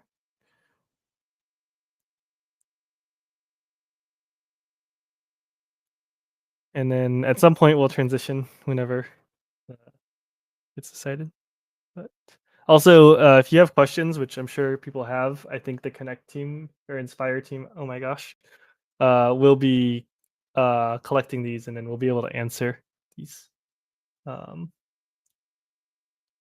And so I'll be able to answer some of these questions afterwards. Also, you can find me in Discord, of course.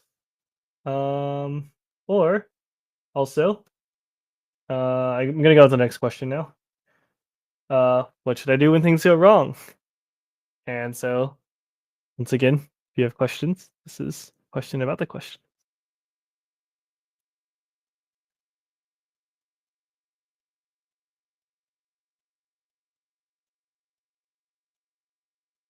So, that being said, I think it's probably enough time to answer. All right. So for real this time, let's get on with the actual presentation. And this is from a fresh install. So here's some resources. The big one is we're just going to go to the documentation, and we're just going to follow the stock installation process. And so I'm going to do this in a new Windows install. If you're on Mac, I think the process is probably pretty similar, but we'll get back to it. And I'm going to actually copy this intro into the virtual machine. Am I going to copy this intro into the machine? I am going to copy it into the machine. All right. So basically, we're going to, hopefully you have this web page open. If you're following along, we're going to click on the install thing. And then we're just going to click on this fast track thing. We need to install Node.js and Rojo. For those who don't know what Rojo is like a file syncer that syncs files into Roblox. This will be coming to Roblox hypothetically, like we were told as RDC. And so this eventually will not be a thing, but for now we use Rojo. And maybe it'll still be a thing because it's kind of a build system for Roblox. So, and I'm going to click on pre-built installer because it's so complicated and just download the like installer here. And we're also going to download Rojo in a little bit, but I'm going to run this Node installer. Node.js is the web backend for this thing. We don't care as much about Node.js, but it comes with NPM. Also, there's a TypeScript community in Roblox that does just use TypeScript and NPM, and I think they also will have the same sort of setup process, although don't quote me on that. But if you want to use a different programming language on Roblox, TypeScript's the most supported. Like, there's plenty of games on Roblox that are written purely in TypeScript, which is kind of cool. So we downloaded this, and then the next step is to install Rojo, which we can do via VS Code or CLI, and we'll be teaching how to do this with GitHub. I think the fastest way if you have a fresh install is just to go to GitHub releases, and I just clicked on the installation from GitHub. Other thing is most of these projects, you can click on the releases here, and there's usually instructions on how to install it. But I just download the this RBXM, which is a plugin for Roblox Studio. And you're going to click over to Roblox Studio, which I guess I can open here. Let's start from a completely fresh studio. Not that it matters a ton. And we're going to drop this in a Studio plugin folder, which I think if you're an experienced developer, you'll know is like an app data. But the fast way, if you're not experienced, is to do file new, make a new project, basically, just to get to this plugins tab. And then there's this plugins folder, and you can just drop whatever you want in here. And so I'm going to not look at browser extent. I'm going to look in here and drag this into the plugins folder. So that installs the plugin on the Studio side. And fun fact for people who don't know this, you don't have to close all Studio to get that plugin to load. You just have to click close the place and open a new place, and you'll get the plugin loaded, which is pretty cool. The other thing you need is you need this Windows thing. So I need to download the actual executable and just grab this. I'm going to drop it in downloads for now. At this point, we need to talk about what the command line is. For people who are from industry, you'll be very familiar with the command line. For those who don't know, the command line within is this is how computers used to work, and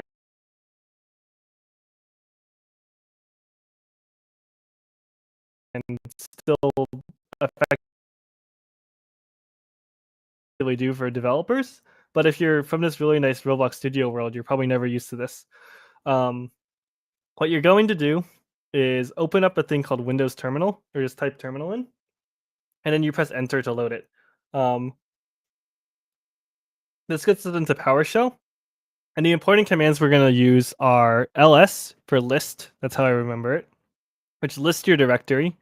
You can also type Explorer, which is the Windows Explorer, to see visually what's here. And then you can do cd to change directory. I'm going to cd to downloads, which is, and you can press tab to autocomplete. And then ls again. So you do cd ls, cd ls. You can see our rohos right here. And we can just run roho.exe. If this doesn't freeze up. Oh, there we go.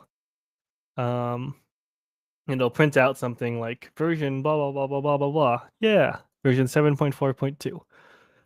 And so this is a command line tool, and this is one of the many barriers to entry to this, but it's not too complicated, and it's very standard across development. It's super nice. So I recommend investing in this and learning how to do this. The other thing we're going to do is, where do these commands come from? Like when we do ls, where is this coming from? That's coming from the path. And so for a long time when I was working in industry at like Microsoft or wherever, they would tell you to like go type edit environmental variables in your account, which I recommend. Where does that come from? Windows just searches top down this list to see things. So I'm going to do, I wouldn't recommend doing this normally, but I'm just going to make a folder called bin and downloads. I would put this somewhere better than downloads.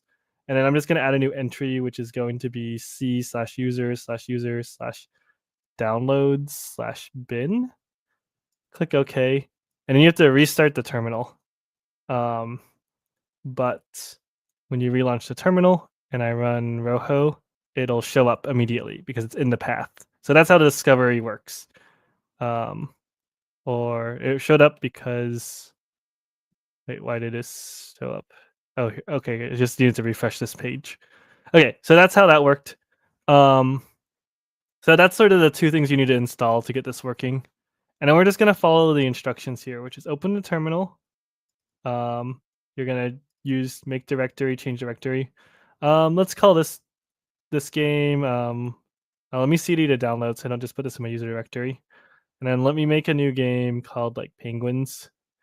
And then we can do this npm install global thing to so we're going to cd to the Penguins folder, and then we're just going to install Nevermore CLI through npm. And this is just a command line which we'll be able to type the word Nevermore init, and it'll initialize our game for us.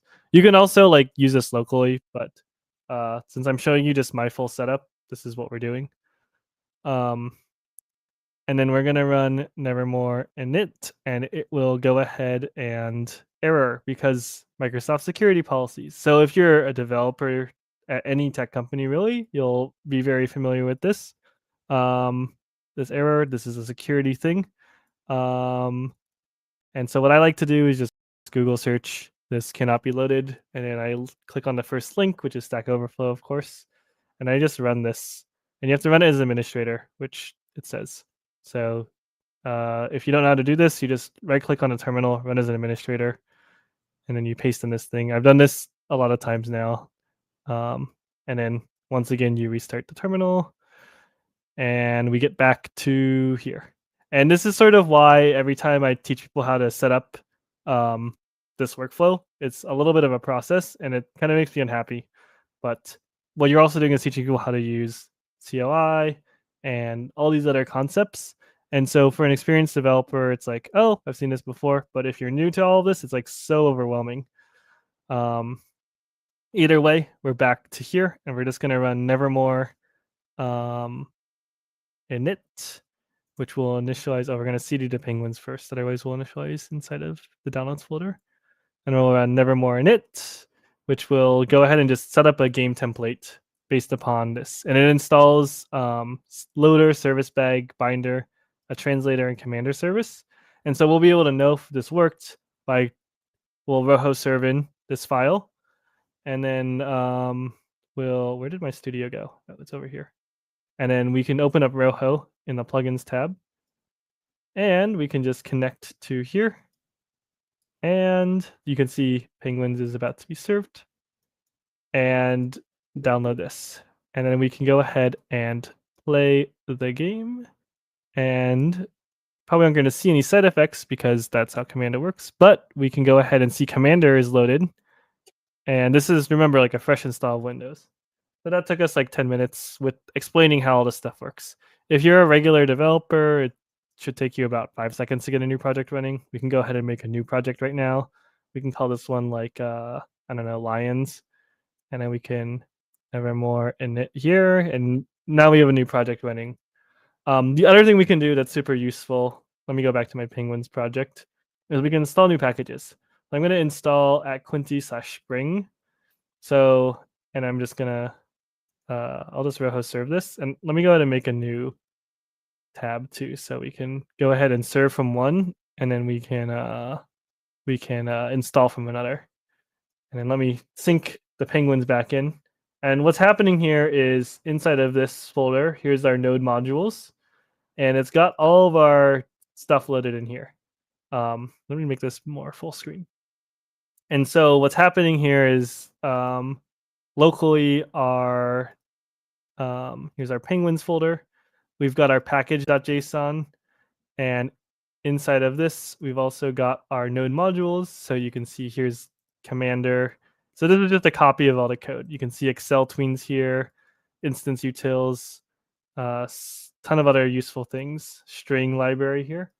And so you can see all of this code is stored in here, and it'll get loaded into the game when we press play. And then to get developing here, like how do you program in this? We need to download VS Code. So I'm going to download this. You could also just write your code directly in here and not do that. But once again, I'm showing you some. I actually use Sublime Text most of the time too, but I don't want to input my Sublime Text license in this new computer. So we'll just go ahead and download VS Code here, which you can go ahead and do by searching VS Code and download it. You should probably be using some IDEA already if you're following this tutorial. I don't think this workflow is especially unique to people. So probably for most people watching, you've already, okay, I've got multiple copies of setup running. For most people using this, you probably already use one of these workflows and you're just curious how to like consume Nevermore packages. And you can see here, here's an add to path. Shell required restarted. That's the same thing that we're doing here. And so I'm just going to open this or install this so we can actually write some code here. So yeah, there's like 10 different ways to get this stuff set up, but it's all pretty standard tools in the industry, so nothing too insane. If you ask ChatGPT for help too, it'll probably be able to help. It understands how NPM and all this other stuff works too. Or Roblox Assistant should also be able to help. Although I haven't tested either of these theories, I just assume. Although teammates have told me that it is helpful. And so I'm going to go ahead and just open our Penguins folder inside of downloads. And we've got our code here. Yeah, I trust myself. And so what we can do here is in this Penguin service, I'll declare anything like start. If you've used Knit or Nevermore service bags, of course, before, you'll probably be familiar with this. And we can do the same thing we did before, which is run service.stepped. We can, and I have snippets usually for this import, so I don't have to type it all.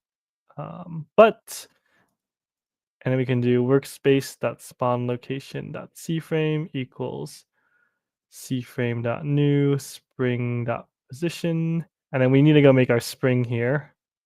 And you don't have to use the service structure, but I might as well show you everything that I'm doing. Also, I tend to import workspace like this at the top too, which makes people sad, but I generally think makes the code more readable. And then you can just require the Spring module we just installed, which you can go ahead and see is right here. It's going to be inside of here somewhere. And we can do spring.position equals cframe, or oh yeah, we could just initialize this with the position here. And then we can set the speed to like 10 and the damper to 0 again. And then we can set the velocity to like 10 again. I can make this a little bit bigger too, maybe. Control plus. Ah, that better. So we see the spring here, and Rojo is just serving this in. So if we go look at the penguins, I know Studio is going to be a little small too. We look at the game folders here and client. Of course, this has been synced into. Here's our code. So Rojo is just live syncing that in. You can just edit in Studio if you want to. And then, this might have errored, but spawn location. Spawn location doesn't exist because of streaming enabled. So here's a great sample. We can go ahead and install like @Quinty /instance utils, which, for a streaming enabled game, we probably want to be able to, well, we could do tags or we could do instance utils, but I'll just use instance utils for now. And we'll just do, it's rx instance utils dot observe. I think I have to look up the docs here, but I believe it's observe first child of name or something like that. Observe last name to child. Usually this auto completes in my IDE, but I haven't set this up. Workspace, spawn location. So now when this streams out, we'll have this Brio, which wraps a lifetime. I think there's another presentation I did about Brios, but this is just the programming pattern I'm using. You don't have to use this. So we can just, whenever the spawn location streams into Workspace, we can go ahead and run this code. And then whenever the thing unstreams, it'll undo this code, which is kind of useful. Especially because we can give this event to the maid, and then it'll clean up the event. So if you're familiar with these patterns, this code will make a lot of sense. If you're not familiar, that's okay. You can see that synced in there. And we can just go ahead and run this again. Oops, that's just the server, so it's not going to run. But we can go ahead and run this, and I passed in a bad.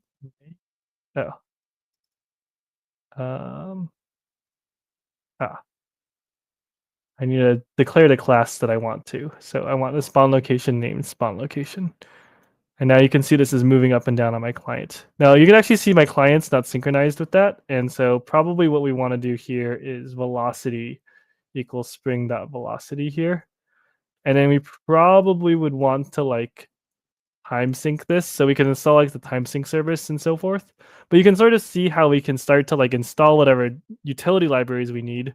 If I needed to synchronize the time for the spring or whatever, I could.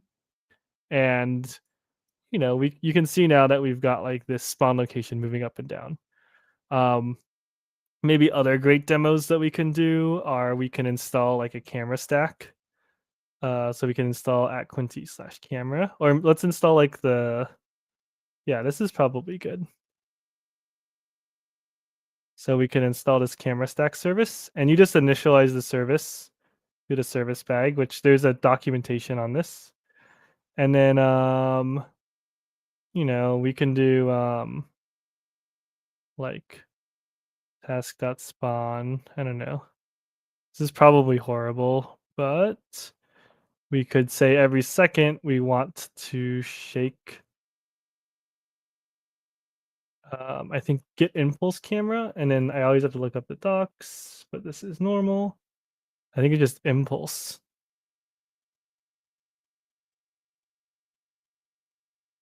So we could shake the camera with this.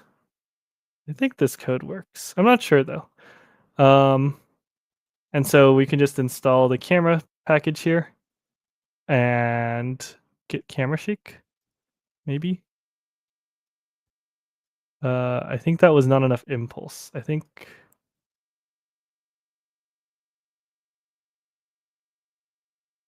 Or maybe this didn't sync in. There's two options here. It didn't sync in. So sometimes Rojo does this thing where it doesn't sync your stuff, and then you have to kill it. And no one's really happy with this. I think I patched this in my version of Rojo too. But oh, I know what happened. I didn't save this file. Okay. I just had to save the file. And this will add a ton of camera shake to the thing. Yeah, you see my camera shaking a lot every second now. So there's sort of the trade-offs you get. You have lots of different ways to install things. So that's the accelerated workflow. You install packages that you want, you read the documentation, and you can get like great functionality within here. I think other great stuff is like this commander service is really good for debugging, and it's auto permissioned to your stuff. So like you can I know this is like really chaotic now, but you can like kick your character, kill it, whatever, teleport to people. We use this all the time, and you can write your own commands very quickly. Great functionality. Blend's a UI framework thing that we use a lot. I don't know, the Ragdoll package is pretty great. There's just lots of different packages we use. Inverse kinematics. So yeah, that's a high level overview of how to get started. You need to install some stuff, jiggle some things, but once you do that, the speed that you can get code into the game is very fast. And that's sort of what we really like about it. The other thing, before we go to Q&A, is how does the internal workflow work? Like how do you actually write packages? And so I'm going to go ahead and show this to everyone really quickly. We're going to download Git for Windows. So I'm going to clone Nevermore and just get Nevermore like building for everyone too. And I'll talk about like, this is a little bit more complicated process, but if you want to back contribute, or if you want to set up your own package repo, this is how you can do it. And this is more for like experienced developers. But long story short, Nevermore's got a set of tools in it through GitHub Actions, which automatically publish any commits that get made to here. So we use conventional commits, which I have a slide on, but basically it specifies if it's a fix or a change or whatever else, and it gets auto-published. For those familiar in this space, this should be very familiar to you. And then basically this gets auto-published. You could just copy Nevermore structure to get auto-publishing NPM packages. And then before we auto-publish, we lint the code and make sure it's running and run some tests and stuff. Pretty standard practice. And so actually, we don't run the tests, but we should run the tests. And so what I'm going to do is git clone. Oh, I need to restart terminal again because we installed a new CLI tool. But I can go ahead and clone Nevermore down. Nope, Nevermore is not installed. I need to click next, next, next, next, next, next, next, next, next. Okay, so we need to wait for this to install. Then we need to restart terminal. I think I can do this in a few minutes. And well, let's just wait for Git to install. So yeah, basically we're going to install Git. We're going to clone this down, and then we're going to symlink all of these packages together. Also note that to serve symlinks things, you need like my build of Rojo, which will just turn them to object values. But this is like the real workflow we use internally, which is pretty great. So basically, we're going to open up the terminal here. Most of you are probably already familiar with Git, but if you're not, don't worry about it. It is pretty advanced anyway. So we'll just git clone Nevermore into here. And this has all the source code, including the CLI.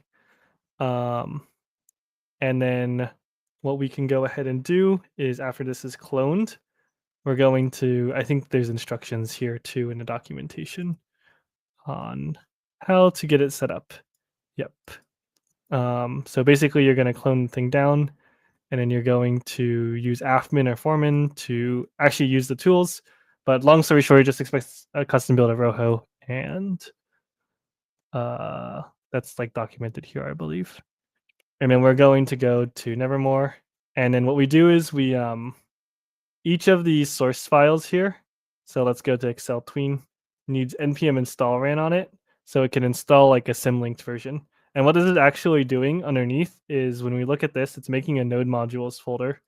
Oh, well, there's nothing in Excel tween, but like let's cd to like commander service and like install commander service. So if we go look at commander service, there's a node modules now, and then there's a symlink to all of these. So it's using the source code locally.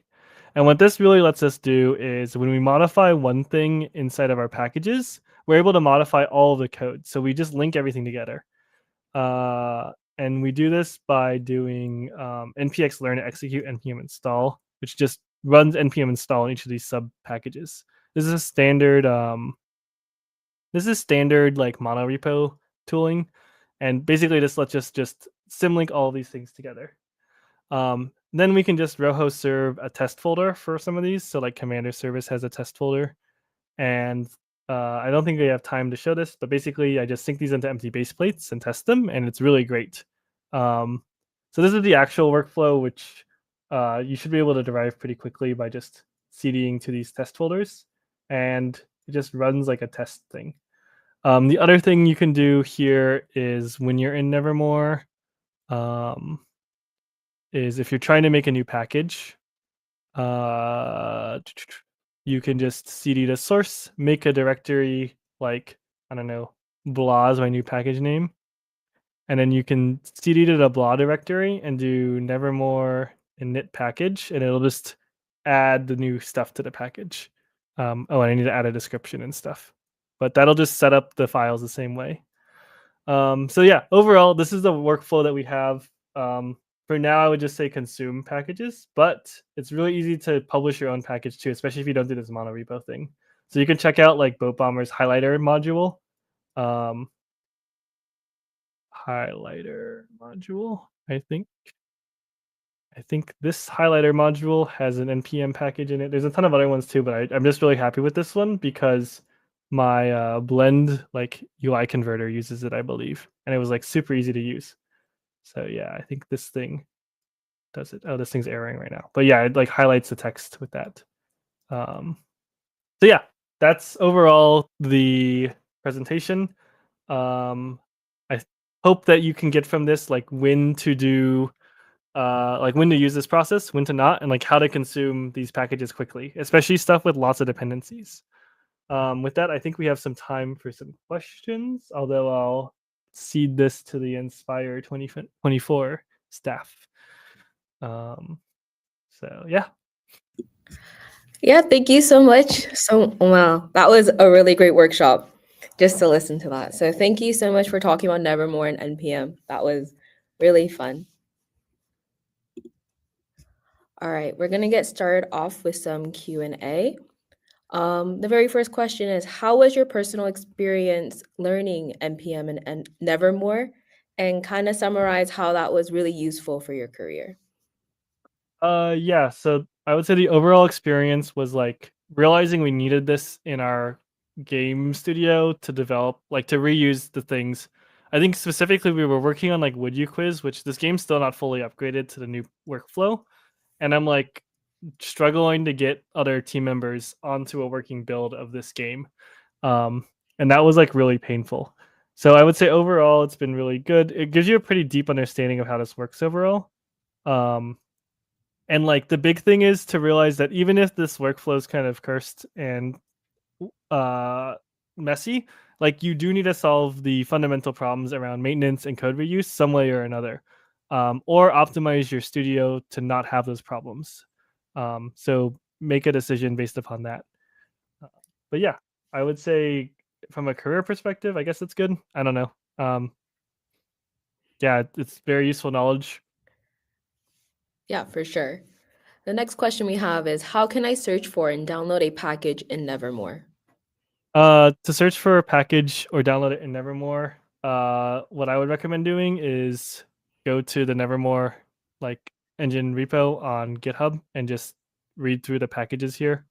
You can Command F for them. There's documentation for all of them too. So like data store is really good because it's super battle tested and it handles all of our savings. The big thing that this does is it lets you synchronize data stores between servers, which is really nice for like our server discovery list and stuff. But yeah, search for this, and then there's always an install command right next to it. So you can see like data store here if you want to use it. npm I at Quinty data store. You just copy this and then you paste it into the terminal and run the terminal. Yeah, we could do this over here again. You can just run the command and it'll install it. The other thing is you can just copy and paste the code too if you want, which I always say is also valid. Awesome. And kind of moving on, what is your motivation for making multiple packages in the first place? The motivation is to separate and be able to reuse these packages without like grabbing the dependencies. So some games want like a ragdoll system that's active. Other games, you don't want that ragdoll at all doing that behavior. Other games might want certain telemetry systems or whatever. It also lets us upgrade stuff independently.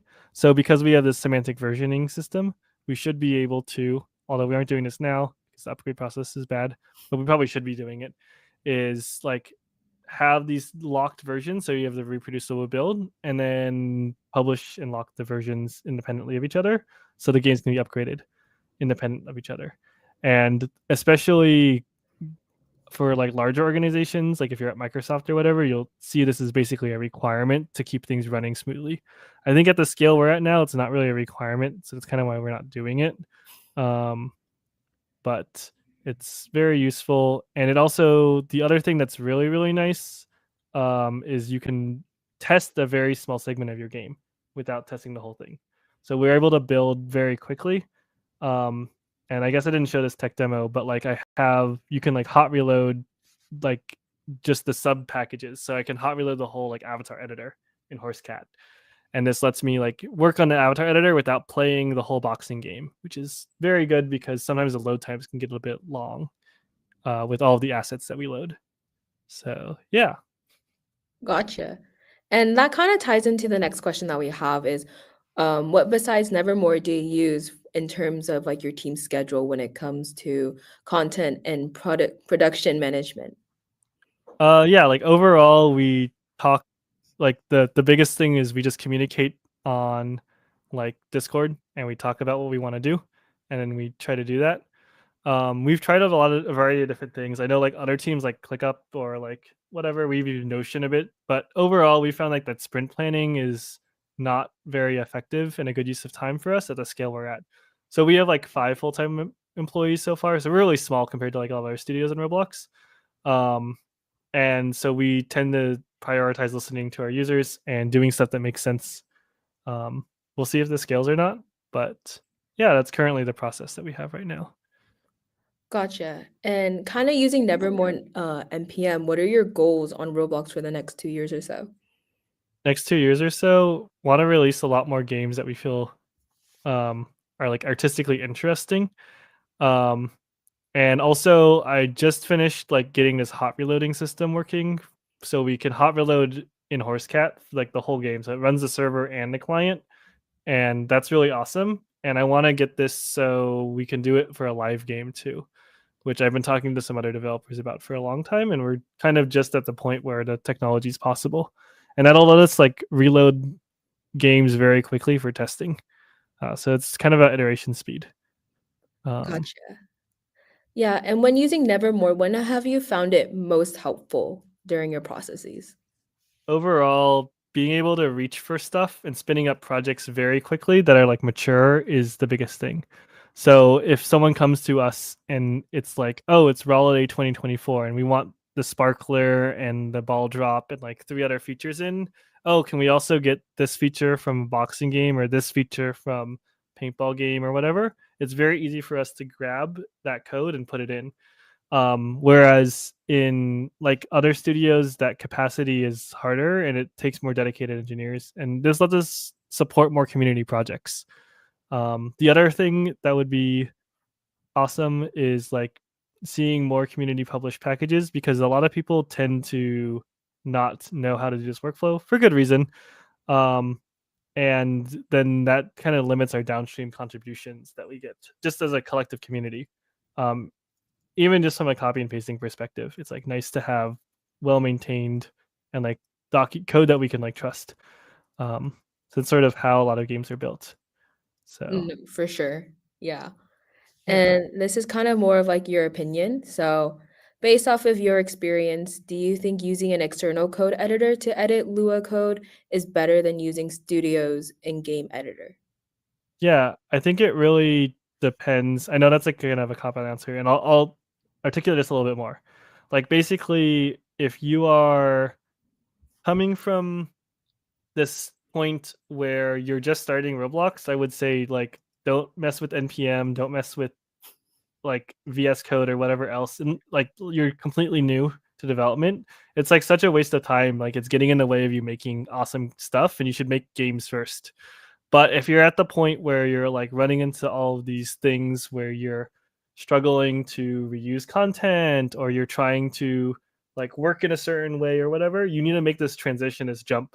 And if you're coming from industry too, just start with what you're used to. People from industry are used to these tools. And what you'll find is like these tools tend to be more supported. Like obviously Roblox's tools are really good, but like there's just a lot more of humanity working on like VS Code and using it. It's probably like, I don't know, like every single large tech company is using VS Code at this point. And so it's, you kind of get this trade-off between Roblox's tools being very specific and fine-tuned for Roblox's case, and then these general tools having many more integrations that like do kind of what you want to do. So it just depends on your workflow. And I think what the correct solution, at least, I mean, there's no real correct solution, but really what I think you should do is start with one editor and then transition to another, like when it makes sense. I mean, the same goes for this package management stuff. I don't expect a lot of people to need or use this stuff initially. That's why, I don't know, maybe almost too defeatist of like a attitude of like, oh, don't use it here or there.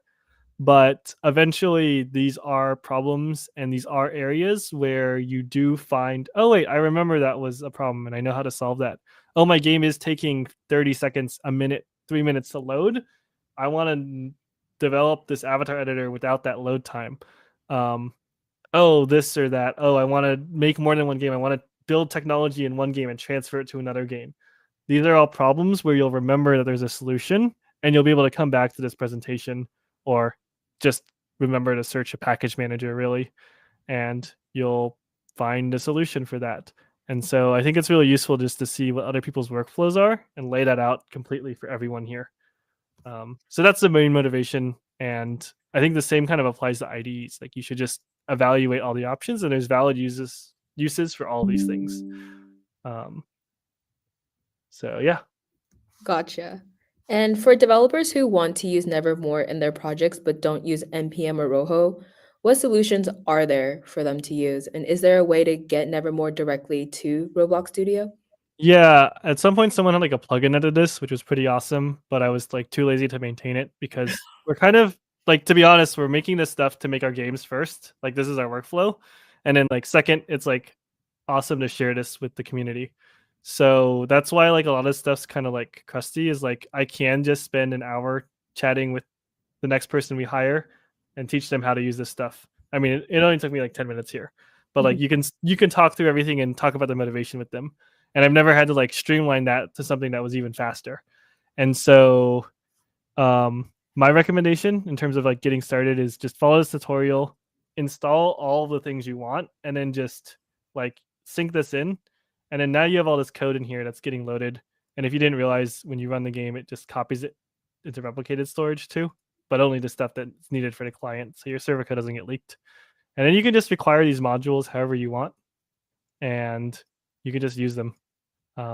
Also, copy and paste works, but some of these packages, especially the bigger ones that include a lot of stuff, there's like I don't know, you could easily install like 20,000 lines of code, 30,000 lines of code, just because of the subdependencies. It doesn't mean it's slow or anything. That's like nothing in terms of data, but it is easy to grab a lot of stuff, and that means copying and pasting is going to be hard. So yeah, that's my recommendation. Maybe someone will make a plugin too that copies stuff. But yeah, I think a lot of our value is really in that closed source repo too, which is not public, unfortunately. So, Gotcha. yeah. And due to time, we have 2 more questions for you. First one being, what is your own opinion about main module scripts over packages, or do you think they're the same as packages? Is there any clarification on that? I can just guess too what they mean by that, but There isn't, but I guess just kind of give your perspective. so when they're saying packages, they could mean like Roblox packages, or they could mean like kind of the overall concept we're talking about, which is separating out these things into packages. And they're kind of the same thing. Like this Excel tween is just one file. packaged with stuff. These more complicated ones are a few files, but you can just make one big file at the top of these things. We could quite easily export in any of these folders in init.lua, and it just exports a module script. I don't do this because I'm lazy and I don't want to type a ton. Like otherwise you have to require like commander service.client or something, and it adds more text. But like, yeah, it's kind of valid to do it that way. I think also you can try really hard to package your stuff into like really reusable things. But like when you're trying to move fast in game development, like I don't want to think really hard about like how to make my car package completely self-contained and make that work with all the other systems while being self-contained. Like it's not actually a requirement for our car package to be ripped out of another game and put in another one. Just by virtue of our development process ends up working that way, which is awesome. But it does mean that you end up with all these subdependencies, and it requires a little bit more thought. And so really we've developed a system that is like 70% lets us rip things out pretty effectively without having to like spend all the effort to do it. And the cost is like there's a kind of a larger upfront onboarding. Of course, the upfront onboarding time I'm talking about is like 10 minutes of me explaining something. But I think like it's a lot of concepts thrown at you if you're a new developer and you're just trying to make a game. So that's sort of the trade-off we make. I don't know if that answers the question or not, but that's kind of my perspective overall. I think it does for the most part, yeah. And as the final question, when switching over from a solo development workflow to using NPM to manage code, what percentage of time is now redirected towards other things like setup, management, and troubleshooting? I would say like ideally almost nothing. And this is one of our main motivations for this process is like it shouldn't cost anything extra. Realistically, it's going to cost a little bit of time. But I think more realistically, the real cost isn't even this like tool. The processes and tools are the result of working with someone else. And they're just artifacts of the fact that you have to communicate really closely, especially when you're talking about programming with other people you're working with. And that's going to take up bits and bits of your time. And the ideal for any artistic output for any game, like be it sound or programming or anything else, is to produce a game or a piece of content or music or whatever you're doing where it looks like one person made it, but actually like lots of people worked on it. And this is how you produce like I was talking to someone at GDC and they're like, oh, I'm the composer for Star Wars game. And they're saying, yeah, like I have to direct 5 or 6 composers. That's how they produce like music or scores that sound like it's just one person. It's not even their art output. It's like referencing back to Star Wars as art output. But in the end, it needs to come together as one piece. But everyone gets their artistic input too. And that's really the hard part, like about making things as a group. But this is the overhead you're paying, and tools and processes are part of that. And they shouldn't be a drag in that way. So it's important to separate those out. And I think well-oiled teams are more effective than individuals. But you'll always be paying a little bit of communication overhead, and you have to gain the value back somewhere else in terms of time. Yeah, that sounds very intricate, but also really fun for sure. And Yeah. thank you so much for coming today and speaking on your experience. I know everyone here is also really thankful as well. Please thank him in the chat. And I hope you had a lot of fun today. And if you guys are still interested, wanting to go back to his workshop, don't worry, we have all of our workshops posted on our Roblox Level Up account. So please go check that out as well. And unfortunately, this is the end of day 1, but don't worry, we have 4 more days of Inspire left. So I will see you guys soon, but thank you guys for joining. Have a good day. Thank you so much.